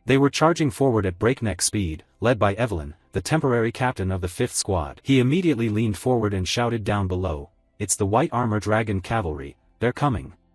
Sound the alarm now. Before he could finish, a devastating strike slammed into the guard's face, sending him flying without even a chance to scream. Dust and debris exploded from above as Evelyn ordered, quickly drop the bombs, don't give them time to react. A barrage of bombs rained down on the fortress without mercy. The entire battlefield was now covered in a storm of explosions, earth and stone torn apart, smoke and dust blanketing everything. The enemy leader quickly ordered his soldiers, everyone, get inside the walls, don't die pointlessly. Before the words could fully leave his mouth, high above, a shooting star streaked down. It was Evelyn and the Night Corps. She effortlessly slammed the idiot's head into the ground.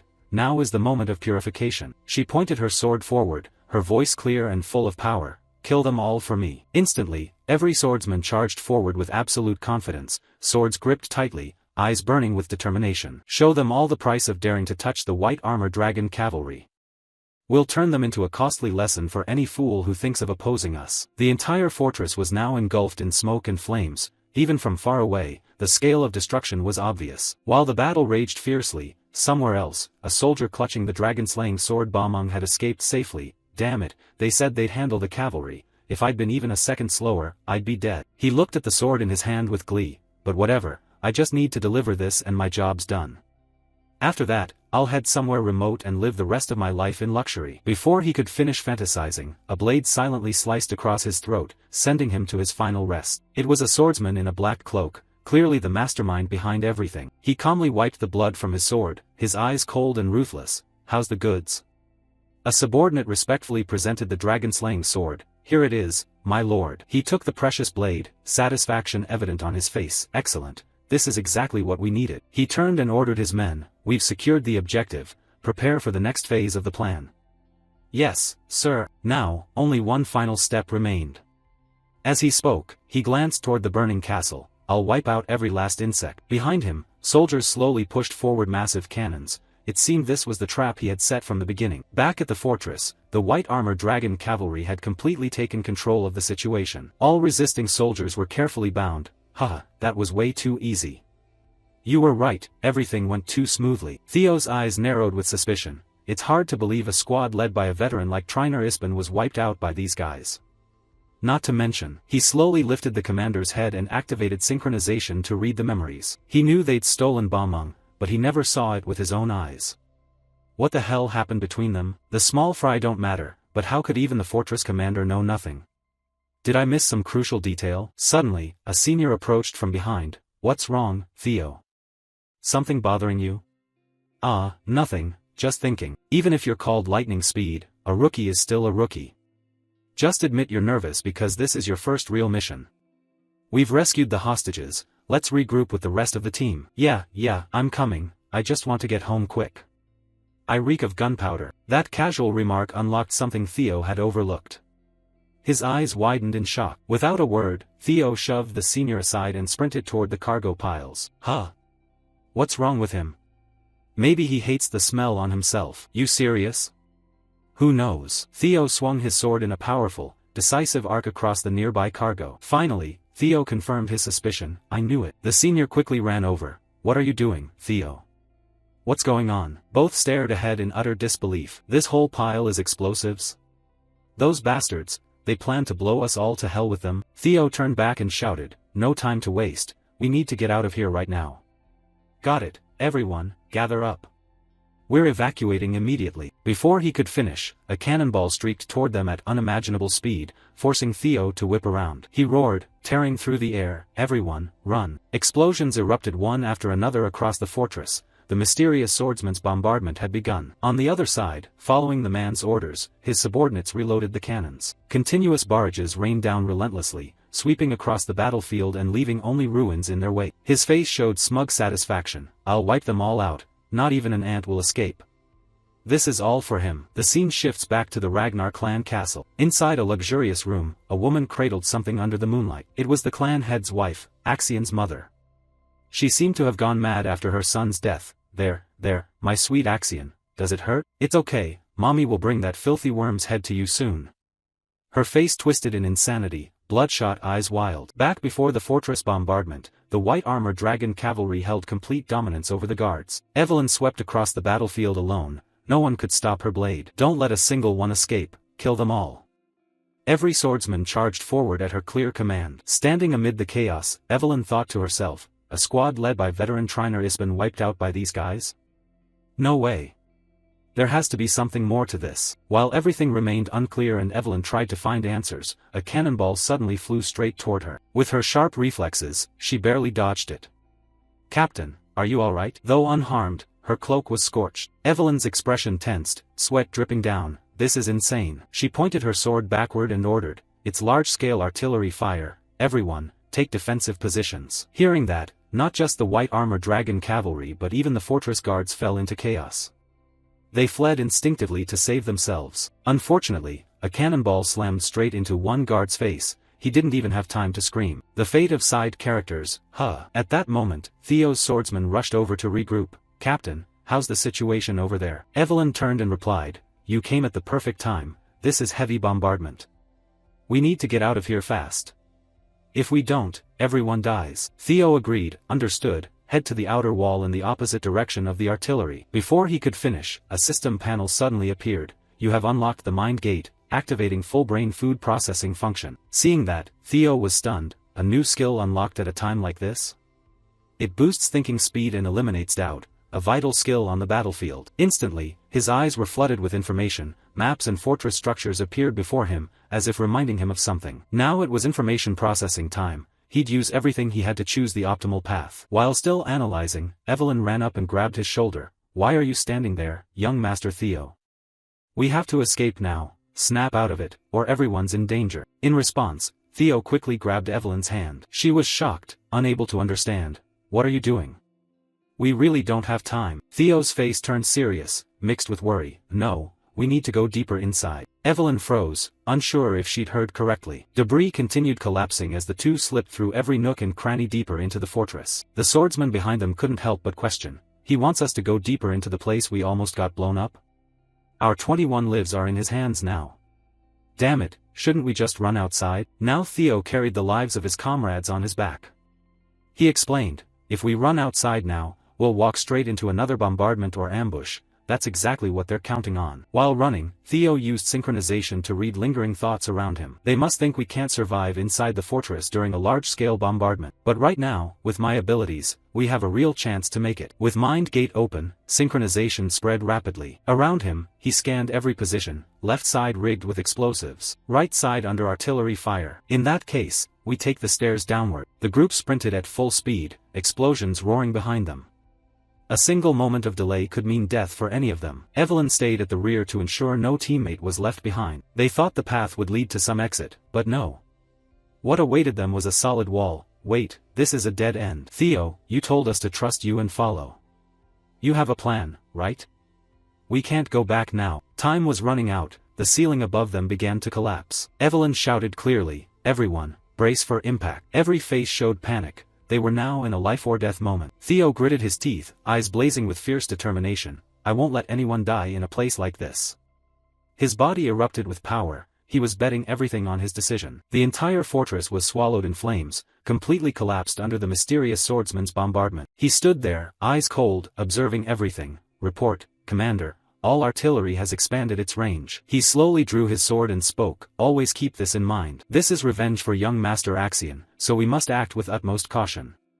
No mistakes will be forgiven. Whether they're crushed or not, bring me their heads. Beneath the rubble, something struggled to rise. It was the white armor dragon cavalry. They had survived the collapse. I thought we were dead for sure.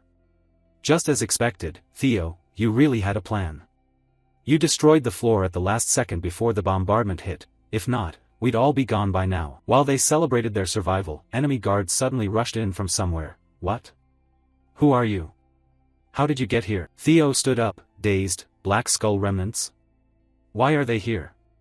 We investigated this place before and found nothing. Before he could finish, what appeared before him left Theo stunned. Behind the guards, slowly coming into view, no one else but the 5th Squad Captain, Triner Ispen. He was tightly bound, beaten and covered in wounds. The group quickly rescued them without much resistance. I'm glad you're still alive, Triner, but this is truly shocking. I never expected the mastermind behind everything to be the Ragnar Intelligence Bureau. Evelyn spoke calmly. The 5th Squad Captain looked surprised. You say that, but you don't seem too shocked. He had lost a leg, the other swordsmen had lost arms or similar. Evelyn slowly stood, her voice lowering. I suspected something like this. A place this chaotic was bound to have insiders. But I never imagined they'd stab their own comrades in the back. Behind her, senior swordsman protested. This is blatant betrayal, we can't just let it go. Exactly, we need revenge. In response, the 5th Squad Captain remained calm. Don't let emotions cloud your judgment. Acting rashly now is the worst thing we can do. They were fully prepared to capture us from the start. With our current forces, we can't gain the upper hand in a direct fight. The best option is to report this to Huxiel outside. No, that's impossible. Theo quickly interjected. The truth is we got no support from Huxiel earlier. That means they've already wiped out the Huxiel ambush team outside. That's why we went deeper into the fortress instead of rushing out recklessly. But that doesn't mean we'll lose. There's still a way to win this tough battle. Both Evelyn and Triner looked at Theo expectantly. He pointed at the guards. They buried all their comrades under that opening bombardment. They're trying to end this fast and can't drag it out. That means they'll come back soon to check our corpses, convinced of their victory. The moment they drop their guard, if we ambush them from the rubble, victory will belong to the White Armor Dragon Cavalry. That will be the end of this battle. Hearing Theo's bold declaration, Triner's eyes narrowed slightly. He thought to himself, he unlocked Mind Gate at that age. He smiled and nodded. Maybe I've gotten old, thinking of giving up my life in a place like this. Looks like we've got some outstanding new talent in this operation. He reached for a nearby staff, then slammed it into the ground. You're right, the White Armor Dragon Cavalry won't sit idly and take this. We'll follow the plan as laid out. White Armor Dragon Cavalry, assemble. We're ready for battle. After carefully discussing the plan, the White Armor Dragon Corps immediately set their ambush into motion. The enemy soldiers were scattered across the battlefield, searching through nothing but rubble and debris. They scoured every corner, hunting for the bodies of Theo and the White Armor Dragon swordsman. One fortress guard, caught in the earlier bombardment, lay dying on the ground, gasping out feeble cries for help. "Save me, please, just this once." In response came only the ruthless coldness of the enemy commander. Without hesitation, he stomped down, crushing the defeated man's head underfoot. Fresh blood sprayed everywhere, splattering across his own face. He turned and barked, "Subordinates, have you found anything yet?" "Not yet, sir. We're still searching. We've cleared the west side and are moving to the east." Hearing that, suspicion flickered across his face. No unusual reports from the outer ambush team either. That means they definitely haven't escaped yet. He walked among the scattered corpses, but something's off. Why haven't we found a single body from the White Armor Dragon Corps? Wait, everyone stop. Has anyone seen even a trace of them? Before he could finish, from the piles of rubble, the swordsman burst forth with decisive, lethal strikes. Heads rolled, stomachs were pierced, bodies dropped before they even understood what was happening. Even the commander's position had an ambush lying in wait. A sword erupted from the ground beneath him, aimed straight at his throat. It was Evelyn. She thrust without mercy. Fortunately, his sharp instincts allowed him to narrowly dodge, though a scar now marred his eye. It was far better than a blade through the skull. Instantly, he drew his own sword and blocked. In the face of this sudden reversal, the honed instincts of a high-rank swordsman remained completely intact. Evelyn kicked hard against his body to gain distance and leap back. A direct thrust came straight at her, but with her agility, Evelyn flipped several times through the air and evaded effortlessly. Each leap and twist was like a dancer performing mid-flight, graceful, unpredictable, and deadly. She landed lightly on the ground, only a few steps away from the commander. He immediately roared, "It's an ambush. The enemy is the White Armor Dragon Corps. Everyone, prepare for battle." Behind him, despite the warning, the situation had already spiraled out of control. Thanks to the terrain and their pre-planned ambush, the White Armor Dragon swordsmen easily overwhelmed their foes. One by one, enemies fell swiftly. Most didn't even realize what hit them. Theo swept through the battlefield alone. Unless something truly unexpected happened, this victory would undoubtedly belong to the White Dragon Corps. Evelyn gripped her sword tightly, voice thick with fury. "I had hoped it wasn't the Intelligence Bureau, but it seems I was wrong. According to Ragnar law, traitors are to be executed on the spot." She raised her blade high, eyes devoid of mercy as she stared down her opponent. Now is the time for judgment. She charged forward, the two swords clashed with ferocious power and blinding speed, sparks flying in every direction. Each strike was masterful and precise, colliding again and again, lighting up the entire area with flashes of steel. Though the duel was intensely fierce, the commander was visibly rattled. How the hell did they survive those explosions? How is this possible? Veins bulged in his eyes, his painstakingly built plan had collapsed entirely. Cleaning up the aftermath would not be easy. In a single moment of distraction, Evelyn seized the opening and knocked his sword aside. Her left arm flicked outward, a hidden dagger sprang free like a concealed weapon. She swung it toward him, but he stepped back just in time to avoid the slash. Still, he had lost his balance and couldn't regain footing. This was the perfect opening. A devastatingly powerful slash tore through the struggling commander. He was sent skidding backwards several meters. Evelyn rose to her full height and declared loudly, "Members of the Intelligence Bureau, further resistance is pointless. The moment the ambush succeeded, you lost all chance of victory. Surrender wisely, and we'll spare your lives." Before she finished, the defeated commander refused to accept defeat. If he escaped now, only death awaited him anyway. He bellowed, "Everyone, listen up. Activate the forbidden technique." His command echoed across the battlefield. Even the 5th Squad captain was stunned by it. Forbidden technique? What is that? From behind, the bodies of the enemy soldiers began to undergo grotesque changes. They charged forward like frenzied beasts consumed by endless bloodlust, eyes burning with complete loss of reason. This is reverse flow annihilation. A forbidden art that burns all life force for a brief surge of power. He launched a devastating punch straight into Theo's side. The force far exceeded anything they had shown before. It sent Theo staggering back a considerable distance. The impact was beyond imagination. Theo had calculated it. He gave himself no time to recover. Several enemies with sky-high killing intent rushed forward like moths to flame, eyes filled with nothing but endless madness. Unexpectedly, a senior member of the White Dragon Corps stepped in front of Theo, shielding him. Dozens of swords pierced through the brave swordsman's body. With his last strength, he forced out final words, "Rookies, run." Each word etched itself deeply into Theo's mind. A stranger had given his life to protect the next generation. Such nobility. Theo clenched his teeth in fury, eyes blazing with murderous intent. "You bastard, how dare you!" Dragon Claw Third Form.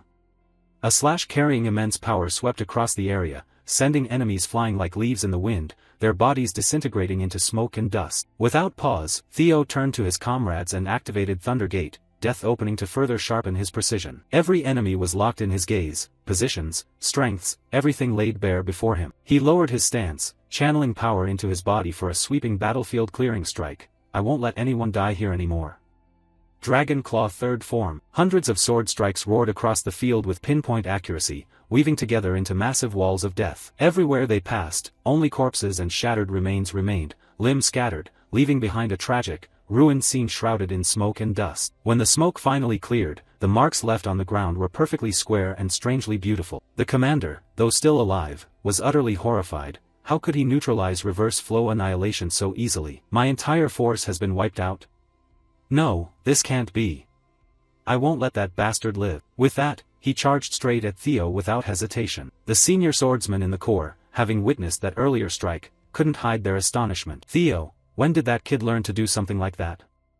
I don't know either, but looks like we've got to step up our game. After unleashing that sweeping strike, Theo's body ached intensely. I forced Thundergate to amplify my power, but it seems it's still a bit too much for me right now. From behind, the commander had also activated reverse flow annihilation. He charged with suicidal intent. Theo Ragnar, I'll drag you down to hell with me no matter what. Theo turned back, eyes filled with alarm. His mana core is distorting. No way. The commander's face had lost all reason. He was clearly intending to self-destruct. But things were never that simple.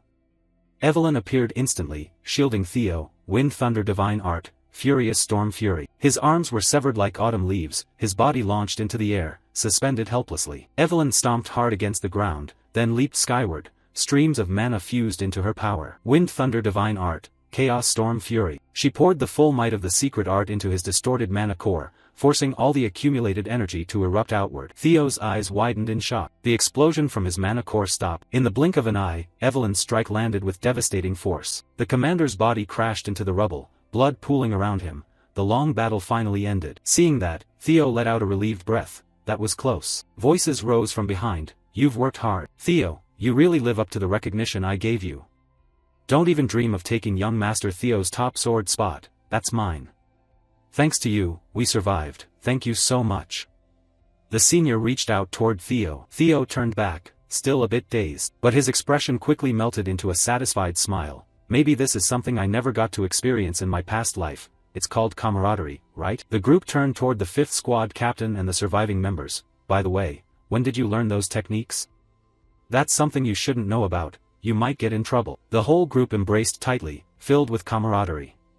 The scene felt strangely familiar. It was likely the beginning of a truly formidable corps. Watching the sight, the 5th squad captain felt a warmth in his heart. Perhaps this is the new generation that will carry the burden of the White Dragon Corps. The long night had passed. Once again, a brilliant dawn rose over the land. After the failed campaign to eliminate Theo in the previous chapter, the atmosphere inside the Crimson Flower Palace was now extremely tense. Axion's mother was being lifted into the air by the throat. Her face twisted grotesquely, tears streaming as panic consumed her. No one else, it was Ed Troyven. He was furious beyond measure over what had just happened. You damned wretch. He hurled her to the ground, voice thick with rage. How dare you do something like this without informing me? From afar, a subordinate rushed over in worry. Master. He stared at the paper on the table and spoke coldly. Where did you get the nerve to steal my seal? Kill that bastard Theo Ragnar and the White Armor Dragon Cavalry. You dare say that? Do you even realize what you've done? Ed Troyven threw the scroll in front of the Crimson Flower Palace lady. How dare you interfere with the grand plan of the Troyven family? Before he finished, she covered her ears and screamed. Ah, I just wanted the head of the scum who did this to my Axion.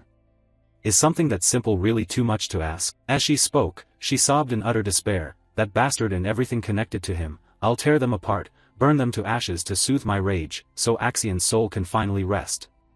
Only then will I feel even a little relief.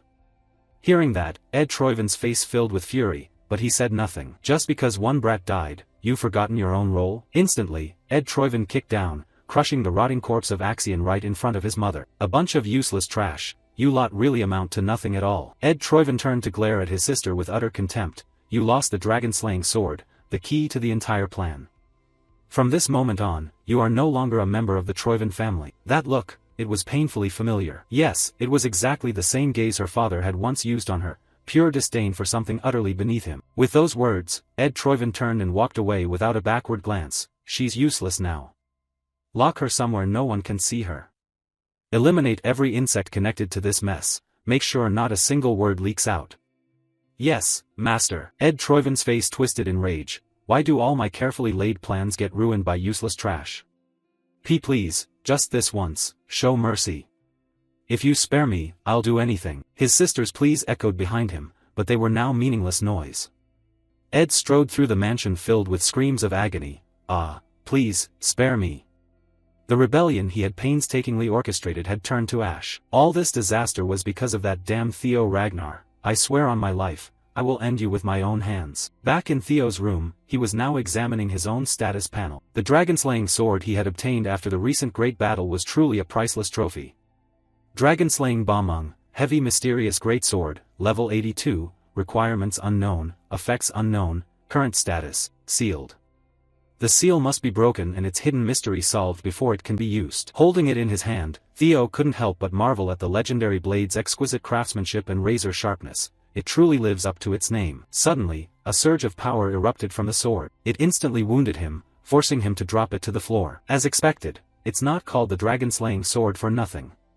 There has to be a reason behind it. His hand was covered in countless cuts even though he'd only held it for a moment. It's clearly a hard counter to the Ragnar bloodline. If that's the case, then the information I had in my previous life was correct. I won't be able to use it unless I unlock the mystery sealed inside. It was a relic from the ancient mythical era, mysterious like an illusion, not something easily wielded by mortals. But if someone could unravel the secrets hidden within the blade, it would grant them legendary power, an incredibly mighty treasure. In his previous life, Ed Troiven must have unlocked Bamung's mystery, which allowed him to carry out the coup. If he recalled what that man had done back then, one particular place immediately came to Theo's mind. For now, I should store it in my inventory. Until the mystery is unlocked, it's just a useless lump of iron. Suddenly, someone knocked on the door outside. Who is it? Theo quickly opened the door to find Evelyn standing there. She bowed respectfully and spoke, "Forgive me for disturbing you at this hour, young master. Do you have a moment? The commander wishes to see you." Meanwhile, in his office, the White Armor Dragon Corps commander was speaking with the recently rescued 5th Squad captain. "It's good to know you made it back alive." His expression suddenly darkened. "But, is what you said true? You really want to retire?" "It's embarrassing to admit this to you, sir, but as you can see, I've lost my legs and Rosinante, my closest comrade, in that battle. Besides, with this old body, I won't last long on the battlefield anyway. I'd rather spend my remaining time back home, honoring the memory of my fallen comrades." Hearing that, the Corps commander could only sigh. Who can stop that stubborn old man? "Do whatever you want, haha." "Thank you, Commander. I know this isn't a worthy replacement, but there's something I must say about the rookie Theo Ragnar." "Go ahead." At such a young age, he has already opened the Thunder Gate. The Ghost Dragon's face lit up with excitement. "What? The Thunder Gate, that boundary separating ordinary people from transcendent beings? Honestly, I was shocked when I first saw it. Clearly, he wasn't born with it. It felt more like he forced open a door that was always meant to stay shut. The sensation was unmistakable. That door was violently pried open. No matter how it happened, the potential space within him has suddenly expanded enormously. Compared to what he currently possesses, there's still an absurdly vast amount of hidden potential left to unlock. If that's the case, isn't this great news? We need to fill that newly opened space. He could become a pillar of the White Dragon Corps in the future. Yes, that's all an old senior like me can say to the next generation. The rest depends on him alone. At the White Dragon Corps training arena, the commander met Theo as summoned earlier. "From now on, you must learn everything and grow in your own way." Theo looked somewhat anxious. He still didn't fully understand what the Ghost Dragon meant. At that moment, the two stood facing each other in the arena, under a high moon and cool breeze, with no one else around to disturb them. "Hey, Theo, I heard you played a major role in this mission, right?" Theo bowed slightly, voice calm. "Not really, it was all thanks to my comrade's support." "Humph, is that so? Don't be too modest. Then tell me, how far has your path of martial arts progressed?" Theo pondered for a moment before replying. "Martial arts? Are you asking about my combat strength? Fighting now feels much easier than before." No, I'm not asking about your fighting techniques. What I really want to know is, what kind of world is your sword trying to express?" Theo was caught off guard by the sudden question. He fell silent, showing a hint of hesitation. "If that's what you mean, honestly, I'm not entirely sure myself. I've only trained with one desire, to imitate the clan head swordsmanship." The Ghost Dragon nodded in satisfaction and drew the sword from his back. "That's how everyone begins." Instantly, the Ghost Dragon unleashed his domain, waves of aura exploded outward, carrying an overwhelming pressure that was nearly impossible to resist. The entire surrounding space was quickly engulfed in the crimson color of blood. The river beneath his feet became a literal sea of enemy blood. So this is the ghost dragon's domain? Theo recalled the images from the second awakening. It was completely different from the domain the sword dragon had once shown. What he just said, could it be that this world is shaped by each individual's martial path? Every word from the ghost dragon carried terrifying pressure. My sword represents the demon. A terrifying pillar of power shot straight into the sky. If it were an attack, no one could possibly stop it. Theo tried to observe closely everything happening before him. So this is the ghost dragon's power. Without wasting more time, the ghost dragon began unleashing a series of his techniques. Each slash carried destructive power capable of annihilating everything. They were exquisite, masterful, and flawless in every strike. Every swing of the sword displayed accumulated experience, the crystallization of countless life-or-death battles, forged by constantly pushing forward, breaking every limit, even at the cost of life itself. Theo's eyes widened. He couldn't tear his gaze away from these perfect sword paths. This is an opportunity that doesn't come often. A massive wall of blood rose before him. It twisted inward, then split apart, covering everything in its path. The ghost dragon stopped his sword and slowly walked toward Theo, voice filled with expectation. What do you think of what you just saw? What did you perceive in the ghost dragon's martial path? Theo thought for a moment. The vision before him made him answer instinctively. Power and destruction. The commander smiled. Exactly, that is the essence of the demon, direct, instinctive, head-on. Even if it ultimately shatters, it remains a straight line, piercing through and destroying everything it touches. Violence, destruction, and raw power, all directed toward death. Then what do you think of the Plum Blossom Palace Lord's domain? Her domain is elegant and beautiful. The ghost dragon crossed his arms in thought. Beautiful, huh? The Plum Blossom Lord's swordsmanship embodies the essence of life, so that makes sense. A seed sprouts, grows, and blooms into a flower. That is life. It's slow, gentle, ever-changing, never ceasing. It never stops its own development. That is martial arts. Hearing that, Theo tried to organize his thoughts. So this is the martial path she once mentioned? Even though both were among the 9 dragons, their interpretations of swordsmanship were so different. Life and death, existence and extinction. Do you think the meaning of these two swords is completely opposite? Huh. Isn't it? Huh. If I told you now, where would the fun be? As he spoke, he dispelled his domain. Right after, the ghost dragon tossed Theo a strange book. It looked like some kind of secret manual. Here, what's this?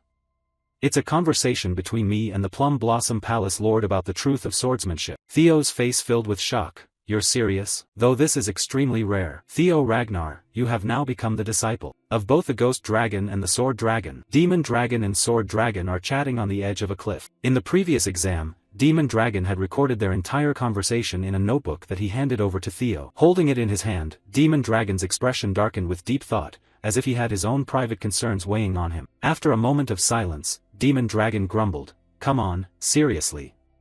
That kid's already one of mine, but now you want me to share him like some kind of joint disciple?" Hearing that, Sword Dragon burst out laughing. "Don't be so stingy. The whole point of this is for Theo's benefit in the end, right? You're not gonna turn down my offer, are you? I'm sure you already know, but Theo's starting to draw some serious expectations from a lot of people. The boy's ready to compete with anyone to become the next candidate for family head. Just look at his talent. The speed he's growing at is completely unprecedented. That also means the kid's gonna hit a wall way sooner than most people, that bottleneck everyone trying to break through has to face, and he'll slam into it a lot faster than normal." Holding the notebook in her hand, Sword Dragon spoke with full confidence. "This thing will help Theo get past that wall. So this partnership is definitely gonna mean something big." Suddenly Demon Dragon's voice cut in like he was trying to stop her. "But what happens if Theo ends up becoming the head of the Ragnar family? Wouldn't that make him an enemy of the Ragnar family at that point, and who's gonna take responsibility for it?" Hearing that, Sword Dragon's face showed real shock, like the lady had never even considered that possibility before. This kind of thing has happened plenty of times in the past. Almost everyone who grows that fast usually ends up with a pretty bad outcome. Exactly. If history repeats itself with Theo Ragnar, then everything we're trying to pass down to the kid will turn into a deadly blade that brings ruin to the entire Ragnar family. Sword Dragon gave a light smile. "You actually surprised me there, Demon Dragon. I thought your head was only full of nice things for the boy, but after hearing the fear in your mind, now I'm more convinced than ever." She spoke with complete trust. "Julius, you're really the best person to hold on to this. Watch the kid very carefully, and when you feel the timing is right and you're absolutely sure about your decision, then give it to him. You have to make sure the boy doesn't get led astray by greed, he needs to grow into a true sage, someone who can carry the weight of this whole family on his shoulders. Remembering those words from back then, Demon Dragon hesitated over his decision to hand the book to Theo. On the other side, after receiving the precious book, Theo's face lit up with joy. The two of you, who are supposed to be among the strongest in the 9 dragons, created this book together? Am I dreaming right now? Am I seriously about to become a disciple of both Demon Dragon and Sword Dragon? He spoke up toward them. Do I really deserve something like this? It's fine, you don't need to be so humble. I'm only telling you because I think you're worthy of it, that's all. Theo lowered his head and gave a soft smile, thinking to himself, if I'm growing this fast, it's all because of their help. And I haven't even done anything to repay them yet, but they're still helping me unconditionally like this. Theo bowed deeply in respect. Ever since the Rendon incident, you've helped me so many times. I swear on my honor that one day I'll repay your kindness. Meanwhile, no one knew what Demon Dragon and Evelyn were talking about, but her face looked exhausted. Demon Dragon stomped his foot hard on the ground, and his whole body erupted with heavy, oppressive aura. Haha, there's a way for the kid to repay that favor right now. As he spoke, he walked toward Theo. Come here and let's have a match, Theo Ragnar. It's been way too long since I had a fun toy, no, I mean, an outstanding disciple like this. I can't just call myself a commander and sit around doing nothing, right? Ha ha ha, the real lesson is only just starting now. Theo looked stunned. Do I seriously have to fight him? He charged forward with everything he had, the sound of impacts echoing everywhere. Good. Faster, even faster. Behind them, Evelyn quietly slipped away in silence. She quickly locked the gate shut. Looks like she got bought off by the commander. Help me, Evelyn. I'm really sorry, young master, but this is the commander's order, I can't go against it.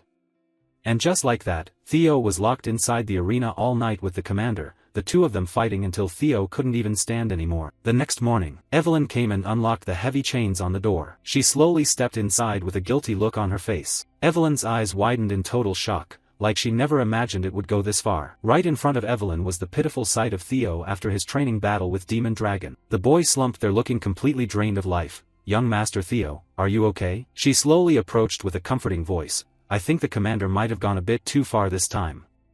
A bit too far, huh? More importantly, just like you told me before, I've already locked up that ringleader from earlier in the underground prison.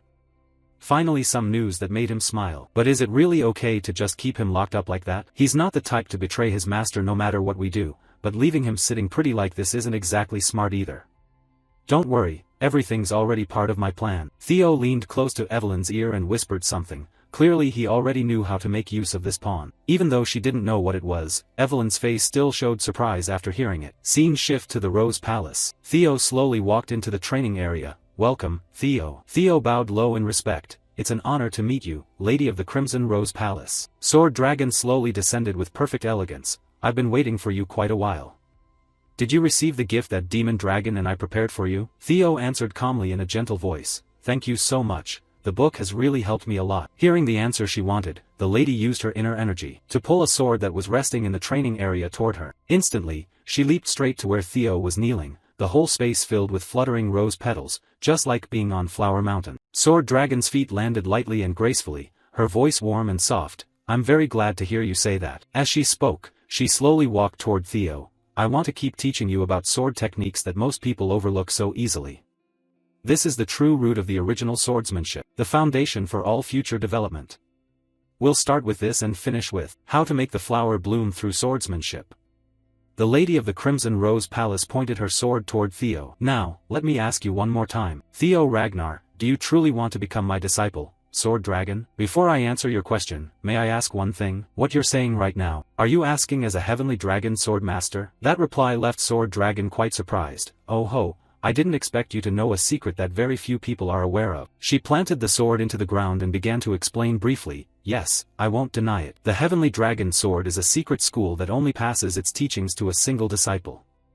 I'm the only one who inherited it, and I am the Heavenly Dragon Sword Master. You want to know my real intention for wanting to take you as a disciple, right?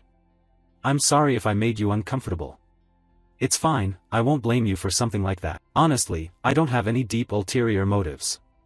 From the technique that makes plum blossoms shine to the Heavenly Dragon Sword's worldly grace, right from the beginning, I plan to pass it all on to you.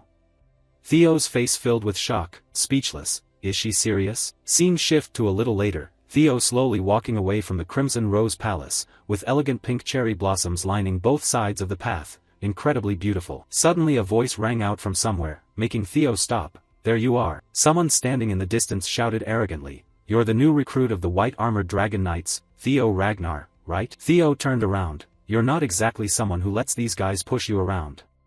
"It's me, what's the problem?" The captain's eyes narrowed in annoyance. "That's your reaction?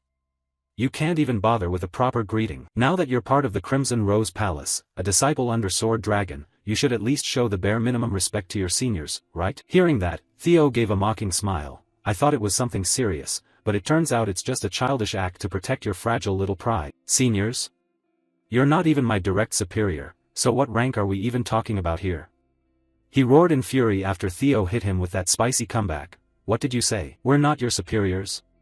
You're already a disciple of the Lady of the Crimson Rose Palace. If you're not a junior, then what are you?" Theo paused, clearly out of patience with these idiots. "Looks like you guys have a serious misunderstanding here. I already turned down Sword Dragon's offer to become her disciple." Hearing that, the faces of those so-called seniors went completely pale with shock. Under the gray sky of the training ground, Theo knelt in the middle of the arena floor, his mind wrestling with the weight of the offer from the Lady of the Crimson Rose Palace.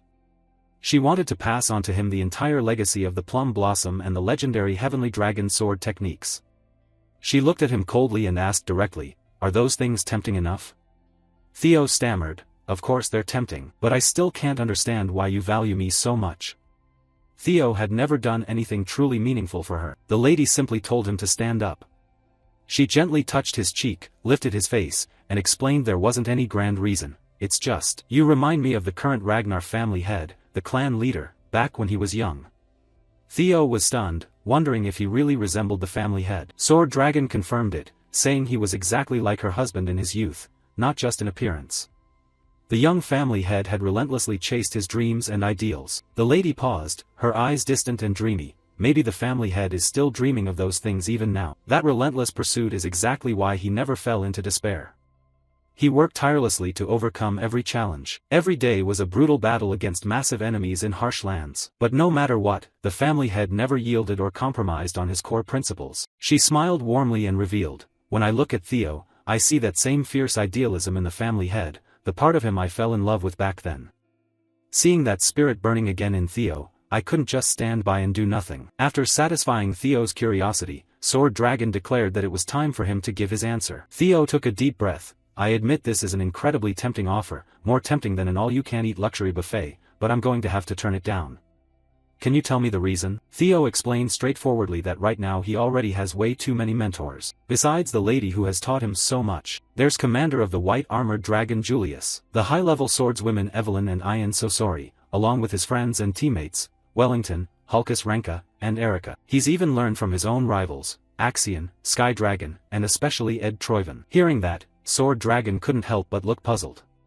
She raised an eyebrow in genuine surprise. "You're calling even Ed Troiven a mentor? I really didn't expect that. I heard you had some conflicts with him, right?" Theo was certain in his answer. That's exactly the reason. He affirmed that the hardships created by his enemies had helped shape the stronger Theo standing here today. Every word he spoke seemed to awaken something deep inside the lady. Theo continued explaining that his swordsmanship style draws from so many sources and it will always evolve rapidly, so he can't faithfully uphold and pass down the pure traditions of a single school to future generations. Sword Dragon pondered for a moment, then smiled. "You can't maintain the tradition because your sword path is always changing?" Both aspects were admirable yet a little bittersweet. Theo met her gaze seriously. "Even though I can't become your disciple, it would be my greatest honor to be your son." As he spoke, Theo bowed deeply with full respect. The lady's eyes widened, real surprise flashing across her face, then like the bright dawn breaking, pure joy bloomed on Sword Dragon's face. Scene shift to another time, under the gentle moonlight in a garden adorned with brilliantly blooming plum trees, the Lady of the Crimson Rose Palace sat on a chair, sipping a glass of wine while her attendant poured more. She smiled, savoring the flavor of the wine. The attendant spoke cheerfully. "The lady seems to really cherish him, doesn't she?" Sword Dragon didn't hesitate to confirm, "Of course." She explained that fate, or perhaps destiny, had never allowed her to have a child of her own, but now she has one, a man so much like the one she loved, who just promised to become her son. How could she not be overjoyed? The attendant smiled, expressing her happiness at seeing the lady so joyful. "Knowing you're this happy makes me happy too, Lady Osa. You should thank Theo, because in the end he made you a mother. Right after that, Sword Dragon asked the attendant to prepare a letter to her husband to inform him of a few things. What would the lady like me to write? It's about Theo's promotion exam. Hearing that, the attendant's face showed surprise. Excuse me, but Theo is still just a fresh recruit who recently completed the initiation ceremony. If he draws too much attention at such a young age, I'm worried Theo might face lurking dangers. The lady must surely understand that. Sword Dragon set her wine glass down, her expression turning resolute. That's exactly why I need to act quickly, before the big storms hit the Ragnar family and swallow everything.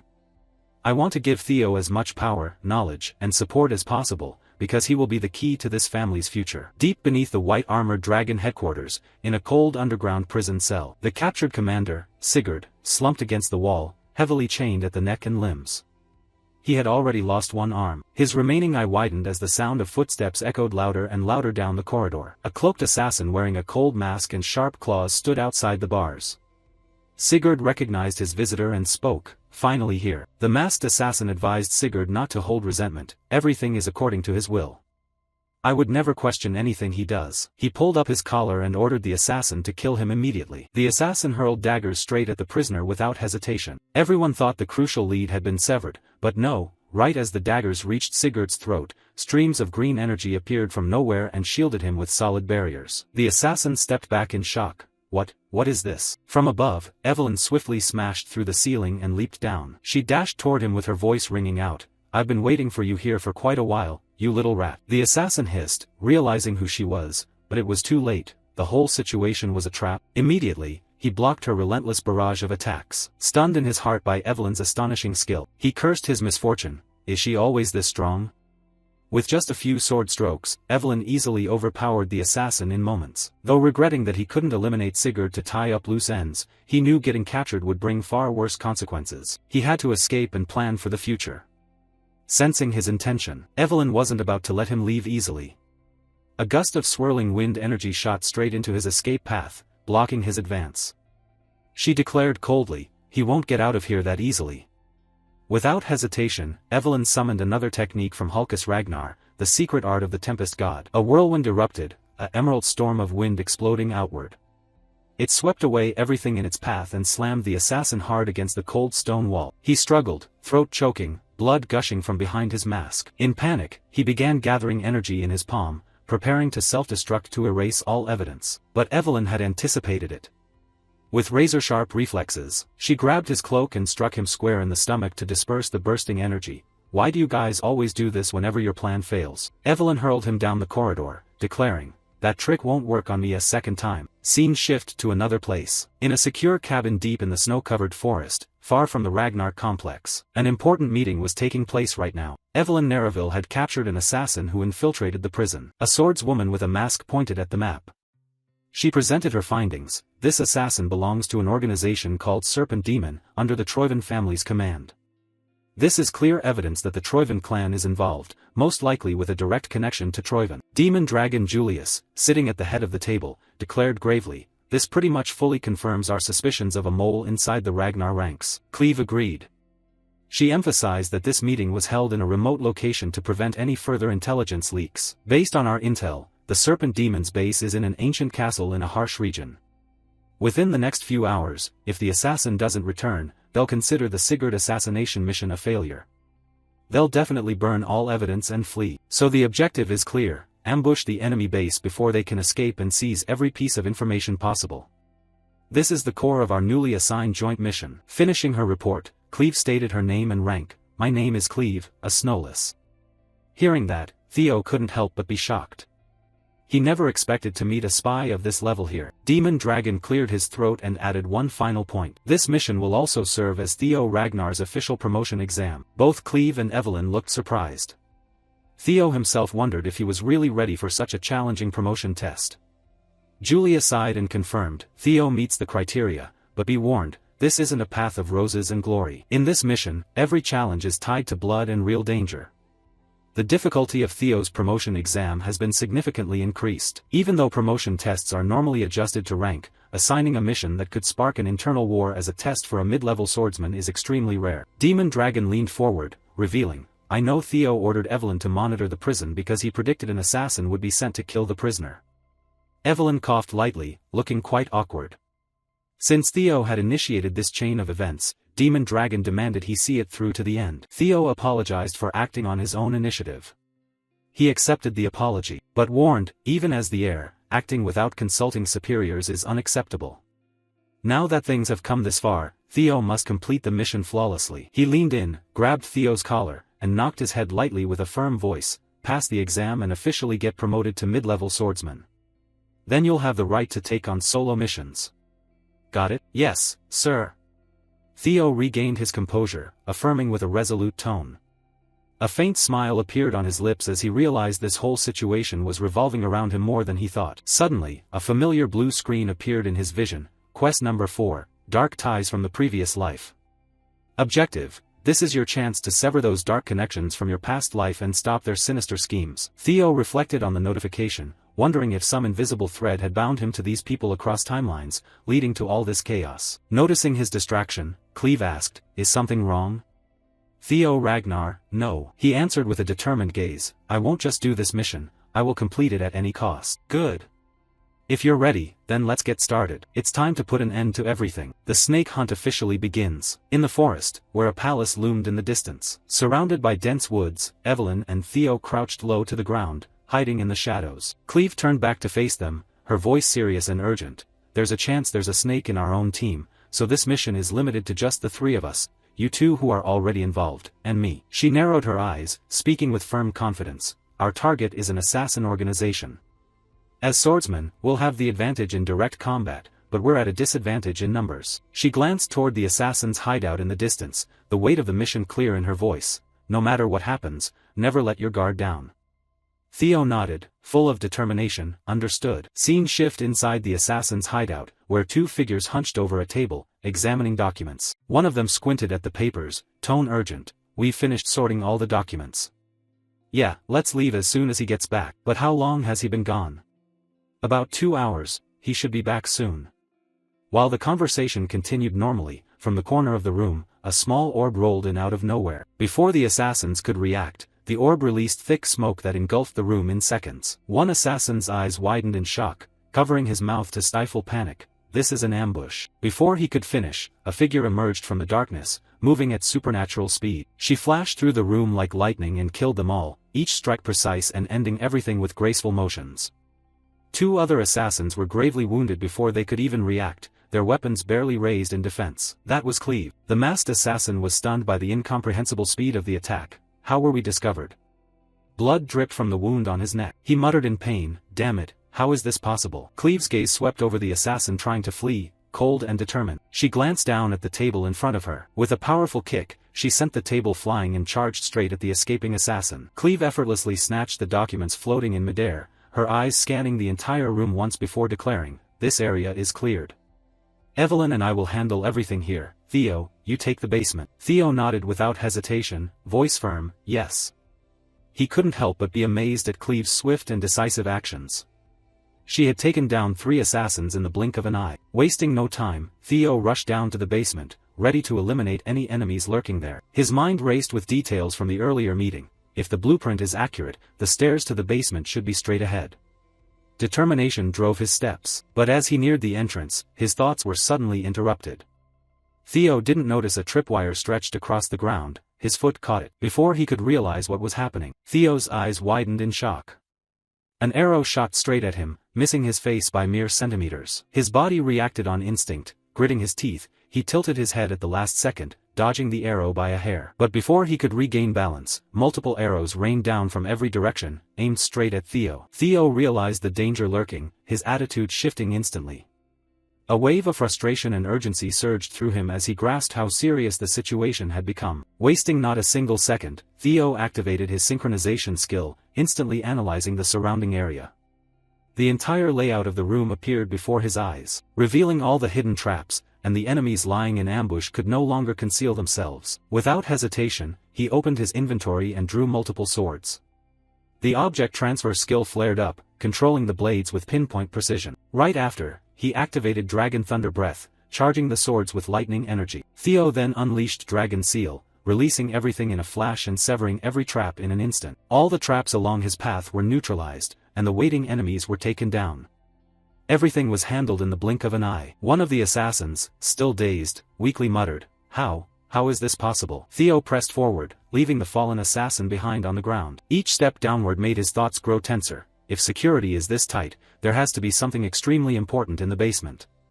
But before he could finish thinking, he reached the bottom of the stairs. Theo's eyes widened in shock as his gaze locked onto the scene before him. The floor was soaked in blood, and in the distance, a figure in red stood motionless. The moment the man sensed Theo's presence, he spoke with twisted excitement, his voice laced with dark delight. Oh my, I can smell the stench of corruption all the way over here. I can't believe a massacre is happening right in the middle of this sacred prayer. The man wore a hood that obscured most of his face as he turned to face Theo. The aura radiating from him was overwhelmingly powerful and terrifying, like that of an evil priest. Behind him, piles of skulls lay stacked, and a grotesque symbol drawn in blood was clearly visible on the wall. You're quite the impatient believer. Theo gritted his teeth, his heart pounding with tension. A name echoed in his mind, the Demon Holy Church. Memories of the Demon Holy Church flooded Theo's mind, sending a chill down his spine. The Demon Holy Church, an apocalyptic cult proclaiming the end times were near, and that a savior would descend, a fraudulent religious organization that specialized in luring the gullible. His thoughts darkened. They're the ones behind the great war that destroyed an entire empire. The evil priest grinned widely, looking at Theo with gleaming eyes. You seem to know who I am? He spread his arms wide, his voice filled with joy at being recognized. Theo's expression grew even more strained, sweat beading on his forehead as the weight of the situation pressed down on him. Without delay, Theo activated synchronization again, reading the mana flows around him in hopes of better understanding what he was facing. But what appeared before him made his heart race in disbelief. This can't be. A mysterious mana stream that defied basic mana rules flowed from the shattered mind of the priest, like a gateway straight from hell. Is this what the priests call divine grace? The blood priest narrowed his eyes, his tone sinister and dripping with contempt. How pitiful, it seems you're someone without faith in the Savior. He clasped his hands together, his voice growing even darker, but that's alright. A massive pressure flooded the room, the haunting aura from the priest enveloping the space and creating a suffocating fear. I will grant you the honor of becoming a sacrifice to the one true God. Theo stood firm, quickly drawing his sword and preparing for battle. The priest moved with terrifying speed. In the blink of an eye, he was right in front of Theo, lunging with a chilling shout. I hope you won't refuse this grace from the Lord. Theo's expression hardened. He tried to block the priest's first attack with the sword in his hand. The man's strength was utterly absurd. Is this really the hand of a human? The battle erupted with complete dominance. Every one of Theo's attacks was countered or blocked with undeniable precision. No matter how agile or skillful Theo was, the priest was always one step ahead, dodging or parrying effortlessly. The blood priest pulled his hand back, channeling all his power into a lethal strike toward Theo. Theo tried to tilt his head to evade, but the moment he spotted an opening, he absolutely wouldn't let it slip. He swung his sword, channeling energy into the blade with his skill, preparing a powerful counterattack. Theo unleashed his strike, pouring every ounce of strength into the blow, but what stunned him was that the blood priest blocked the full-force attack with his bare hand. Sparks flew, the clash shaking the entire basement. No matter how hard Theo tried, his attack was completely futile. The blood priest easily deflected each blow, his hand absorbing the force like an iron wall. Theo's mind went blank with disbelief. He blocked my full-power strike with just his bare hand? Before Theo could process it, with one brutal motion, the priest punched him into the wall with terrifying force. A deafening crash echoed, blood sprayed from Theo's mouth, pain shooting through his body. Even a mid-level blood priest from the Demon Holy Church is this powerful? The blood priest approached slowly and deliberately, the air growing heavy with the promise of cruel torture. I can't use Dragon Claw third form here unless I want to get buried alive with him. But a simple attack won't work, so what the hell do I do now? Theo loosened his grip on the sword, staring at it for a solution. What can I do with this sword right now? The voices of Demon Dragon and Sword Dragon echoed in his head, their teachings cutting through the fog of despair. Explosive, destructive power is the foundation of swordsmanship. It's death. The root of swordsmanship is death. The basics of sword aura and the technique he wanted to teach me, how to bring life through the sword.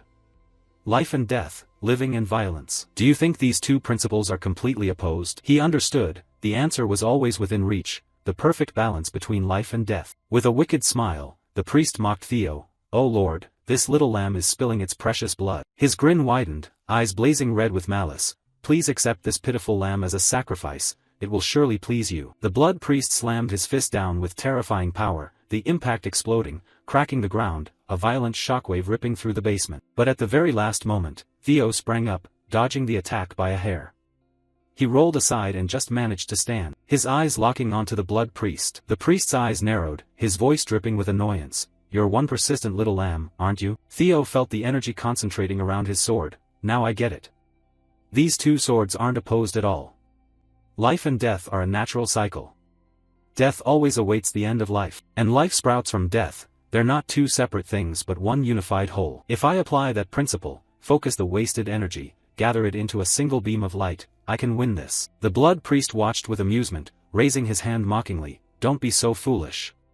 Haven't you realized your sword has no effect on me?" But before he could finish, Theo delivered a direct slash straight into the blood priest's palm. Dragon Flash, that was the name for the lightning-fast strike he had just unleashed. Instantly, the entire room erupted with energy, shockwaves from Theo's attack spreading through the basement, the air thick with crackling electricity. The blood priest raised his hand to block, a smirk on his face. "This new sword technique is quite interesting." But his expression changed quickly after those words as his body took damage. He felt the terrifying power from Theo's strike. Though he had blocked before, this time was completely different. The blood priest's face shifted entirely, eyes widening in shock as the energy from Theo's attack began to overpower his defenses.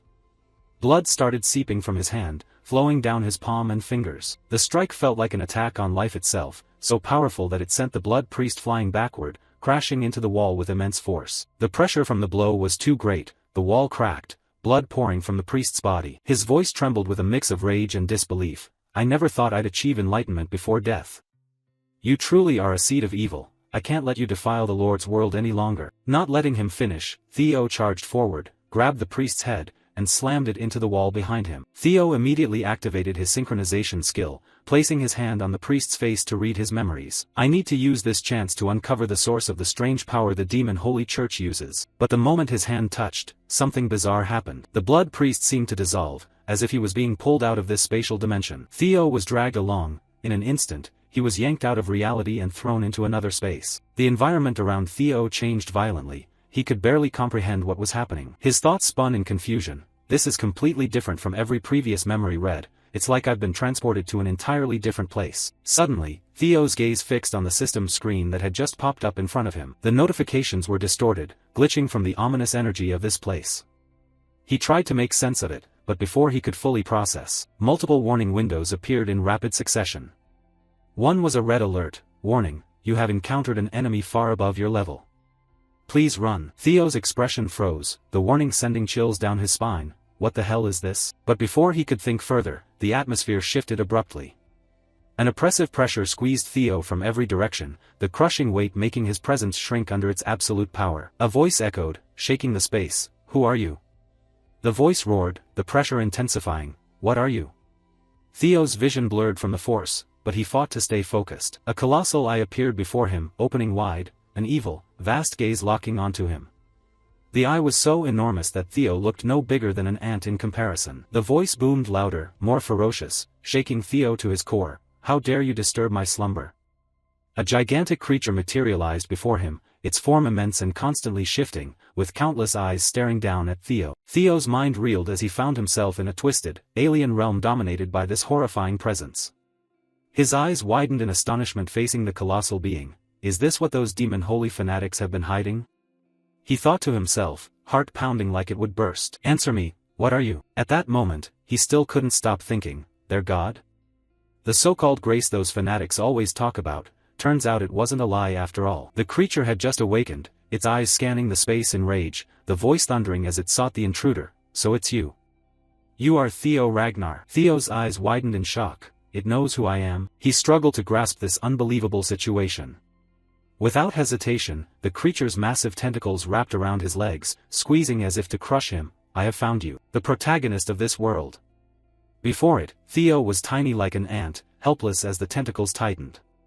Overwhelmed and bewildered, he could hardly comprehend what was happening. His eyes darted around, searching for escape, but the tentacles bound him too quickly for any resistance. His body sank into their grip, completely powerless. Fear surged up, threatening to swallow him whole. But just when hope seemed to fade away, something miraculous happened. A burst of brilliant golden light exploded from the tentacles, illuminating the dark void. Theo's eyes widened in disbelief as the light grew blindingly intense. It was Lodbrok, the ancient dragon, shattering the grip with earth-shaking power. With a thunderous roar that shook the heavens, Lodbrok broke free and soared upward. Theo, still dazed and stunned, Lodbrok carried Theo away from the colossal creature's crushing hold. How did you get here? The dragon's eyes remained locked on the strange entity without wavering. In a deep, resonant voice, Lodbrok replied, "My companion, that thing is still something you cannot face yet. Even with your tremendous power, both of us are insignificant before that colossal being." Lodbrok continued, voice grave yet resolute, "Even if you reached Sigurd's level, I wouldn't be certain you'd win." Theo's face showed clear shock. What the hell is this? The dragon's tail whipped powerfully, yanking him away from the battlefield with immense force, sending him flying backward. "You have to leave this place. Theo Ragnar, it's not time for you to confront this yet. Leave it to me." The world around him shifted abruptly. With a violent pull, he was dragged back to reality, crashing into the assassin's hideout. He collapsed to the ground, body trembling, eyes wide in disbelief, heart pounding as he tried to process what he'd just witnessed. Theo's hand instinctively went to his head, mind in chaos. What was that? I'm back? What just happened? His thoughts spun wildly. Lodbrok is facing that thing alone? But when his eyes landed on the blood priest in front of him, reality slammed back. The priest dropped to his knees, clutching his head, face twisted in pain, rage, and utter disbelief. He muttered in agony, "How? How could an atheist meet the Lord?" His hands clawed at his own face, mind fracturing as he screamed in madness, "I sacrificed my entire family to the Lord, yet an atheist gets to meet him." But before he could say more, in that very instant, the blood priest's life ended with a swift, clean slash. Theo's eyes turned icy cold, expression resolute. "Even I would reject a god like that," he muttered under his breath, mind still reeling, body shaking from the intensity of the encounter. Was that really the god those demon holy fanatics have been hiding? Could that be the nameless king Lodbrok once mentioned? He recalled the conversation during the exam when Lodbrok explained that for 1,000 years, she had been tasked with guarding the world from the entity sealed in the solitary cave. But having lost her dragon heart, Lodbrok only had 3 years left to live. Memories from his previous life flooded his mind in disarray. 5 more years until the great war sparked by the demon holy fanatics. The death of the guardian dragon, the rise of the evil cult, and Troivin's rebellion. All these consecutive events can't possibly be coincidences. A sharp pain stabbed through his head, making him clutch it tightly. Everything is connected. He staggered, body weakening from the mental strain, but before he could collapse, Evelyn suddenly appeared, catching and supporting him. "You did great, young master." Her voice was full of pride and resolve. Soon after, Cleve descended into the basement, eyes narrowed as she scanned the surroundings. Her gaze quickly settled on Theo and Evelyn. "I rushed down here because I heard there was a hidden priest, but it looks like that's no longer necessary." She glanced over the scene, eyes lingering on the priest's corpse. "He took down a priest on his own." Evelyn and Theo turned to Cleve as she spoke, voice brimming with pride. "You're truly amazing, Theo Ragnar," she said, eyes shining with admiration. "I can't believe you defeated a priest single-handedly. You don't need to prove anything more." Scene shift as the three gathered around a table, examining the documents. Cleve's voice grew serious as she checked. "I think this is all the documents they had, just reports, nothing usable as solid evidence." Theo stepped forward, holding a box with a contemplative look. "I found this in the basement, take a look." Evelyn's eyes sharpened with gravity when she saw the box. Recalling the memory of retrieving it with Remington on the young master's orders before the awakening ceremony, "That's the secret ledger of Ceres and Troivin," she thought. "Why hasn't he used it yet? Did he predict this would happen?" Theo watched Cleve as she flipped through the pages, her brows furrowing tightly. She paused at one page, eyes scanning the details. "This is the ledger of the Ceres merchant conglomerate, with transaction records to Troivin, stamped with their official seal." She closed the book and turned to Theo. "Excellent, Theo Ragnar. If we gather enough evidence, we can prove Troivin's treasonous plot and their ties to the evil cult." Theo and Evelyn's faces darkened at the heavy implications. The proof was right there.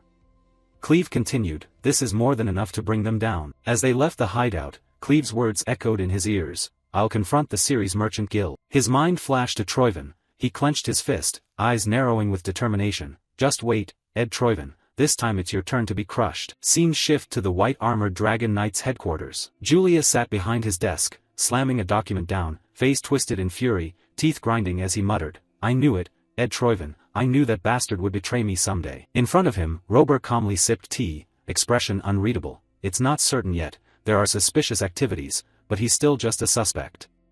Julius crumpled the paper in his hand, voice full of frustration. "You think I'm an idiot?" Robert didn't blink, face still calm. "The Black Dragon has shown me this, meaning it goes beyond mere suspicion.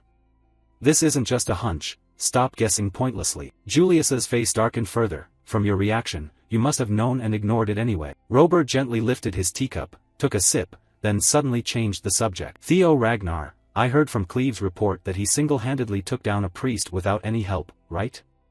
Julius's eyes widened in shock and disbelief. Now's not the time for that. Robert enjoyed Kui Long's reaction and teased further. That kid suits my black snow far better, let him go to me. Julius looked openly annoyed. Why are you always like this? Robert narrowed his eyes, voice serious, outstanding reasoning, perfect analysis and planning skills. From just one small clue, he pinpointed the key issue. It's almost like he was trained in Black Snow's way. It's as if he has prior experience. Julius waved it off dismissively. Anyway, I've already chosen him, so hands off. Hey big bro, you and Lady Osa Ragnar really act like bandits. Robert set his teacup down, expression suddenly solemn. It's been a while since I heard that name. He paused, lost in thought, then continued, Kyle, me, Osa, and you, Julius. It feels like just yesterday we were brothers. Julius cut in irritably, your sentimental stories won't sway me. If you steal Theo, I won't forgive you. Robert's eyes darkened, voice mysterious, it seems you still haven't realized. Suddenly, with a swift movement, Robert appeared behind Julius. It's normal for a big brother to steal from his little brother, right? With that, Robert turned to leave, casually grabbing a few bottles of liquor from Julius's shelf with a playful laugh. Next time prepare something more expensive, little brother. Before Julius could react, Robert dashed out, leaving an annoyed shout echoing down the hallway. Fortunately, there were no snake spies in the white-armored dragon knights right now. Nowhere else had escaped the heavenly dragon's reach. Robert's body gradually faded into the air as he thought, it's better to leave this plan to Julius. Today is the day we strike the series Merchant Guild. There's a lot to do. Things are getting more interesting by the day. Scene shift to the main hall of the series Merchant Guild. The atmosphere heavy with anticipation as a man approached the ceremonial platform where several figures waited. Upon reaching it, he bowed respectfully. I am Naven Bacchus, second son of the Bacchus family. The bald man in front, with a long beard, stroked it thoughtfully while observing him closely. I am Quodrak Ceres, leader of the Ceres conglomerate.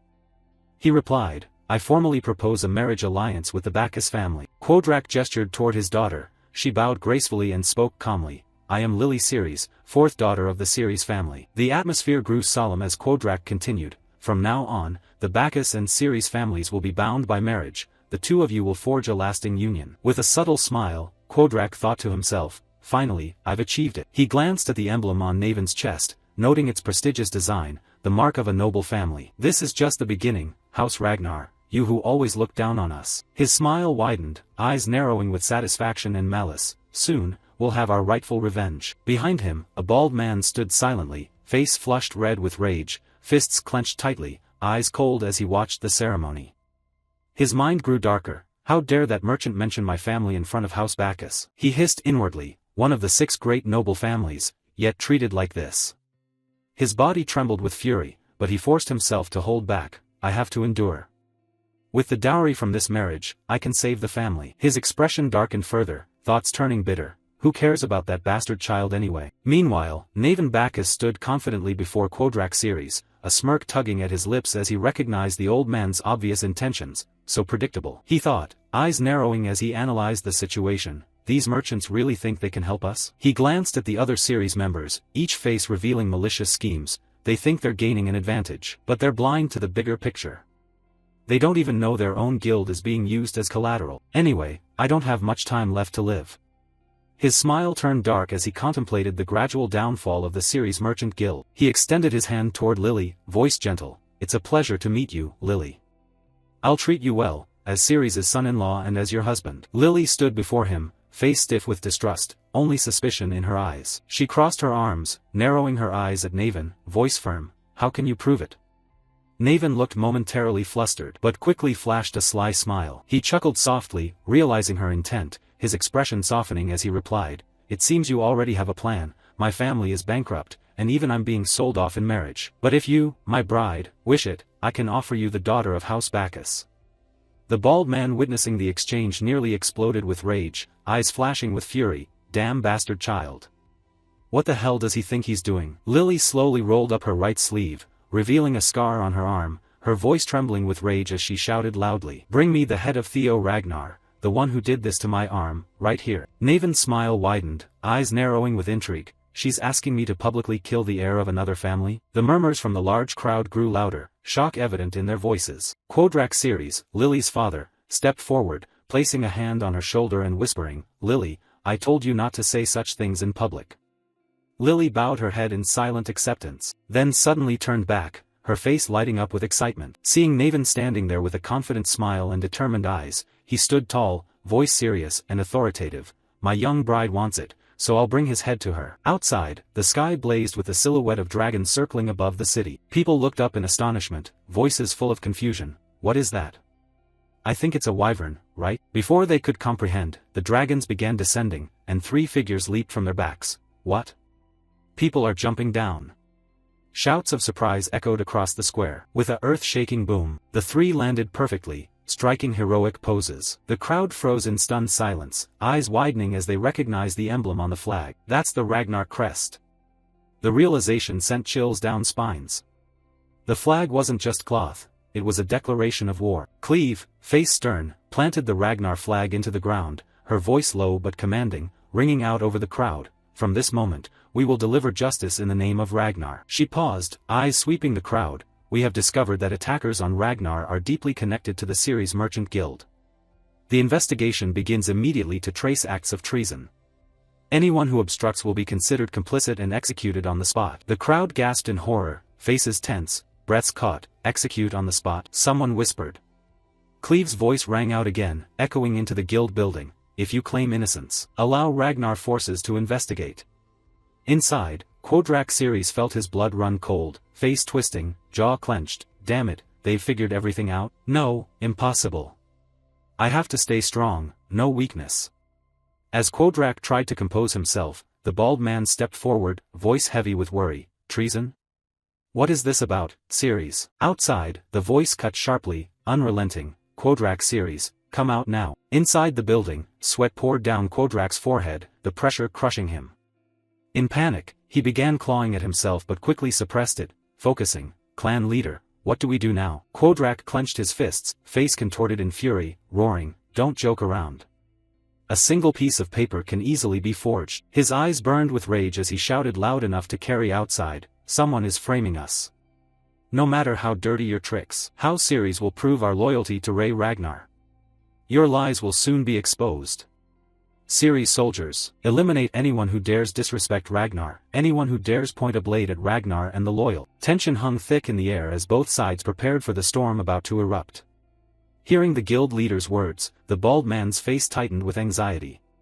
He placed a hand on Quodrak's shoulder, voice low and worried. "Lord Ceres, do you mean you won't cooperate with their investigation?" Quodrak jerked his hand away, face darkening as he snarled, "This wedding is off." He pointed directly at the bald man, frustration clear. "You're truly foolish. Do you think we'll let you leave after everything that's happened? The charges emerging are treason, do you understand?" Quodrak leaned in close, inches from the bald man's face, teeth grinding, smile devoid of warmth. "You, a member of the 6 Pillars, should know exactly what treason means. Did you think I'd face this alone?" Glancing out the window at Cleve, Evelyn, and Theo standing firm below, Quodrak's eyes darkened. "Think about it, if they had solid proof, there wouldn't just be 3 people down there. An entire army would blot out the sky." Confidence returning, Quodrak turned to the bald man and his entourage. "Got it? They're not even certain of their evidence. If we hold them off this time, we'll come out clean." Before the bald man could reply, a sharp voice cut in. Naven stepped forward, wedging between them with overwhelming presence. "What are you saying to an old man who can barely make it to the bathroom?" He mocked, voice dripping with sarcasm yet firm. He placed a hand on the bald man's shoulder, flashing a sly smile. "Right, elder?" The bald man's eyes narrowed, teeth grinding in rage. "You brat, how dare you?" Unfazed, Naven turned and walked away, smile unwavering. He waved casually. "Isn't this better?"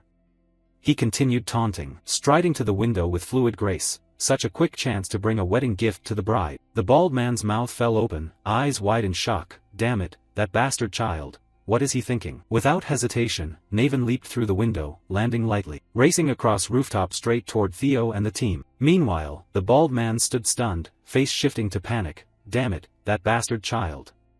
The moment he draws his sword, we're accomplices." Turning to his subordinates, his voice cracked like a whip. "We'll join to support House Ceres." The order was clear, soldiers moved instantly, armor clanging as they assembled. Scene shift outside, Ceres soldiers formed a terrifying encirclement around Theo, Cleve, and Evelyn, spears leveled and aimed precisely. Meanwhile, the three stood firm, swords drawn, ready to retaliate. Cleve, face stern, pointed her sword at the soldiers and shouted, "This is your final warning. Stand down, or you'll be executed on the spot for treason." Her words hung heavy with the promise of death. The soldiers hesitated, tense, standing frozen for a moment, sweat streaming down their faces, teeth clenched, unsure what to do. From above, Naven observed, closing in on the group. With a precise leap, he landed right in the tense boundary line, leaving the three Ragnar members stunned. His confident smile in place, voice mocking, "Ragnar people really love executing others, huh?" Evelyn and Cleve's eyes widened in shock. How did this swordsman slip through the line and insert himself right in the middle of their formation? Before they could react, Naven struck. With a fluid motion, he swung his sword in a full 360-degree arc, the force pushing Theo, Cleve, and Evelyn back, feet skidding across the ground. Naven's voice almost teasing, eyes gleaming with delight, "A pleasure to meet Ragnar's entourage. Especially you, Theo. Never thought I'd say this on our first meeting." Theo's eyes widened, heart nearly stopping as he recognized the man before him. No way, it's really him. He thought, memories crashing in like a train. In the Great War, the one who caused chaos for Ragnar alongside Ceres and Troivan, the sword demon Naven Bacchus, second son of House Bacchus. Naven smirked, face smug, pointing his sword straight at Theo, voice dripping with mockery. "I'll take your head." Theo's heart pounded, barely processing the situation. As Naven charged at a paralyzing speed, the power and precision of the attacks far surpassed anything he'd faced before. The sword demon moved like a phantom, a streak of death. "I have to think, use knowledge from my past life." Theo's mind raced as he blocked another strike. This was the moment. Resolute, he shouted to Evelyn and Cleve, voice firm despite the chaos, "I'll handle this guy." Evelyn's eyes widened in disbelief. "Young master, that guy is..." Before she finished, Cleve cut in calmly but resolutely, "It's fine, trust him. The others are probably destroying evidence right now, we can't wait any longer. We have to end this fast." Blocking another blow, his body screaming in protest, "I'll catch up with you later." Naven's laugh echoed, dark and provocative, "I don't mind if they interfere, but are you sure? Even looking like this, I'm pretty strong." Theo gave a faint smile despite the danger. "I could say the same." He muttered, eyes narrowing at Naven, "Can I ask you something?" Naven's eyes sparkled with interest, posture relaxed as he closed his eyes and nodded lightly. "Go ahead." Theo's smile widened, pointing a sword at Ragnar is clear treason. "Are you the traitor, or do you want to destroy House Bacchus? Or is this revenge for your mother?" At the mention of his mother, Naven's face hardened, his grip tightening on the sword. "Oh, that's really something, young Master Ragnar, you're dragging up the memory I want buried the most." His eyes flashed with rage and pain, voice ice cold and venomous. "Now I have even more reason to take your head, Theo. Don't worry, I'll cut it off nice and clean." Sweat streamed down Theo's face, breath short, but voice steady. "Hear me out for a second." With confidence and warmth, he lowered his sword, extending a hand toward Naven, expression calming despite the tension. "Let me help you get your revenge. I can help you bring down House Bacchus."